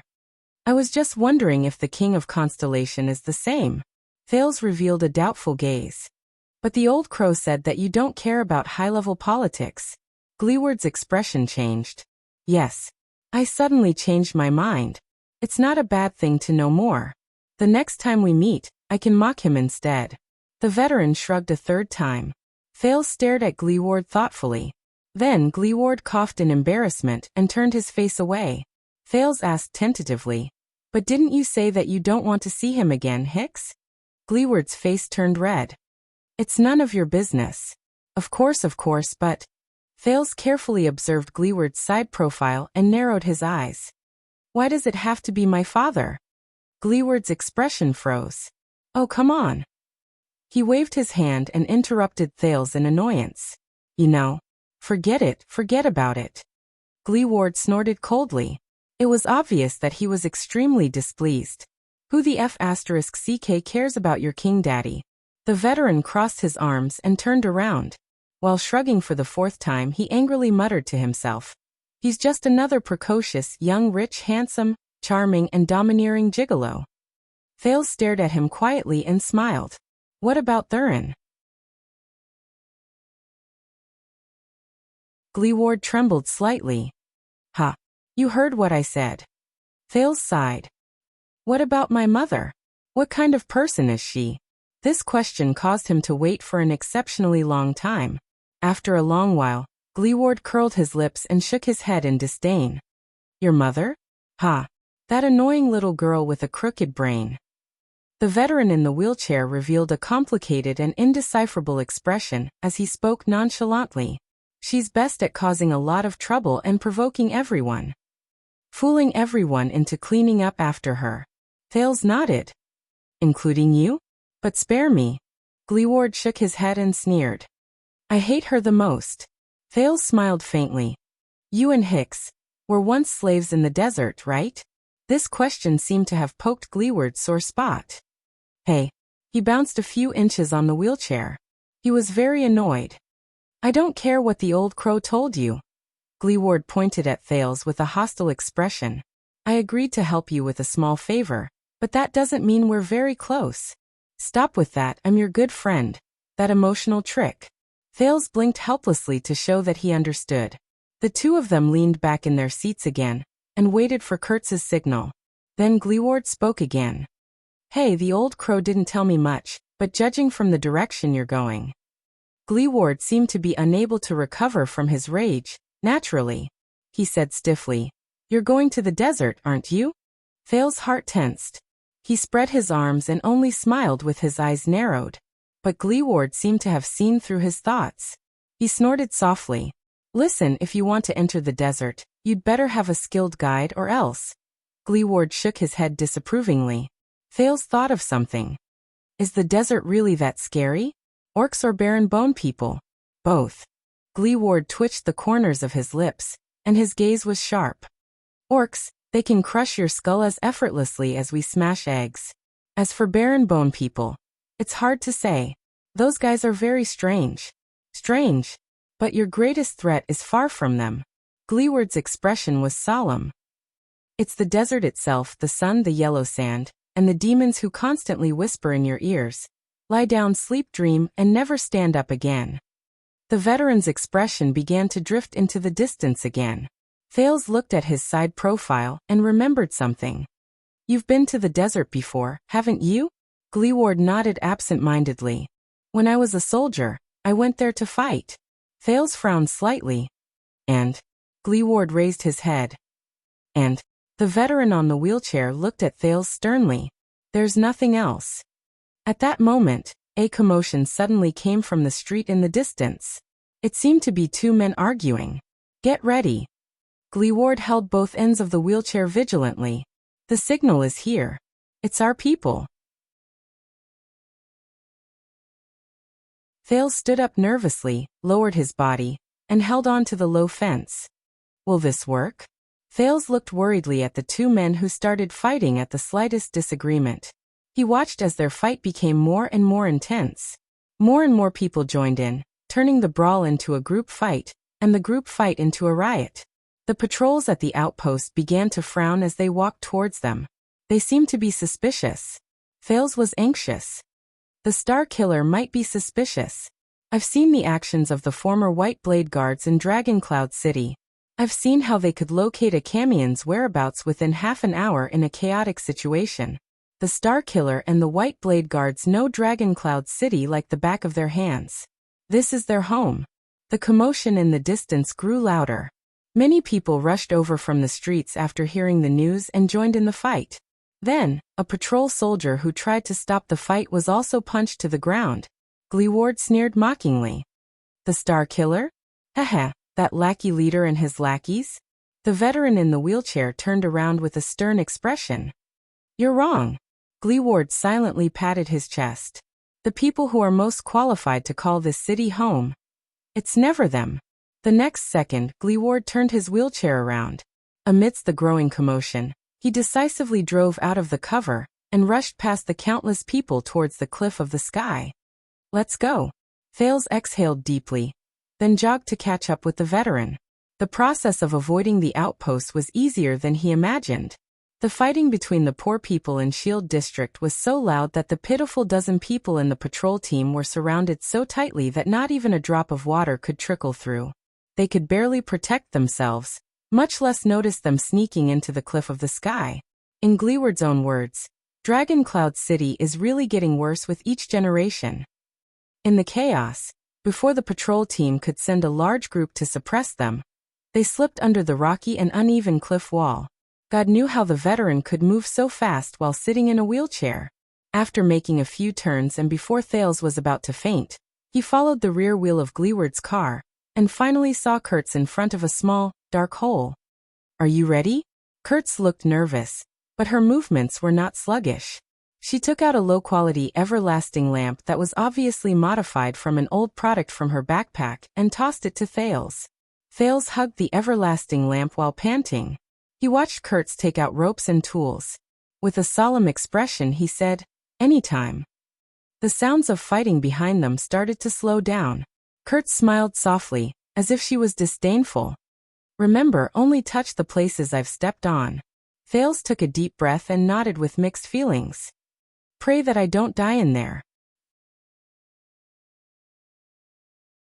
Kurtz smiled and patted the veteran's back. The seamstress put the everlasting lamp in her mouth and straightened her body. She took the lead and slid into the small, dark hole with her feet facing downwards. She was nowhere to be seen. "This is the black track?" Thales did not have the time to be surprised that there was actually a whole other world in that small cave. Gleeward sighed and patted his shoulder. "My people will prepare a horse over there. You can go wherever you want to go." The veteran looked displeased, but in the end he did not say anything. "But follow Kurtz closely inside." Thales took a deep breath and imitated the seamstress. He put his feet into the cave.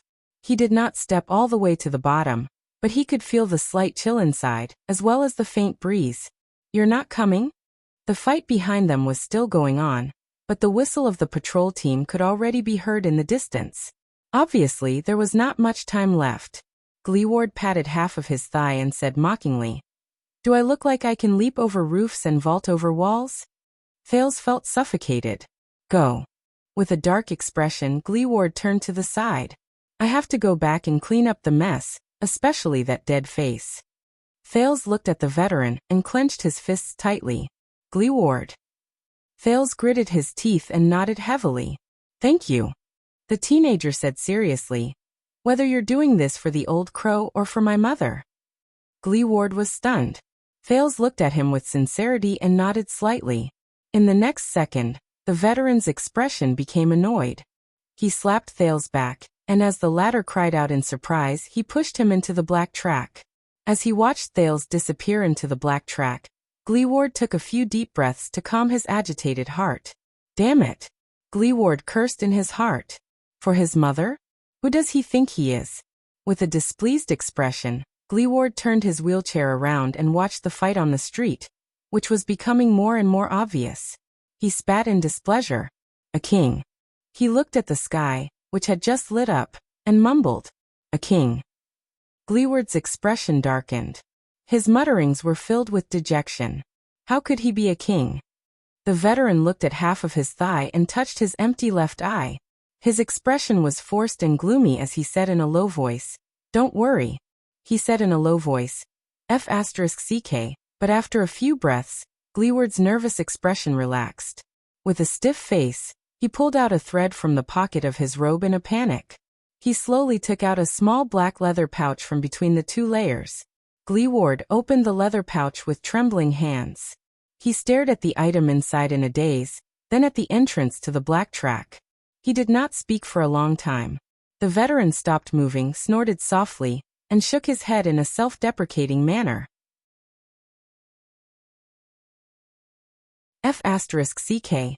The sounds of fighting behind him began to die down, but Gleeward did not seem to notice it. He held the item in his hand. His face was livid and red, and he tried his best to put on a fierce expression.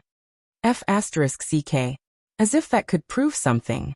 A few seconds later, Gleeward leaned against the back of his wheelchair in relief. He laughed dryly and weakly. The veteran shut his eyes tightly. There was a faint hint of melancholy in his tone. F***ck. Finally, the item in Gleeward's hand slowly floated down and landed on his wheelchair. The morning light illuminated it. It was a neatly tied strand of a woman's hair. It was soft, smooth, and bright. It was fiery red.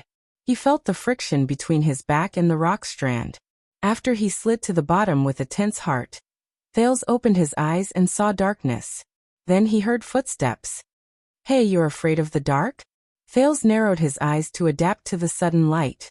He was still in a state of shock as he stared at Kurtz, who was holding the everlasting lamp and watching him with a contemplative look. It was dark around him.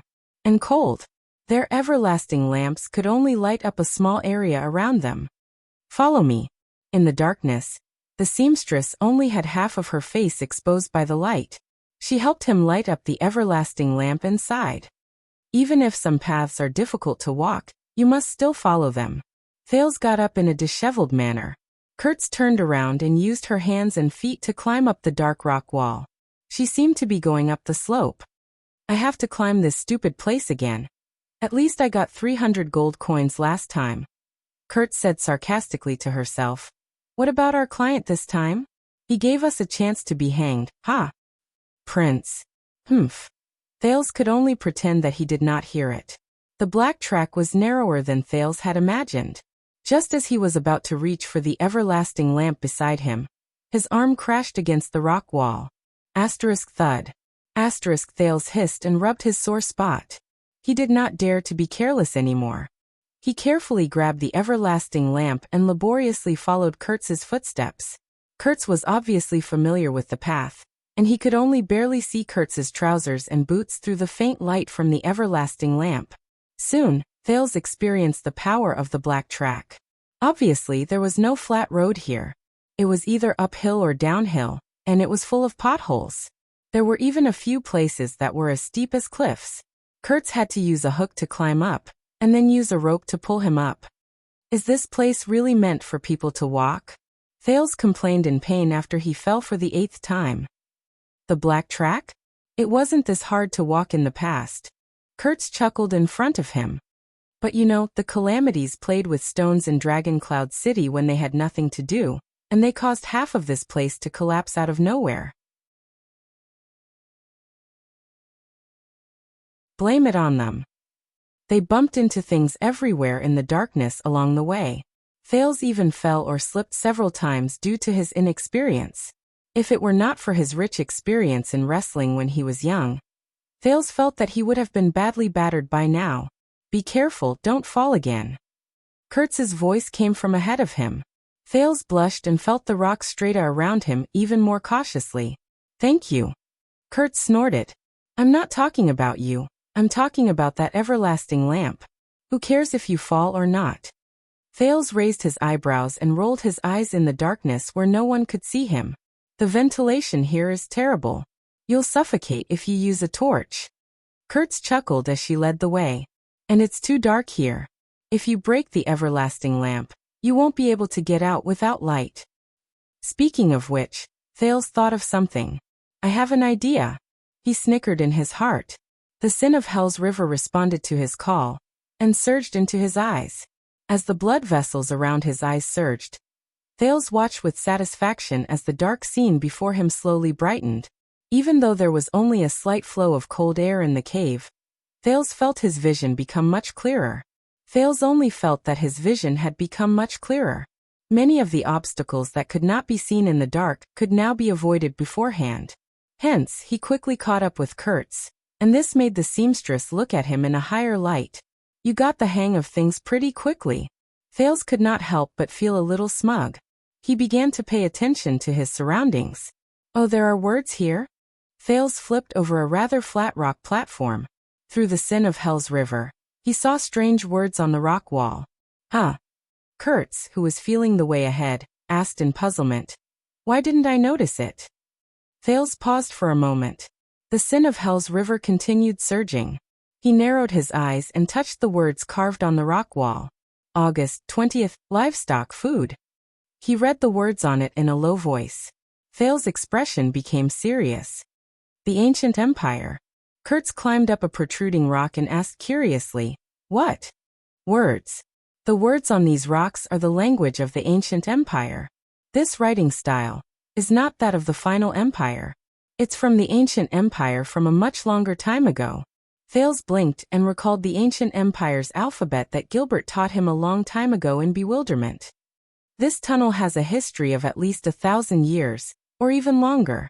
At least at that time, Northland was still under the rule of the ancient empire. No.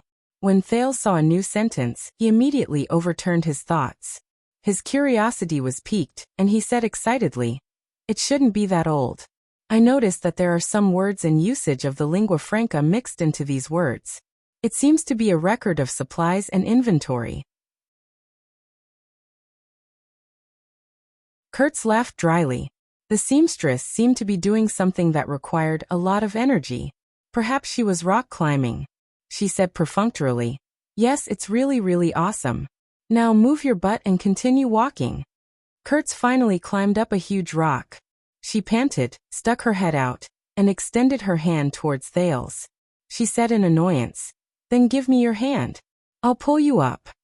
Thales raised his eyebrows, glanced at the figure above him, and continued moving forward.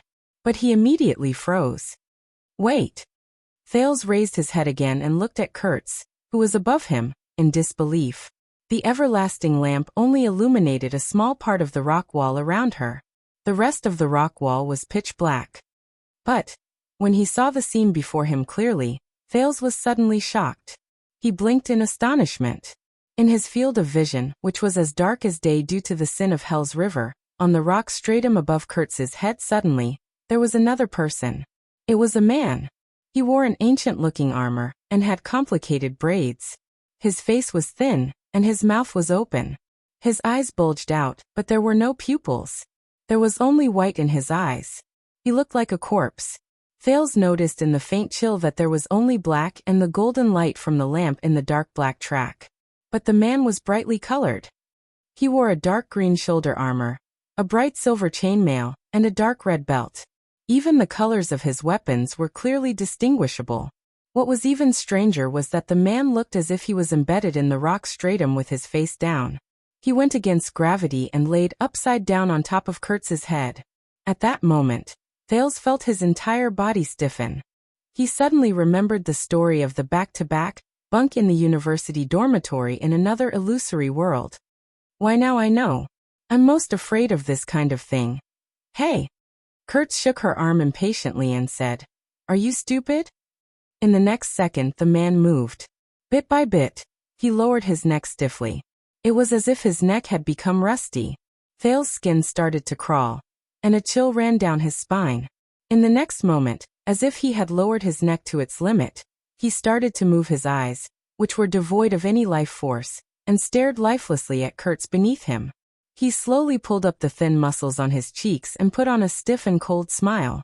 He revealed his abnormally sharp, rust-colored teeth, and with a hoarse voice that sounded as if his vocal cords had been torn apart, he uttered a phrase. When he heard the phrase that was dragged out, Thales froze. It was the language of the ancient empire. Live people. But Kurtz's face was still filled with impatience. She did not seem to notice the thing that was only a few inches above her head. "Do you still want to come up?" It was as if she did not even hear that phrase. Thales took a deep breath and lowered his head to suppress the trembling in his body. "Now, how should I tell Kurtz that there's something above your head?" There's. Thales took a few deep breaths and desperately chased away his fear. He made up his mind. "What's wrong with that?" "No, it's just a ghost."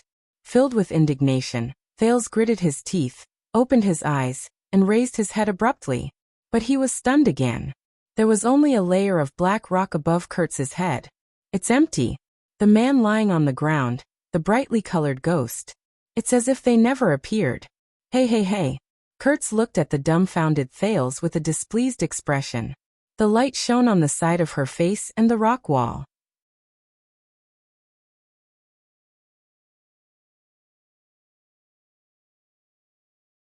Chapter 350.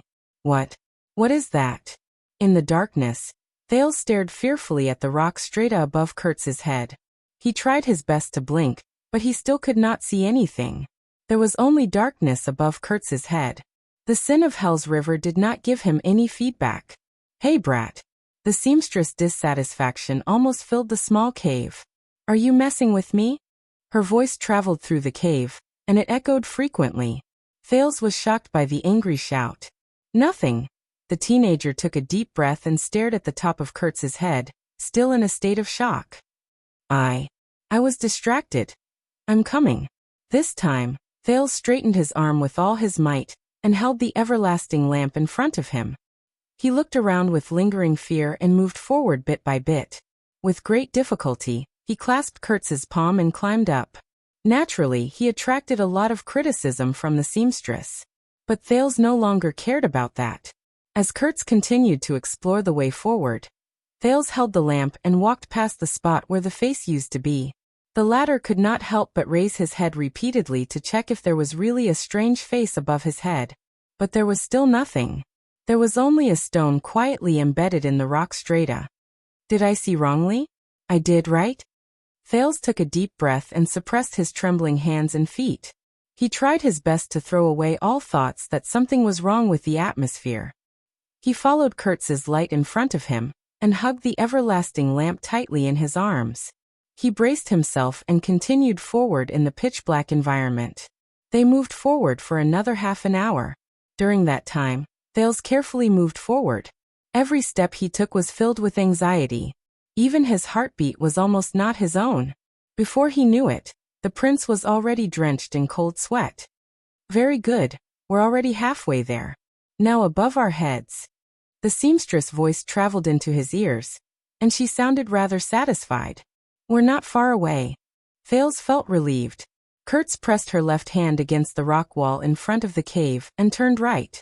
But at that moment, Kurtz pressed her left hand against the empty wall. A human face suddenly appeared. Thales felt his chest go numb. He could not catch his breath, and his entire body trembled. Thud. His everlasting lamp fell beside his feet. The light flickered and cast Thales' shadow on the rock wall, but it could not cover the outline of the face. It was a man with deep features and blue dye on his forehead and cheeks.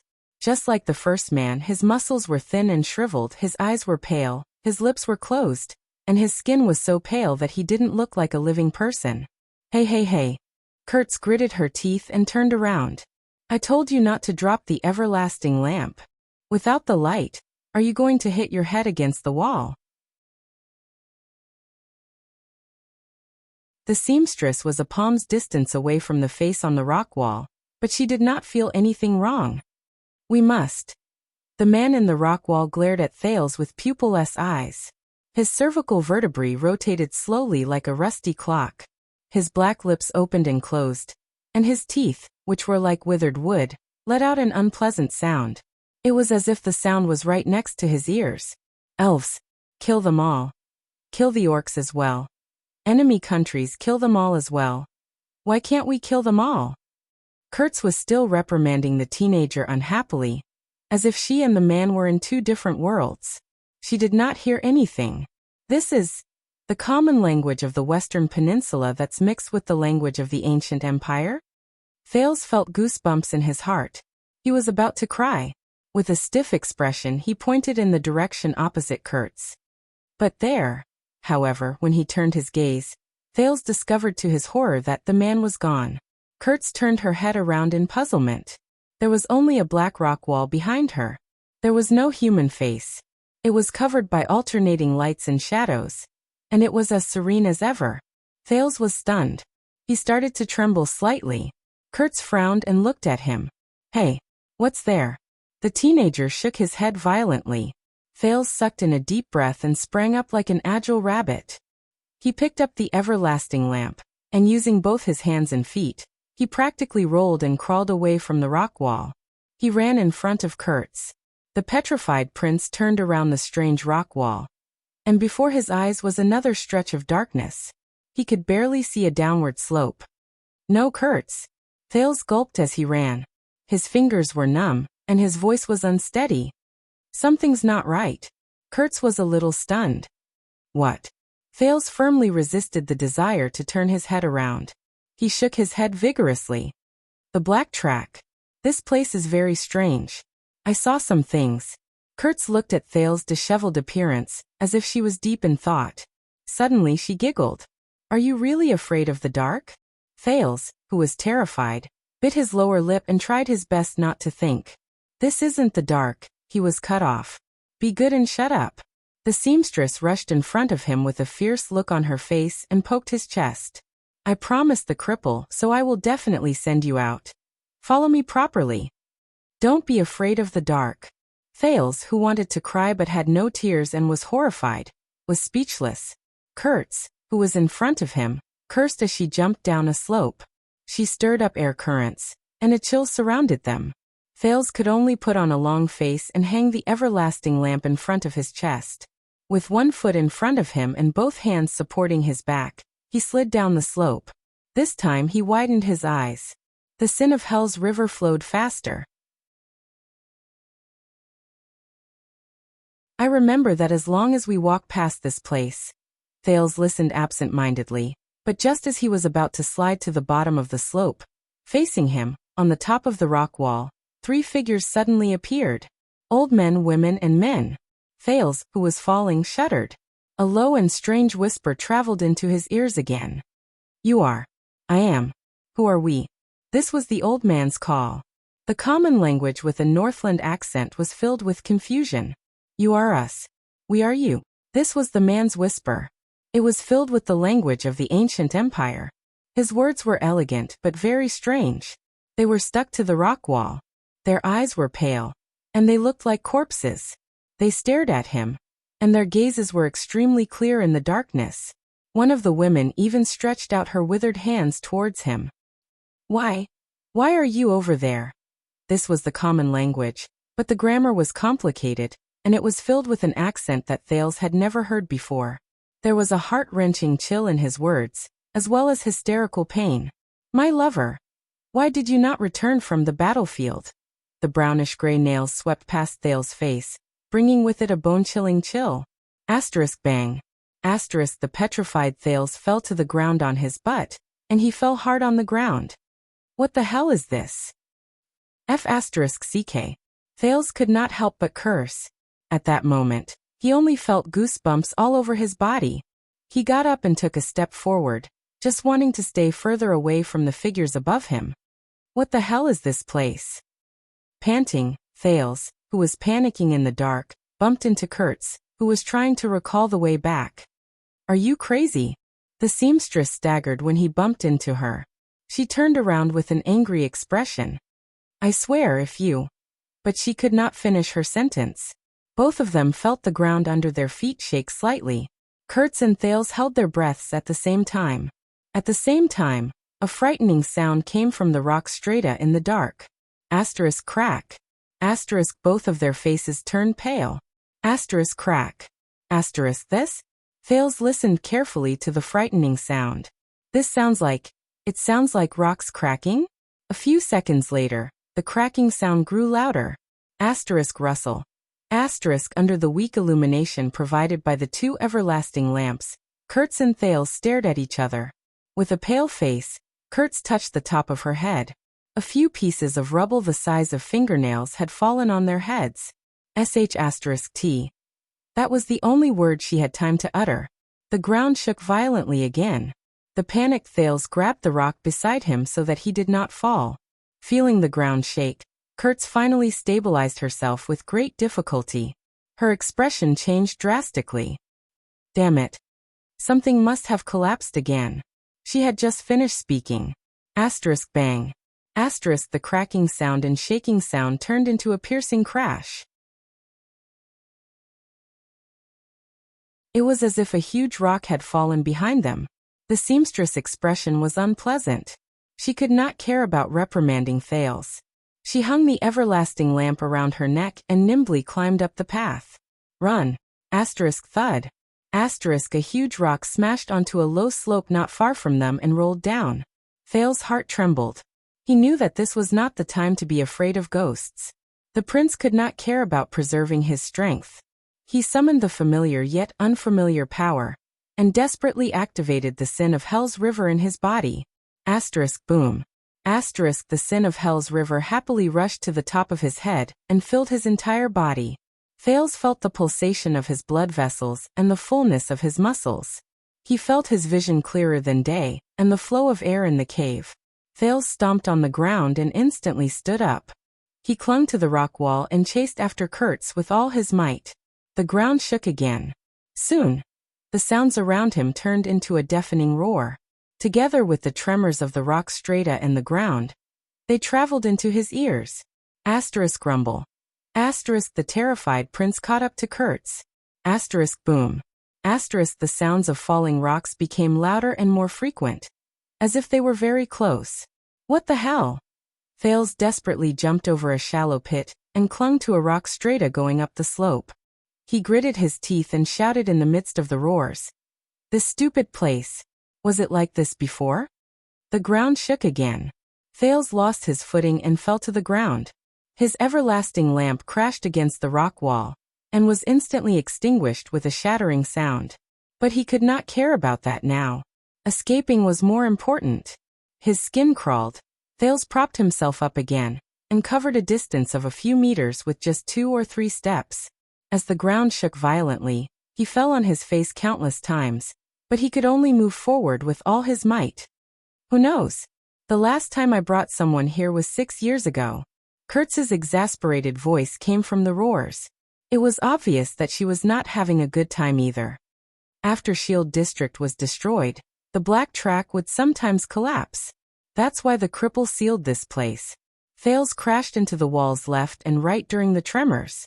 He struggled to maintain his balance and keep moving forward. But in such a terrible environment, even Kurtz, who was very familiar with the path, could not move faster. Asterisk bang. Boom. Asterisk a loud sound came from behind them.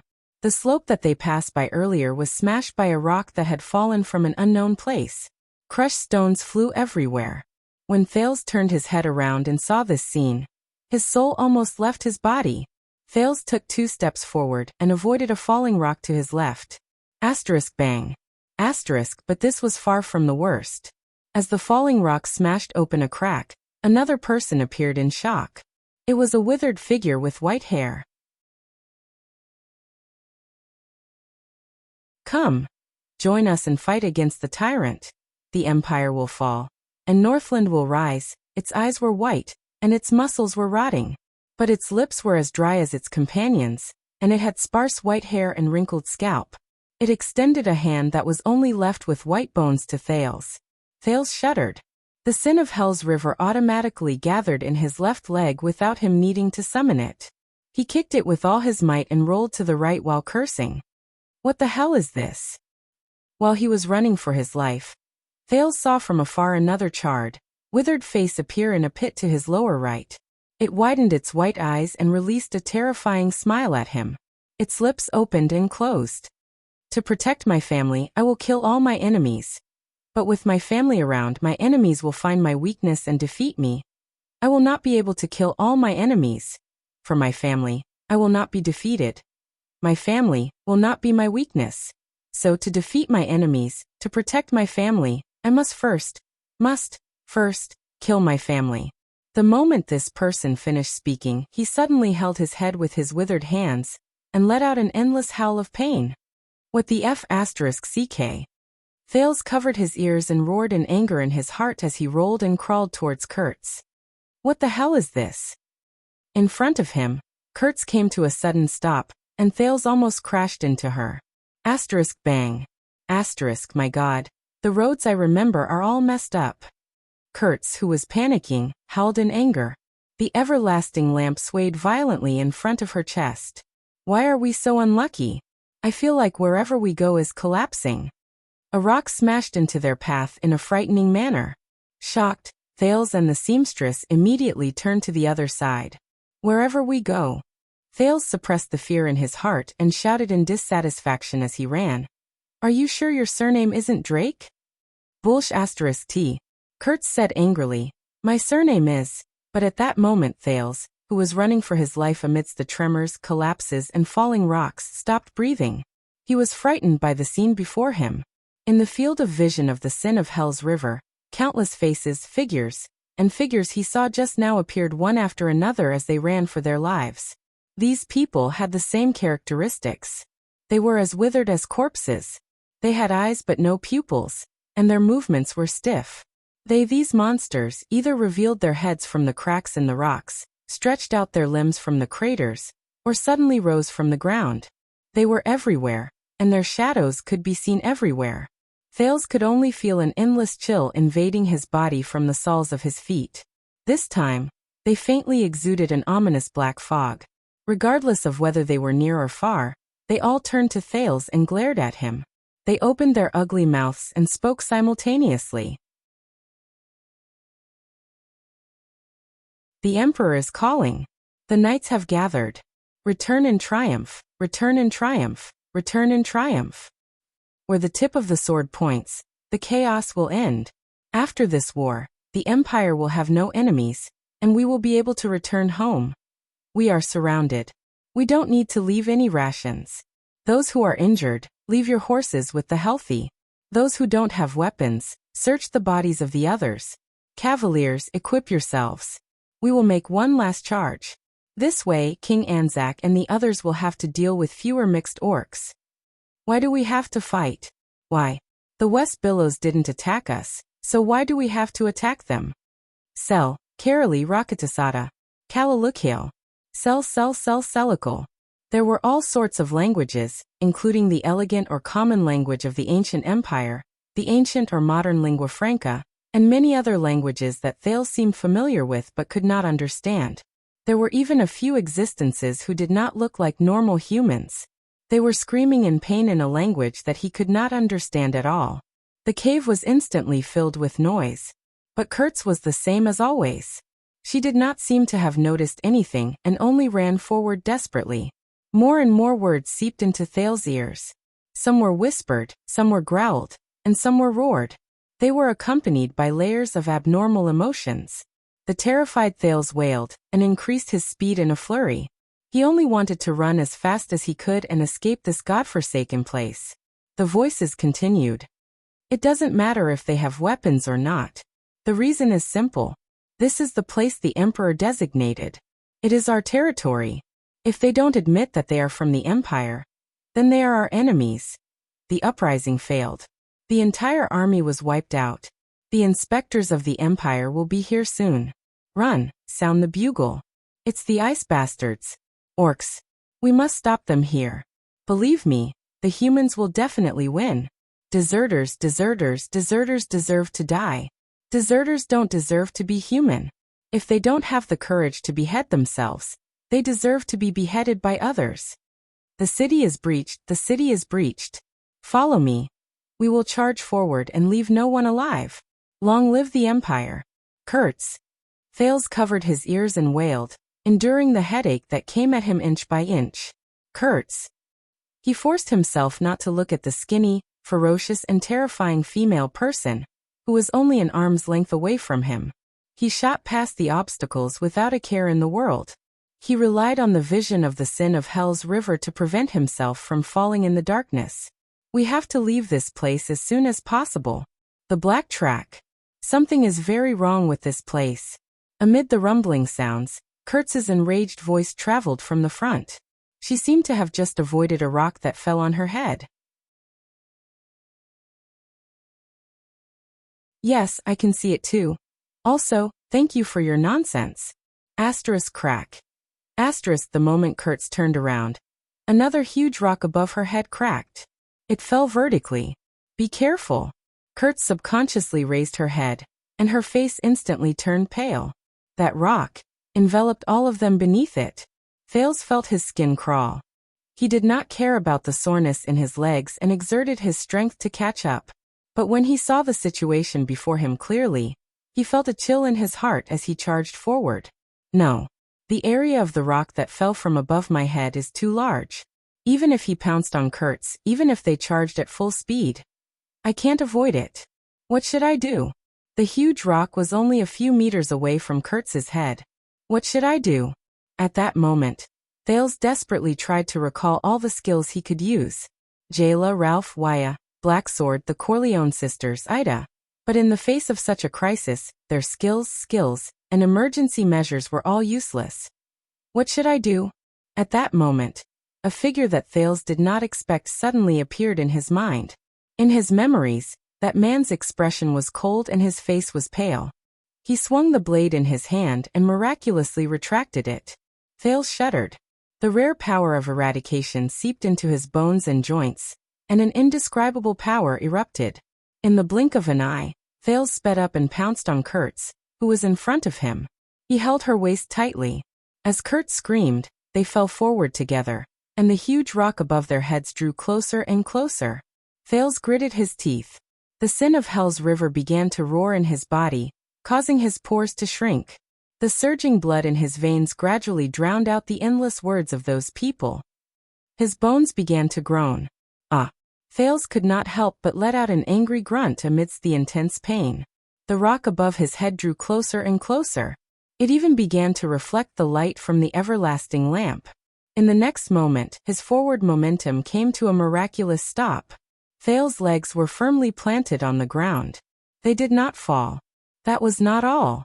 The joints in Thales' body let out unpleasant explosive sounds. Thales' face contorted. The power of eradication gathered in his legs. As if he had overcome inertia, the young prince's body, which had just reached this point, suddenly turned backwards. Asterisk bang. Asterisk the huge rock fell. The loud sound echoed in his ears. Kurt sat on the ground and stared at the scene before her in a daze. She stared at the rock that was only a few inches away from her. Beside her, Thales lay on the ground and panted heavily in pain. Asterisk crash. Asterisk the rock that fell before them shattered inch by inch, and many of it rolled to their feet. At that critical moment, Thales pounced forward towards Kurtz. Then, in an inconceivable manner, he instantly changed his direction and leaped 2 meters backwards, dragging them out of the area where the falling rock fell. Wow! Kurt slowly came to her senses. She widened her eyes. How did you do it? Don't ask. This came from Thales, whose legs were numb and he could barely breathe. Damn it! Thales panted in a disheveled manner, but he could feel the tremors on the ground continuing. The roars beside his ears did not weaken. This wants me to die. At that moment Thales, who was lying on his back on the ground, suddenly narrowed his eyes. Right above his head, a terrifying face appeared on the rock wall. Thales recognized that face. The thin facial muscles, the stiff smile, the sharp rust-colored teeth, and the brightly colored armor. It's that man. It looked at Thales with its pale, defeated eyes. It moved its stiff neck inch by inch and spoke slowly. Come. You shouldn't be there. You belong to us. It was still the standard, classical, and clear enunciation of the language of the ancient empire. If one ignored the deep chill contained in it, the moment it finished speaking, a thick black fog spread out from its body. In the next second, before Thales could react, the rock stratum beneath them shattered inch by inch. Asterisk boom. Asterisk hey. The panicked Kurtz only had time to shout one word before she sank with the collapse of the rock. Kurtz! Thales cried out in surprise and pounced forward, wanting to grab the panicking seamstress. Grab me! But his hand could only brush past Kurtz's figure in vain, and he touched her finger one last time. Kurtz fell and moved further and further away from him. The shock on her face had yet to fade. Thales watched the woman fall in the darkness with a dumbfounded expression. But he could do nothing. Until the seamstress figure was completely swallowed by the darkness. He could no longer see her. Above him, a hoarse and terrifying voice spoke in the language of the ancient empire with a threatening chill. Come, comrade.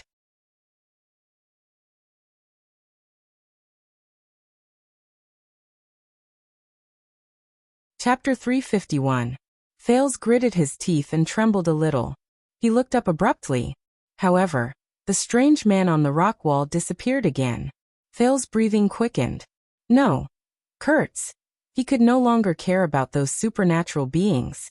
Thales frantically stretched out his hands towards the edge of the collapsed wall, trying to grab hold of something so that he could climb down and search for Kurtz. But it was as if the black track was deliberately toying with him. A cracking sound came from above him again. Asterisk rumble. Asterisk a rock fell. Thales instinctively pounced to the side. The rock fell on his original spot, and shards flew everywhere. Damn it, damn it. Asterisk bang. Asterisk countless stones continued to fall beside him and above him. The teenager could only hug his head tightly and curl into a ball. He rolled left and right under the perception of the sin of Hell's river, trying his best to avoid the larger stones. Asterisk rumble, rumble. Asterisk finally. Thales felt that everything around him had quietened down. The prince panted and put down his arms. He lay down on his back and endured the pain in his eyes. Kurtz, when he remembered the seamstress's despairing face, Thales could not help but clench his fists and slam them on the ground. At this moment, Thales suddenly felt a chill on the top of his head. He sat up abruptly. As expected, the prince was horrified to see that countless figures had appeared around him again. The wall in front of him, the protruding rocks behind him, the ground beside his left foot, the edge of the cliff above his head, withered faces, pale eyes, rotten lips and teeth. It's them. It's them again. Countless strange faces slowly surged out of the rock wall, like they were surfacing on the surface of water, as if they were not corporeal. Join us. There were hundreds of them, and they covered almost all the visible rock walls. All of them stared at Thales from all directions with their deathly pale eyes. You don't belong there. Join us. We are one and return to the battlefield. Thales felt a chill run down his spine. He took a step forward to stay away from the person behind him who was about to touch him. More and more voices reached his ears. Thales subconsciously covered his forehead. He was starting to have a headache again. Victory. Why did it not come? Your father, wife, and children are behind you. For Northland, defend this place to the death. Remember, we did not kill anyone. We are the army. When we go to the battlefield, it is the army that kills, so we are not murderers. It is the empire that kills. This is the empire's responsibility. We are just following orders. We are innocent, innocent. Advance, advance until death. There's no other way. There's not enough food. Go to the village and search for food. Remember to be polite and buy it. No, if anyone dares to resist the rations, then they are our enemies. Let's eat the war horses first, starting from the sick ones. Be more decisive. Bring the prisoners of war over. It's only right for us to eat the flesh and blood of our enemies raw. There are no more prisoners of war? Let's go to the village. It'll be fine. We're only picking the worst scumbags. We're doing a good deed. Follow Yusi, let's do this. As long as we kill Duke Arund, the Northland will be ours. The survival of the Dark Knight army will be decided today. Run. The Emperor has lost. There's no hope for us. Run, run to the desert. Run to West Billow Province. Run to Dragon Kiss Province. I want to crawl back, crawl back. My daughter, my wife. They're waiting for me. No, I can't scare them. I have to find my head first. Suddenly, the prince sensed something. He raised his head shakily. Thales froze. It's it. It's that man. It, who was at the top of the rock wall just now, still had its terrifying white eyes and rust-colored teeth. At this moment, it was floating in the air. Surrounded by black fog, it slowly floated towards Thales. You are ours. Thales tried his best to dispel the chill and fear in his heart. He clenched his fists. When he remembered Kurtz's expression when she fell, anger and hatred instantly surged within him. Who are you? It did not react. It only floated towards him quietly. Who are you? Thales gritted his teeth and spoke, but he stopped abruptly. It got closer and closer. Under the gazes of countless faces, it stared at Thales. Thales seemed to have understood something. He sucked in a few deep breaths and overcame his trembling and goosebumps. He spoke stiffly in the language of the ancient empire, which Gilbert had once taught him. Who are you? Thales saw that it paused slightly. The surrounding black fog slowly left its body. What do you want? In the air, the most unique, it slowly raised its head and shook its head violently. Thales saw that the colors on its body seemed to have become a little brighter. Its expression changed. The stiff muscles at the corners of its lips trembled.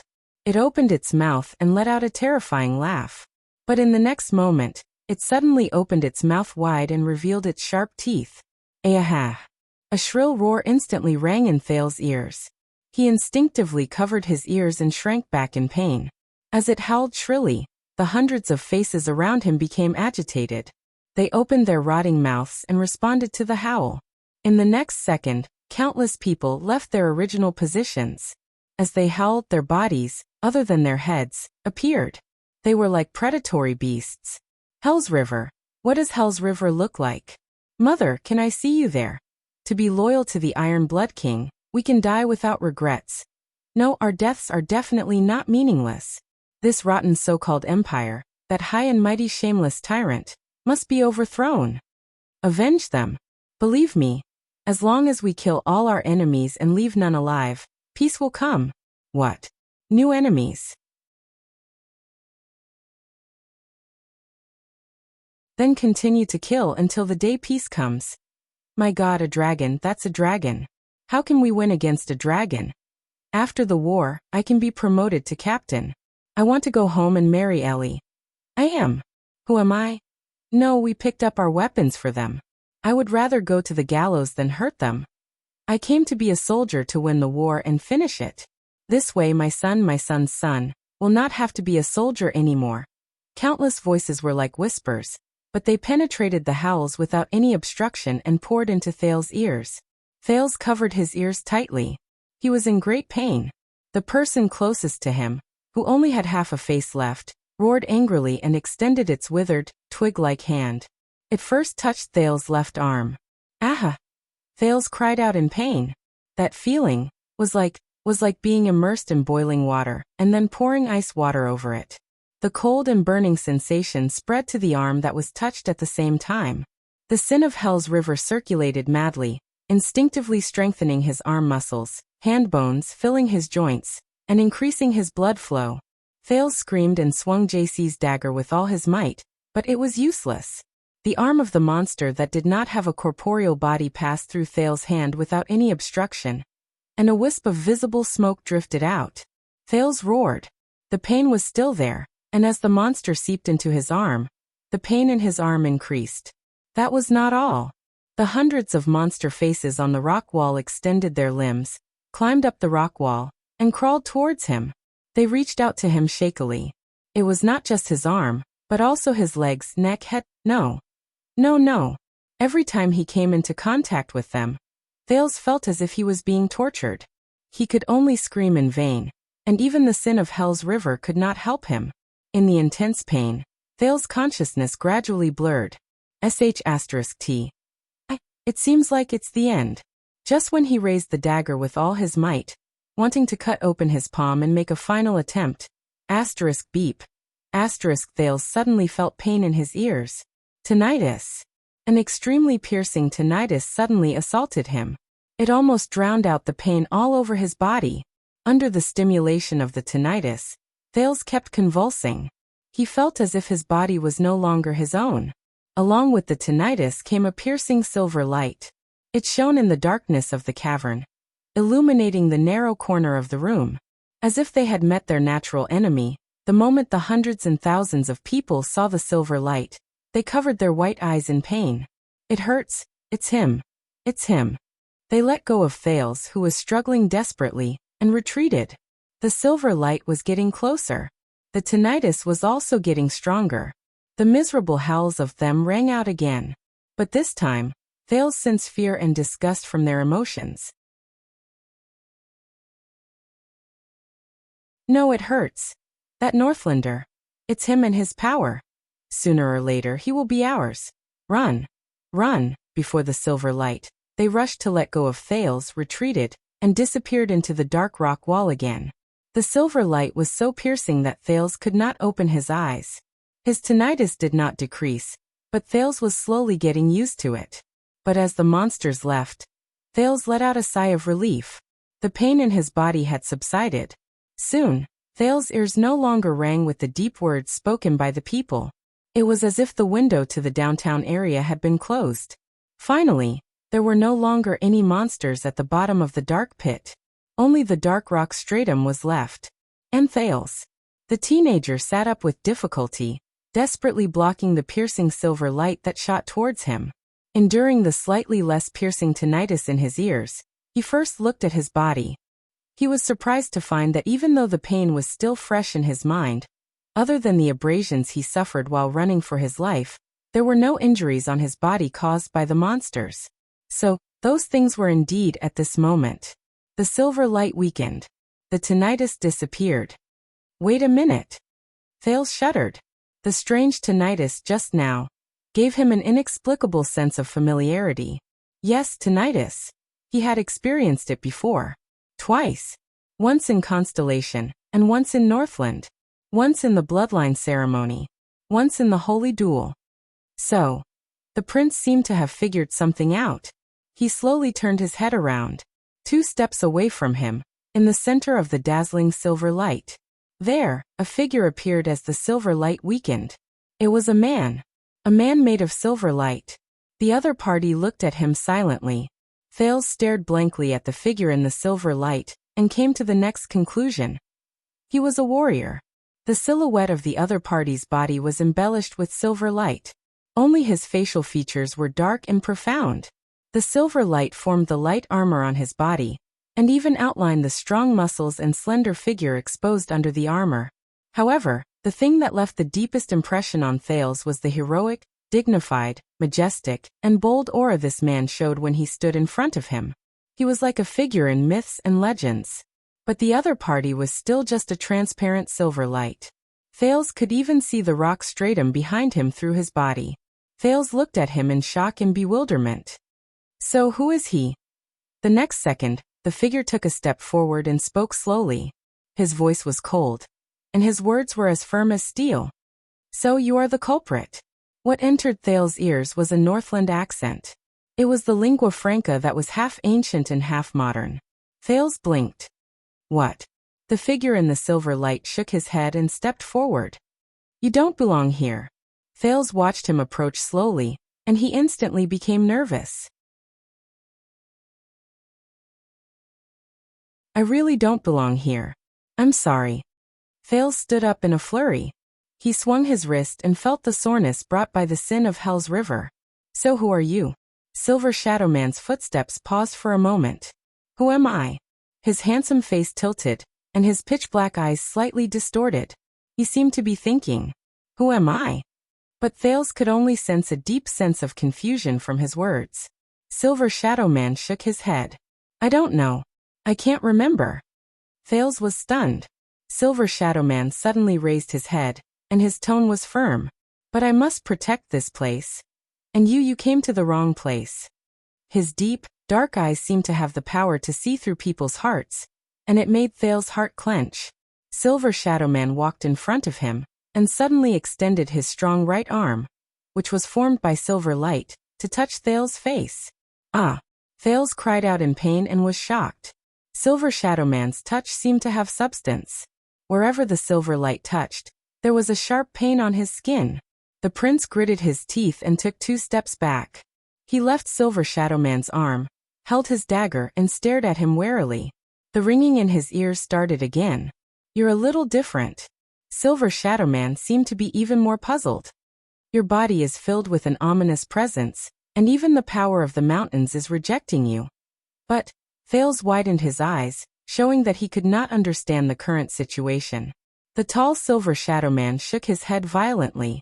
It was as if he wanted to shake off something. When he raised his head again, his emotions had already turned cold, and his tone was stern. No, Silver Shadow Man said firmly. His facial features slowly gathered together under the silver light, as if he was convincing himself. You are just their new trick, a byproduct of their chaotic consciousness.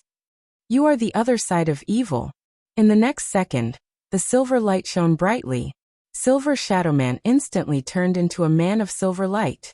In an instant he appeared in front of Thales and seized him by the neck. Wait. What's going on? But his thoughts were soon interrupted. Thales only felt that there was a tremendous pressure that came along with that arm, causing him to be unable to move. The ringing in his ears and the piercing pain were instantly transmitted to Thales' nerves. The intensity was even greater than before, and he could not help but scream. No. Unlike the monsters that did not have a physical body, Silver Shadow Man's arm seemed to be non-existent. When he pressed down on Thales' neck firmly, the latter actually felt an illusory sense of suffocation. Silver Shadow Man's hesitant voice pierced through the ringing in Thales' ears. I have a responsibility. I must protect. Destroy the threat. Silver Shadow Man raised his left arm. The silver light on his arm grew brighter, and it pierced straight into Thales' chest. The silver light sank straight into Thales' chest. At that moment, Thales shuddered, and he felt a chill rise from his heart. It brought about a piercing pain all over his body. Even the sin of Hell's River seemed to be firmly suppressed, and there was no reaction. The ringing in his ears, the piercing pain, and the chill were like three tortures tormenting him at the same time. Ah! Thales shut his eyes tightly. His face was contorted, and he howled in pain that was 100 times worse than before. At that moment, very abruptly, Silver Shadowman stopped what he was doing. He pulled out his left arm from Thales' chest. Silver Shadowman's pitch-black eyes slowly drew closer. This is... Thales, who was firmly suppressed, stopped screaming. He was drenched in cold sweat, and he could not stop panting. He looked like he was about to collapse. The light on Silver Shadowman's body weakened. He turned back into Silver Shadowman and grabbed the limp Thales. What? What is he trying to do? Is he repeatedly torturing me? Is he a sadist? Thales sensed the piercing pain and the ringing in his ears disappear, but he felt as if he had just gone through a great battle. His entire body was exhausted, and his consciousness was fading. Silver Shadowman laid him down gently, and his left hand stopped in front of Thales' left chest.